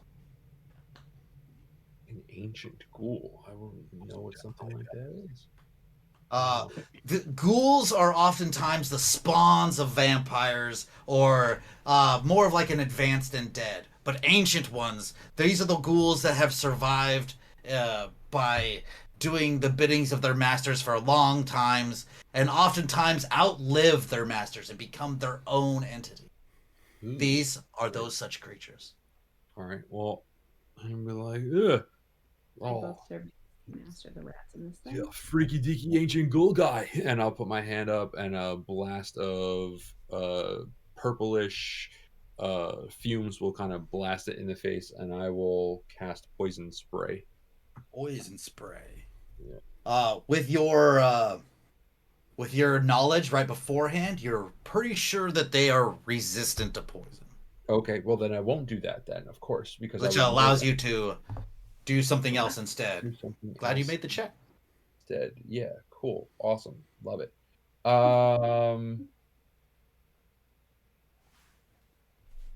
What? You would know that they are resistant to necrotic, poison, non-magical, bludgeon, piercing, and slashing weapons.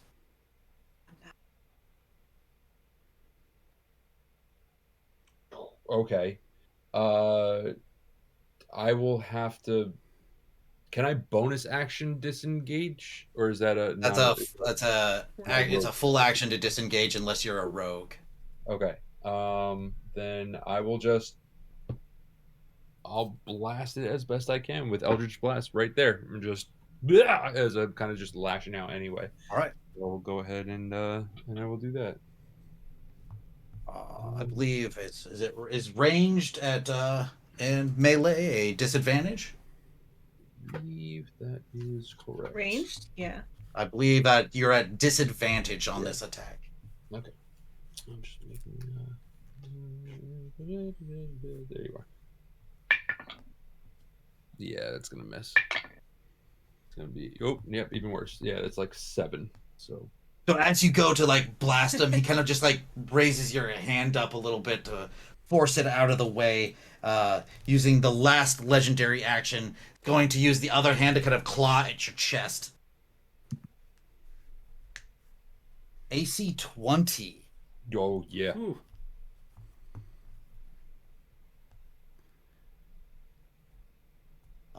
Doing a total of 12 points of slashing damage as it grabs its claw across your chest. All right. Still up, but not by much. All right. That was Barney. They act. The woman behind the door steps away, kind of putting the door behind her, making a Attack of opportunity. go for what? Oh, that she stepped away. No, she is shutting the door behind her as she steps in to fight you. Ah. She is going to make an athletics check to try to grab you with her first attack. So opposed athletics, strength-based athletics check.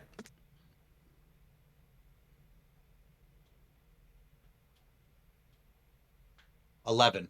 14. All right, she tries to grab you. She realizes that fails as you break the arms away. She pulls back and then just gonna slash at you with her claws. AC 14. Nope. As you step back, you break away and then like step back, getting ready to fight. Then it is the male is going to see that Barney is not doing very well and is going to go for the finishing attacks. Reaching in, opposed athletics check as he tries to grapple you, pull you in toward himself. Natural 20. Yeah. Nice. So again, seeing Fanny do this so many times, you have actually practiced this one move only.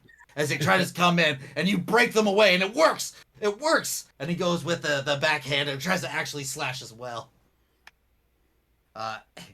AC 19. Yeah.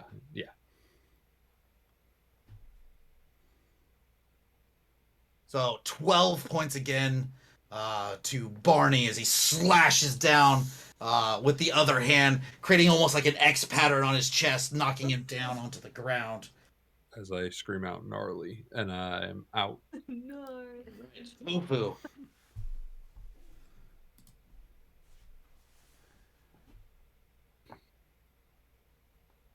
So After is there Tofu is Fanny. so anything I can do to get Barney up with healing, or is that Yeah, if require you can special if you heal him, he immediately gets the hit points back and can go back into action. All right, yeah, I'll do cure wounds, but unfortunately I only have level 1. But let's get a shot. Okay. 9 health back. All right, Barney, you gain conscious again. You're now on the floor with 9 hit points. You finish the gnarly. Leo. I was gonna stay here to keep healing. I'm on healing duty. All right, Fanny. Fanny's gonna swing again with the sword. All right, roll to hit. Right. Reckless again. Oh, she would have had advantage both times. I forgot. Oh no. Oh. Did you want to try again? Lucky I forgot. That's my bad. I won't forget again. I will not. Never again. Okay, that's 17 plus 5 is 23. 23 hits. Beating her up. And roll Okay, damage. still doing two-handed. Die 10 plus a die 6 cold plus your normal strength and barbarian rage damage. Not that good. 13, 15. 15 points of damage. Damn. Do you have the dagger too? She does Yeah. not have the. No, I gave her No, the dagger. I gave. Z. Oh, you do. No, Oh, you yeah, gave me the yeah, dagger? I gave you the dagger with the sword. When you said Oh. you wanted the sword, I was like, I'd take the dagger too. Oh, okay. Next time you can actually do one-handed and then off. Oh. As her legendary action, she's going to use an attack to try to grapple you again. So opposed athletics. Bring it on.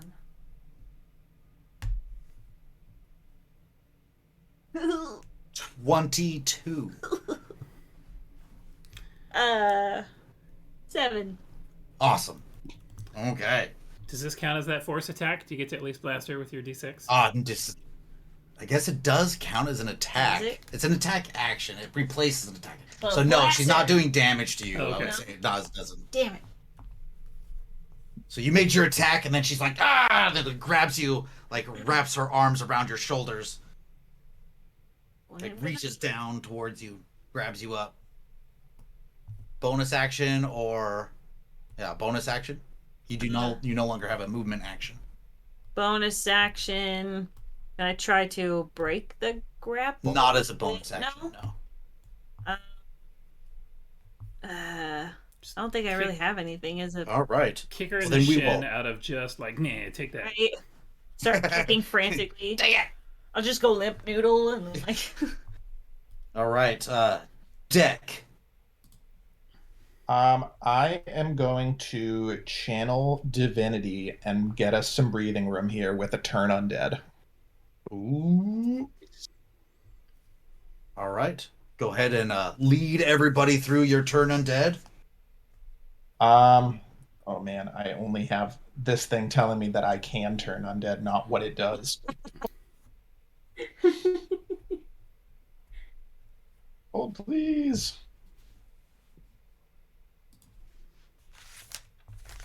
We're just straight up Google. Burn / destroy undead. Oh, turn undead. Here we go. Oh wow, that's not helpful.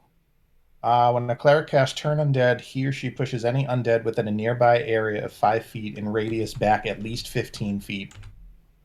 Or further, depending on the cleric's strength of personality. That's Slam her undead. against the wall.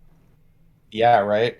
Well, I'm targeting our dude here because he's the only one close enough to me. that you can does see. any- But they can hear. Does yeah, anybody- see or hear you? Can- So if you Yes, command, hallway. You would No, affect she's the not. one in the hallway if you scream loud enough. yeah, if you command it, it's see or hear you, so you can turn them away, just with your voice. Can I- Get out? Yeah, it gets Barney Is out of this melee. funny? What was that? Any undead within the area caught in the blast are momentarily paralyzed or at the very least seared by the severe light of the prayer. Nice. All right. Yeah, I'm going to give a very prayerful scream. Prayer Alright. scream. Perfect. I'd love to hear it. I Right? bet you would. If you- Unfortunately, it's spoken in Celestial, and I don't think any of you know that. So, It might break our What- what- eardrums. It's in what? Celestial? yes. No. If it was primordial, maybe. Well, good. I'm glad I'm the only one that took Celestial. If it is Yes, so I have turned both of these undead. He's reading. They are. Oh, good. Good. I'm just filling dead air then. Just All keep right. talking. Well, I believe they both make a saving throw. Looks like a wisdom saving throw if this Yes. random website that I jumped on is correct. Within 30 feet of you. Fantastic. It's from Google. Yeah. All right. What is your spell DC, sir? I'm going to make my gray dice the one in the hole.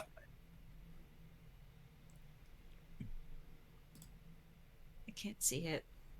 I rolled really high. where am I? Is that looking the for really spell? good dice? Yeah. How dare you? 12. You scream out in a language with a visceral passion. You see him kind of like sneer back at you as his jaw kind of opens, but he does not seem to be taking damage, and he seems to be resisting it due to his length of time being on this plane of existence, his afterlife being a lot longer than your actual life. He has resisted your turn undead, your channel divinity. What about the other one? Uh, Oh, that You was just. you and the person that you are fighting just hear yelling from the other room. She's hugging me. She see her sneering and like almost drooling now at you. It's right here.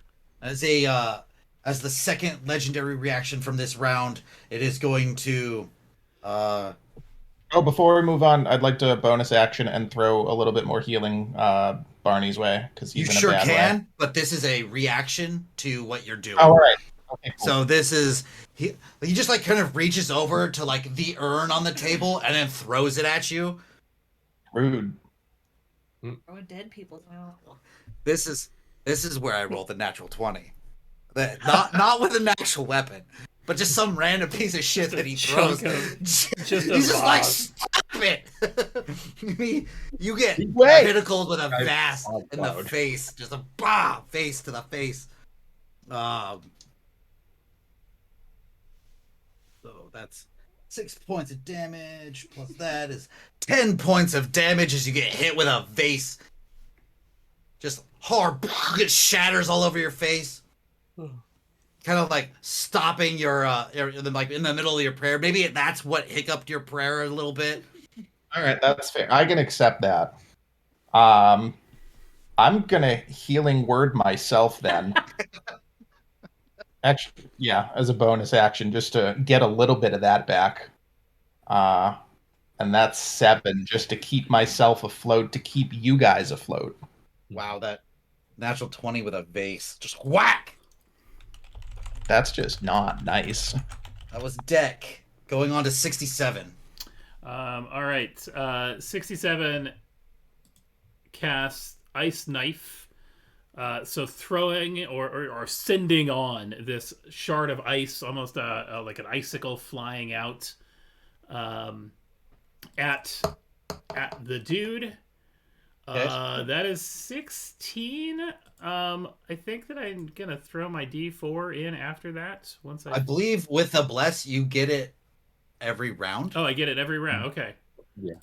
With every attack and with every save. So that makes Bless is huge. 18 total. 18 hits. All right. So Ice Knife comes in. I have to have Deck make his concentration check for his spell because he took damage. You have to make a Constitution. I believe it's just a Constitution concentration check. I don't believe it is a save. It's just a D10 plus your concentration, which is your Constitution score. Sorry, a D10. Oh, it's D20. a D20. Sorry. All right. 15. All right. Yeah, you saved. All right. So this is a D10. So it does. That rolled real. Kindler The D10 did 1 damage.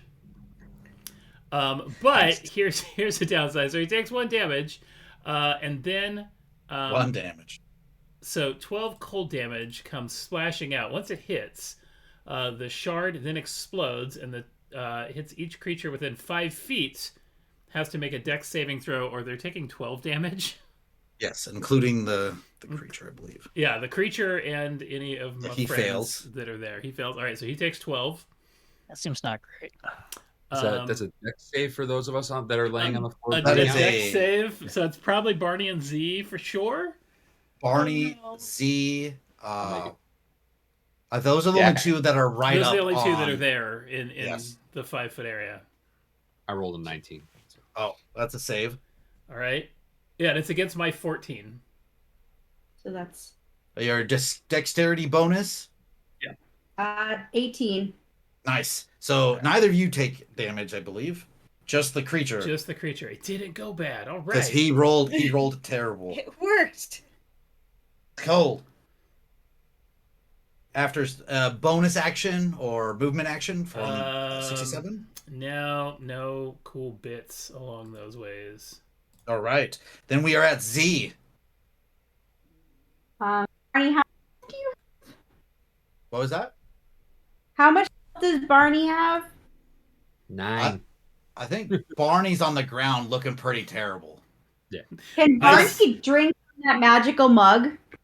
Or is that only- You can spend one of your actions because you have 2 actions because of your speed boots. You can spend one of your actions to have him drink beer from your mug. Yeah, I'm gonna have him drink beer from the mug, and then I'm gonna whack the dead guy Perfect. after he's. All right, so it's 2d4 plus 4. What were those words? 2d4 plus 4. you heal him 2d4 plus 4 points of healing.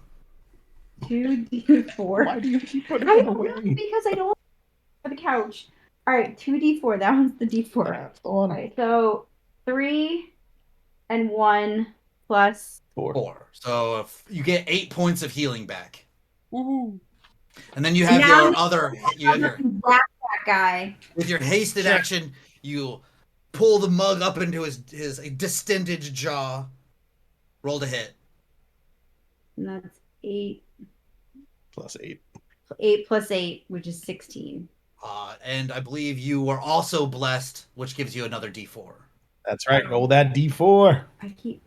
That's the weird one. All right. So 8 plus 8 plus 3. 19? Yes. Yes. 19. 19.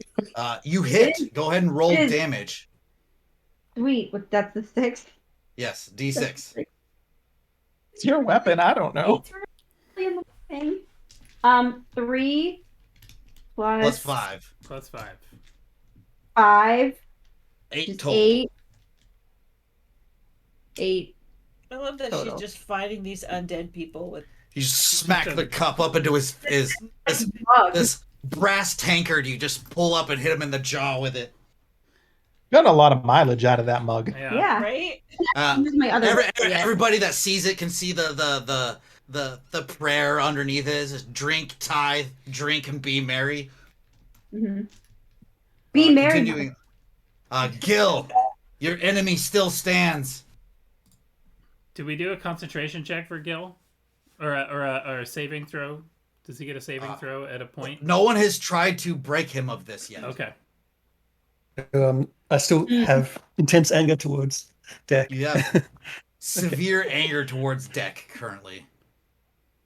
Kill them. Then I attack Deck again. Yeah, roll to hit. But I yell, like, I hate your clan. My family hates your family. These are all things he's never said to you in the last, 6, 7 Gil, weeks, 8 weeks. You guys have been venturing together. They were best friends, man. Stop hitting me. Go ahead and roll a knowledge religion check, Deck. Too many tabs here.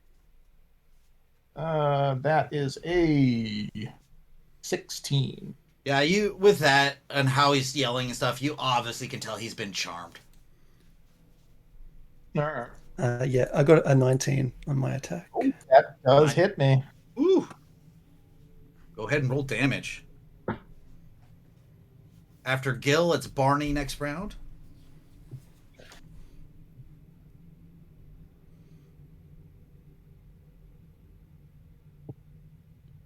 Ooh, 16. Ooh. 16 points. Wow. That's rough. I am in some trouble. All right. Top of the round with Barney. Barney recognizes that he is in a lot of danger being where he is, and he is just like, Red, Misty Step. And he will move himself from being prone on the ground to standing like at the door that's in between this way and would see down the hallway that he would see Fanny. So that's all right. So you're like in the doorway, and now you can see that Fanny's actually fighting another one of these creatures in the hallway, but she's currently just like held up and grappled. Say, yo, we need some help out here, and then that's gonna be it for me. All right. In response, the legendary action for this round comes from the guy standing there as he grabs a book off of the case and chucks it again at the glowing Deck over there. Because it worked so well last time. Because why not?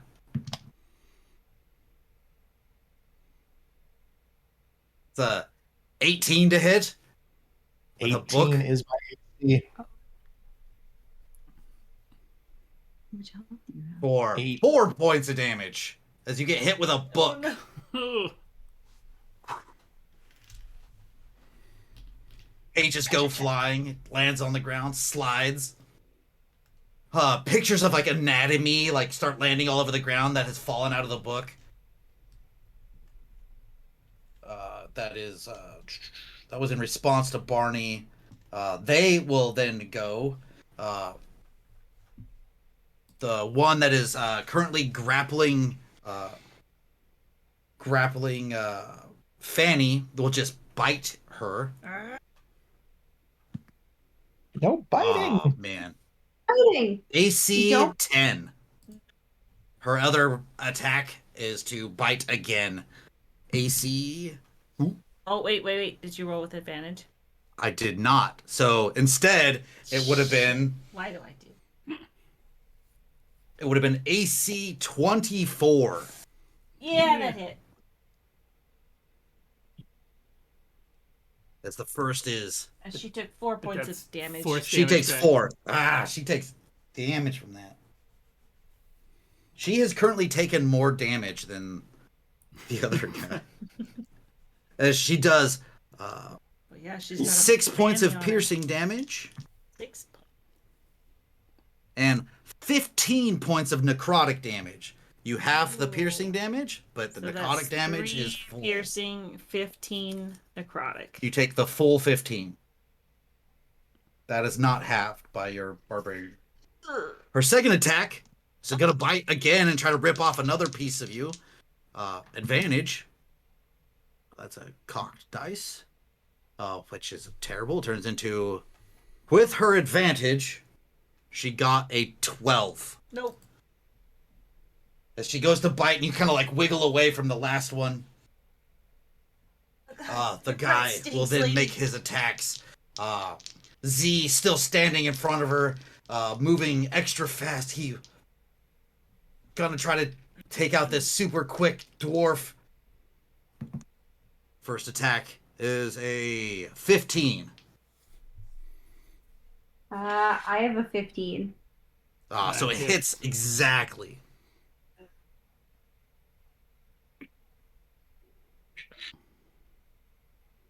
Yes.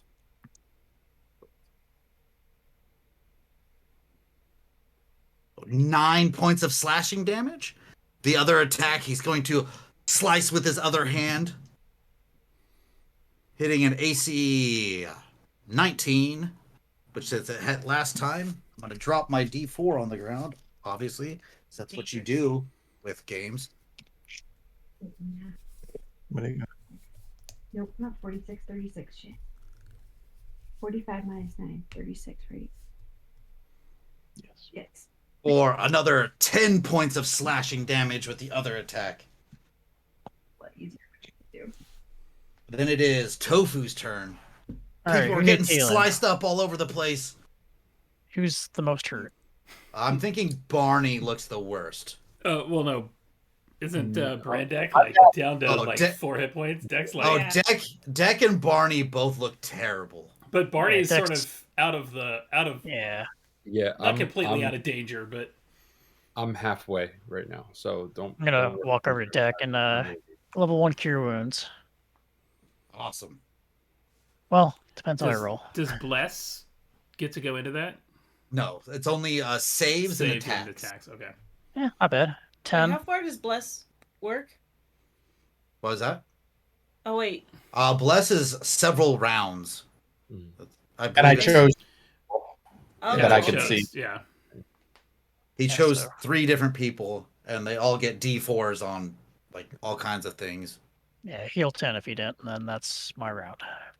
10 to do Deck. loving it.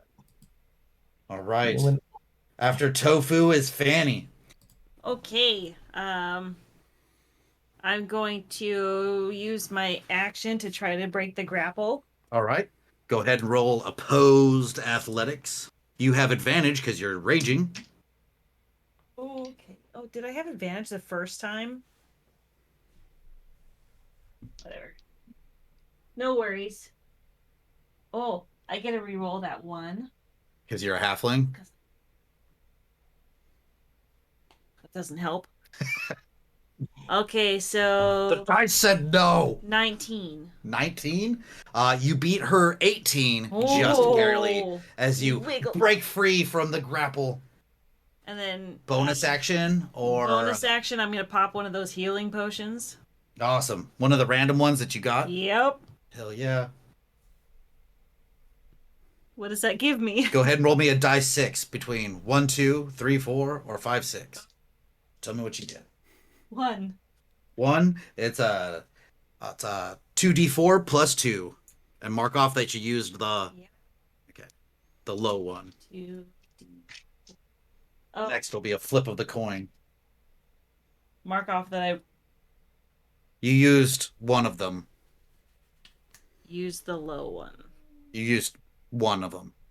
Oh, well, yeah. Okay. All right. 2d4 plus 2. All right, and you started out you started out the initiative grappled, so you don't have any movement. Going on to deck, followed by 67. I am going to do an unarmed strike to just pop Gil in the nose and be like, dude, you need to snap out of this. All Or right. is there a non-violent way I can break a charm, or am I just immediately going to You bludgeon can someone? just try to talk to him. You can like spend your action trying to knock sense into him, like dude, knock it off. You could actually like Yeah, just try to. try that, because that feels like a slightly more successful type of All right. move. With that, Punch him in the doing face. that We're as your- friends. Doing that as your action, Gil, you immediately get to make a wisdom saving throw with advantage.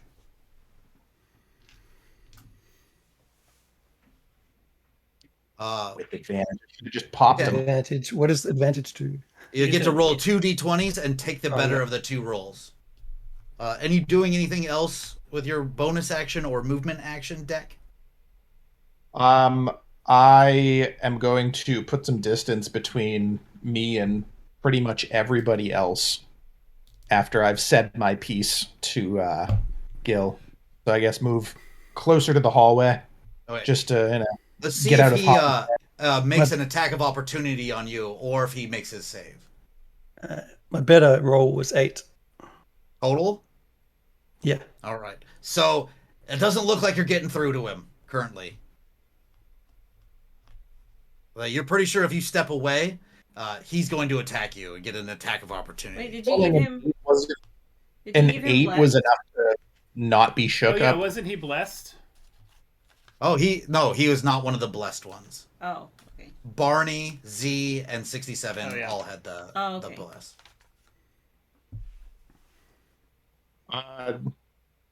I'm still gonna move away because I'm hurting. All right. When he steps away, you immediately get to make another attack on him. I trust ahead. my AC here. Go ahead and roll to attack, Gil.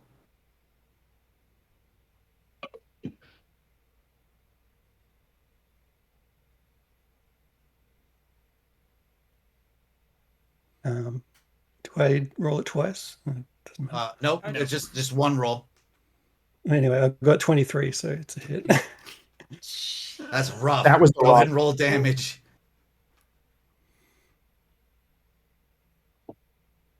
Use the small dice. 8. 8 points of damage to deck. Ouch. This would be good if it wasn't Jack. So, still cussing out a litany about your heritage as you step away, he puts another slice of his battle axe, or his great axe, through your chest. 67. Does in trying to break this with Gil is like persuasion or intimidation, like rolling a check on that, does that add anything? Does that like hit him the If you spend your entire action, if that's what you're doing, it's already an advantage, gives him an advantage on the roll. Okay. You just know this arcana. You just have to get his brain straight. You know Right. that you have to talk him out of it.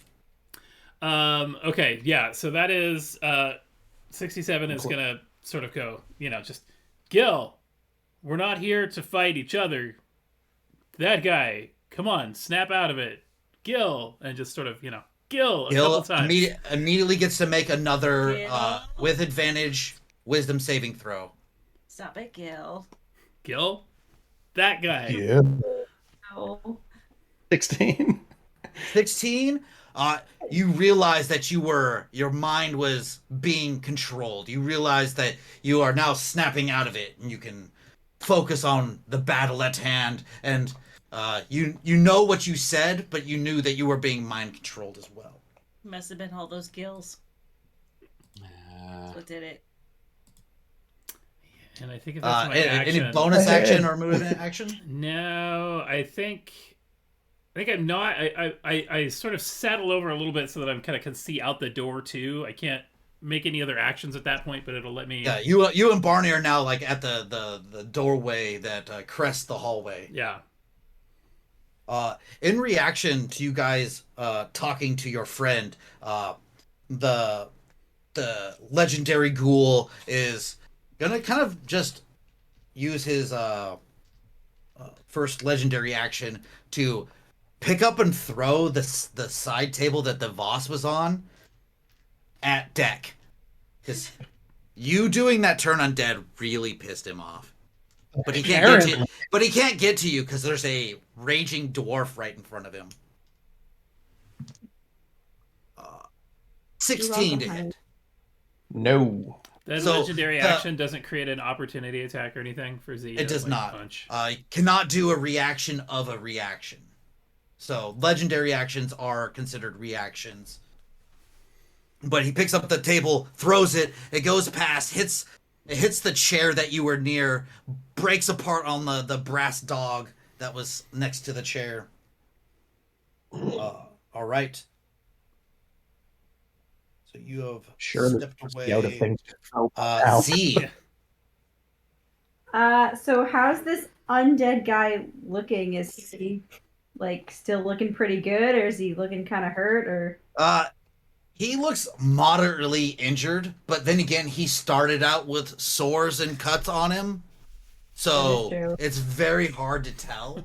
We've been fighting and healing amongst ourselves so far. It's only you bashing this guy. I guess I'm just gonna keep bludgeoning him with the mug.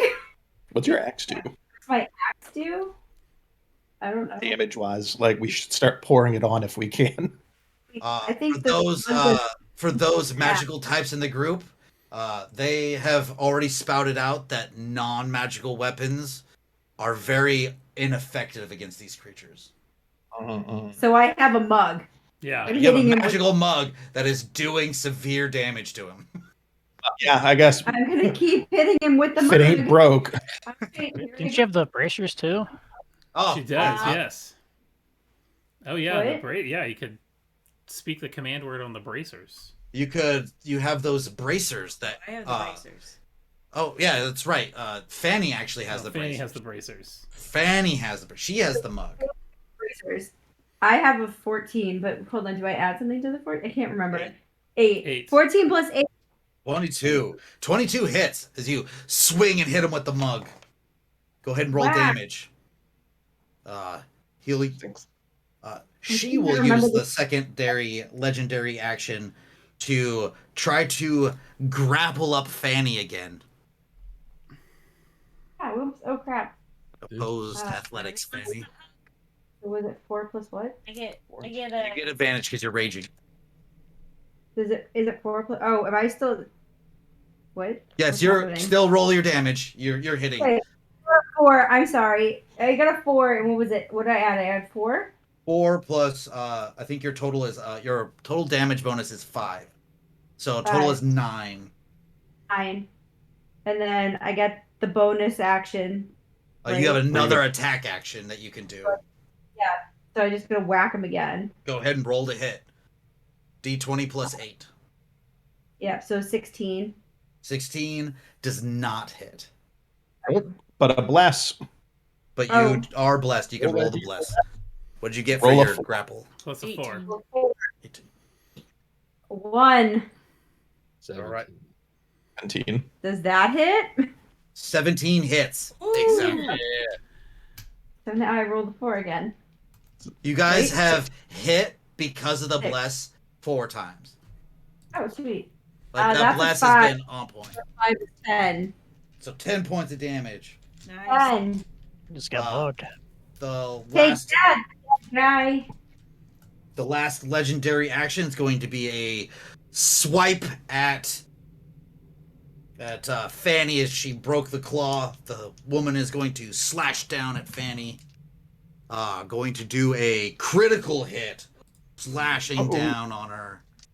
She takes 3 points of damage. Damn it, that's right. I think she'll make that trade 2 points for whatever she's going to Or crit. she's gonna end up killing Yeah. herself.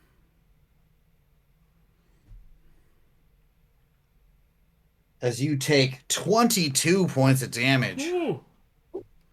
How much she take? She took 3? That would be 11. Yes. And she took 3? Yeah. Oh god. All right. Continuing on. That was Z. Gil, you are back in your proper mental state. But you're still raging. I'm still raging. I don't have any magical weapons. Hit the There's no dead one guy. close that can give me one, right? So, Nobody gave you one. Hit him anyway. but yeah, I'll just attack with my axe. All right. Go ahead. You run up, Regular. swing. My regular great axe. Yes, go ahead. Roll to hit. 19. 19 hits. 15 damage. So how does 7? We're almost done, guys. We're almost done. At this point, this one in the main room looks like he's doing terrible. As these last few hits between Z and Gil have done a majority of the damage he's taken. There's many wounds on him. His Icarish blood is leaking black, viscous blood kind of like down his nice clothes. He's looking pretty bad. That was Gil. Top of the round is Barney. He just kind of looks out at the guy who he looks out at Fanny. He looks out at the guy who's been dealing with him. Seems like we all have our stuff together now, and kind of extends his hand down the hallway to help Fanny, and he'll send out his Eldritch Blast. Roll to hit. Shooting water jet. For a 19 plus 4 is a 23 to hit. That hits. Nice. There we go. 10 plus a d4. 1. So This is not a. This is a D4 for bless. yeah, there's attack damage, right? No, it's to attack or to. Or saving attack. throw. Oh, I'm sorry. You're So right. you All hit right. him even better. Got it. So Hit her even better. max of 10 damage then. 10 damage. She is also looking pretty bad at this point. They're both looking pretty bad. As over your shoulder, Fanny, a javelin of water shoots through and gashes across the neck of the ghoul woman in front of you. A shot. Right. That was Barney. They go. Right. She is going to. She reaches behind her back and pulls out a rapier that was across her back and goes to stab you with it. Ooh, stabby. You've been doing reckless this whole time, correct? She rolled a 1 and a 3. That is Oh. terrible. She is going to miss as she's still off balance from the jolt of water that I'm hit just her. so tiny. Her second attack as she whips the blade around is a total of 24. Yeah, that hits. So that is 6 piercing and 4 points of necrotic damage Oh, no. as she heals 4 points. That puts me down. Oh, Fanny goes down. Because I don't have that, right? Not the narcotic. The first part you did. Damn it! I had 3 hit points left. Oh. Fanny goes down. Fanny down, Fanny down. The main guy in the center is going to freak out because now he's about to die. He's at his wit's end. Actually, is going to run over to the brass dog, which allows Gil, Z, to both make attacks of opportunity on this creature. So Get free him. attack from both. If she's hasted, does she get 2? No, Oh damn. it's a reaction. So Gil, go ahead and make an attack, and Z, go ahead and make an attack. 19 Plus That eight. will hit. plus 8. Whatever Jeez. 19 plus 8 is. I hit. Enough. More. 18. Go ahead and roll damage. Also hits. Both of you go ahead and roll damage. 12. Plus 5. 4 is 5 is 11. Gotta be dead. Come on. You gotta be close. Smash him up, Gil. Gil. It is Gil! so close. As both of the hits, both like hamstring him, and you see giant gashes open. He's on his last leg, like his immediate last limb. He goes and picks up the giant brass dog and throws it at Deck. Come on. He Wait, hates do you. opportunity attacks? Do you still get like a bonus attack? If No, you're raged just do down? one. Okay. It's just your reaction attack. Oh, did you Okay. do your rage damage? I don't know. She hasn't been rage damaging this whole time. Is that a thing? Rage damage, you get +2 to all your. I think we've All been your adding that attacks. in. Have you? Oh no, because she has +5 from her Plus strength. 5. Yeah. Yeah. And then so rage damage would be 7. So add 2 more at least right now. So Okay, so like I don't know. 6 plus 7? 13. 13. Does that make a difference? So Come on. when you hit him, that last little bit of growl in your voice as he goes to run away, you swing the mug and hit him in the back. And as he falls, it's like you hit him multiple times. Everybody just sees And then- this like rapid, fast hammer blows from the mug going into the back of his skull as he goes down. Just whack, whack, whack, whack, whack, whack, whack. As Yeah. the boots of speed kick in, and she just proceeds to pummel this being. Yeah. Right. Hummel. Tofu. Can I reach Fanny to heal? Uh, How far am she I? is in the hallway. You heard her go down, and you heard your party members talk about that she went down, but you can't see her. You could probably run out there and get to her pretty easily if you push past your team members. Yeah, if I can do that. I have Yeah, a you speed could of definitely do 30. that. So I Yeah, can do you that. could- Do my cure like I have been doing. This entire So battle. you run up and get next to, standing over Fanny, just on the other side of Fanny, blocking you from Fanny, is a woman, standing holding a bloody rapier. Okay, So so you're I gonna have can't to- reach her.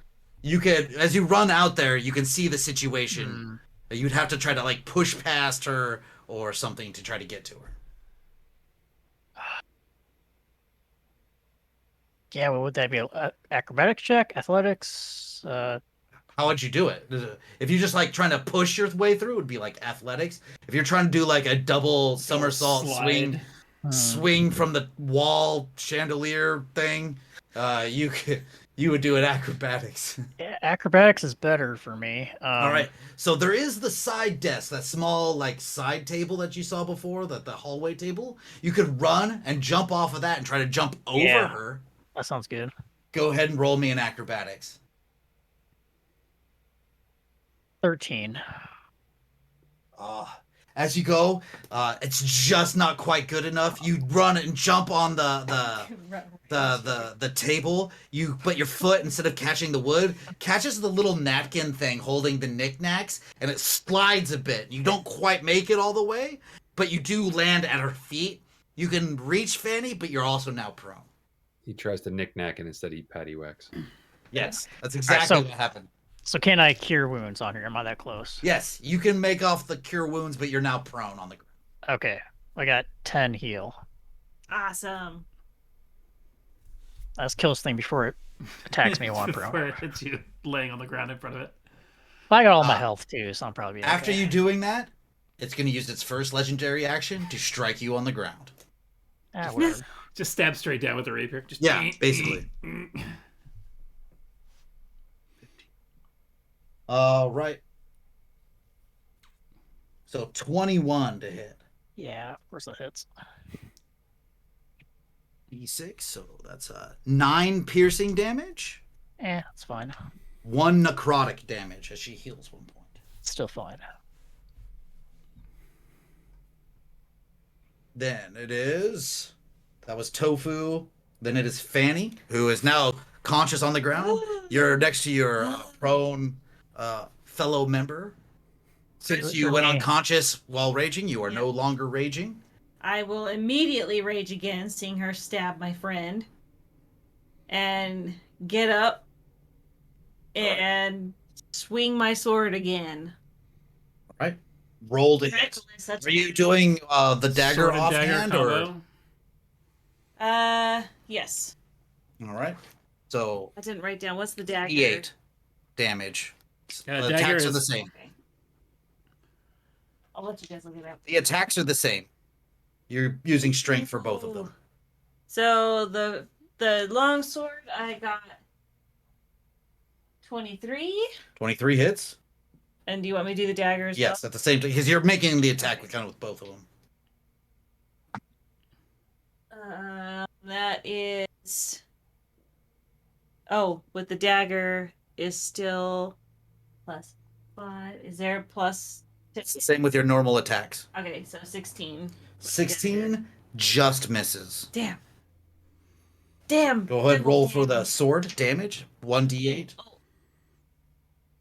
Things happen. Roll a d8.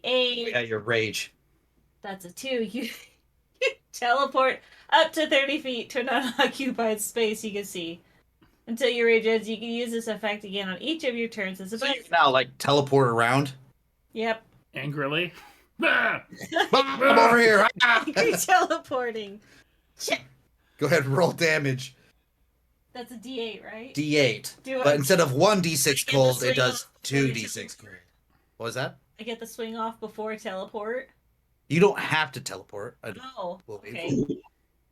Oh, it just says you teleport up to 30 feet to an unoccupied space you can see. So you do teleport. It's just wherever you want. So you could just teleport to the other side of her.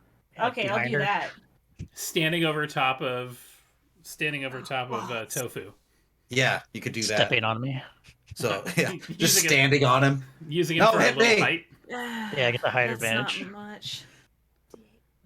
D8 plus do 2d6 cold instead of 1d6 cold. Yes. 2 to 6 cold. Speak up. 13 points of damage. So is that 13 just the weapon Yeah, weapon plus cold plus your strength plus plus your strength. rage? Oh, plus rage. And 15. 1 point more than she had as you come up with your 2 weapons of frost. The frost leeches over her midsection as both the sword and the dagger come around. The dagger just slips past, but the cold on both sides creates a frost center, and her insides shatter, and she splits in 2 and falls to the ground. As you guys have destroyed the legendary ghouls of Belstonic just outside of Cormyr. Yay! Way to With bash this- the mug, Z. With this, you guys have all survived, and next time, make sure when we play, we have finished here. We are way past our scheduled time. We have an hour this time. So Yeah, only by 1 hour. everybody will level up their character to level 5. Yay! The next one shot will be at level 5. I will be there is a bunch of gear in the house that I will be sending out onto the Discord here for people to get, including the rapier of blood drinking that you guys saw that they found there.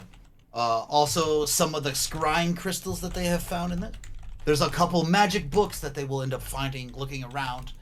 But we do not have time to actually do the role playing and the searching of the villa just say here. We're gonna loot it all. But I assume that you guys check the spend price the of it. entire night looting these old ghouls' house. Yes. And I'm checking the price of everything. All right. All doing that. So do we have to keep the items that we have, or is that Yes, like all the things that you guys have, you guys keep them. Everything that's been split up and divvied up already, your characters keep them. Keep the money that you have or do not have. We can also switch things too if we want to trade. And the next time beforehand, when we play our next D&D Omegas, Tattoo showcase. we will the characters I will be giving out their guild winnings, their guild earnings for figuring out what happened in this small town. And they will be purchasing items beforehand. The adventure won't involve a shop next time. That was just part of the role playing of this game. We needed that stuff. They will be purchasing stuff beforehand, and we'll go straight into the adventure. Straight into the excitement. But the part of the hook was them dealing with the magical attachment from the things they bought or stole. Obtain. I mean, you know. I rolled a That's natural exactly- 1 for him to see you doing that, by the way. Like, he was completely oblivious. That's awesome. I'm clearly good at thieving. Yeah. A barbarian guess. thief. The barbarian's just like, it's mine! And walks out of the... Guys, I got these. All right, well... Thank you everybody for joining us. It's been a long day. If you've been tuning into Child's Play's channel, we've had our Gamers Get Back Day running. Thank you so much for your support and donations you've made over the course of our now 5-hour game. Thanks to our East Coasters who put in extra time. Yes. We're like rolling around into midday or something in Aussie, right down there. Oh. Gil, It's 5 p.m. 5 p.m. in the evening. We're turning into late for Gil even. Wow. So everybody have a good night. Thank you so much. And we'll have to get this game scheduled sooner than later. Yes, I approve. All right. You guys. Goodbye, Thanks, everybody. Goodbye. Night, everyone. Bye.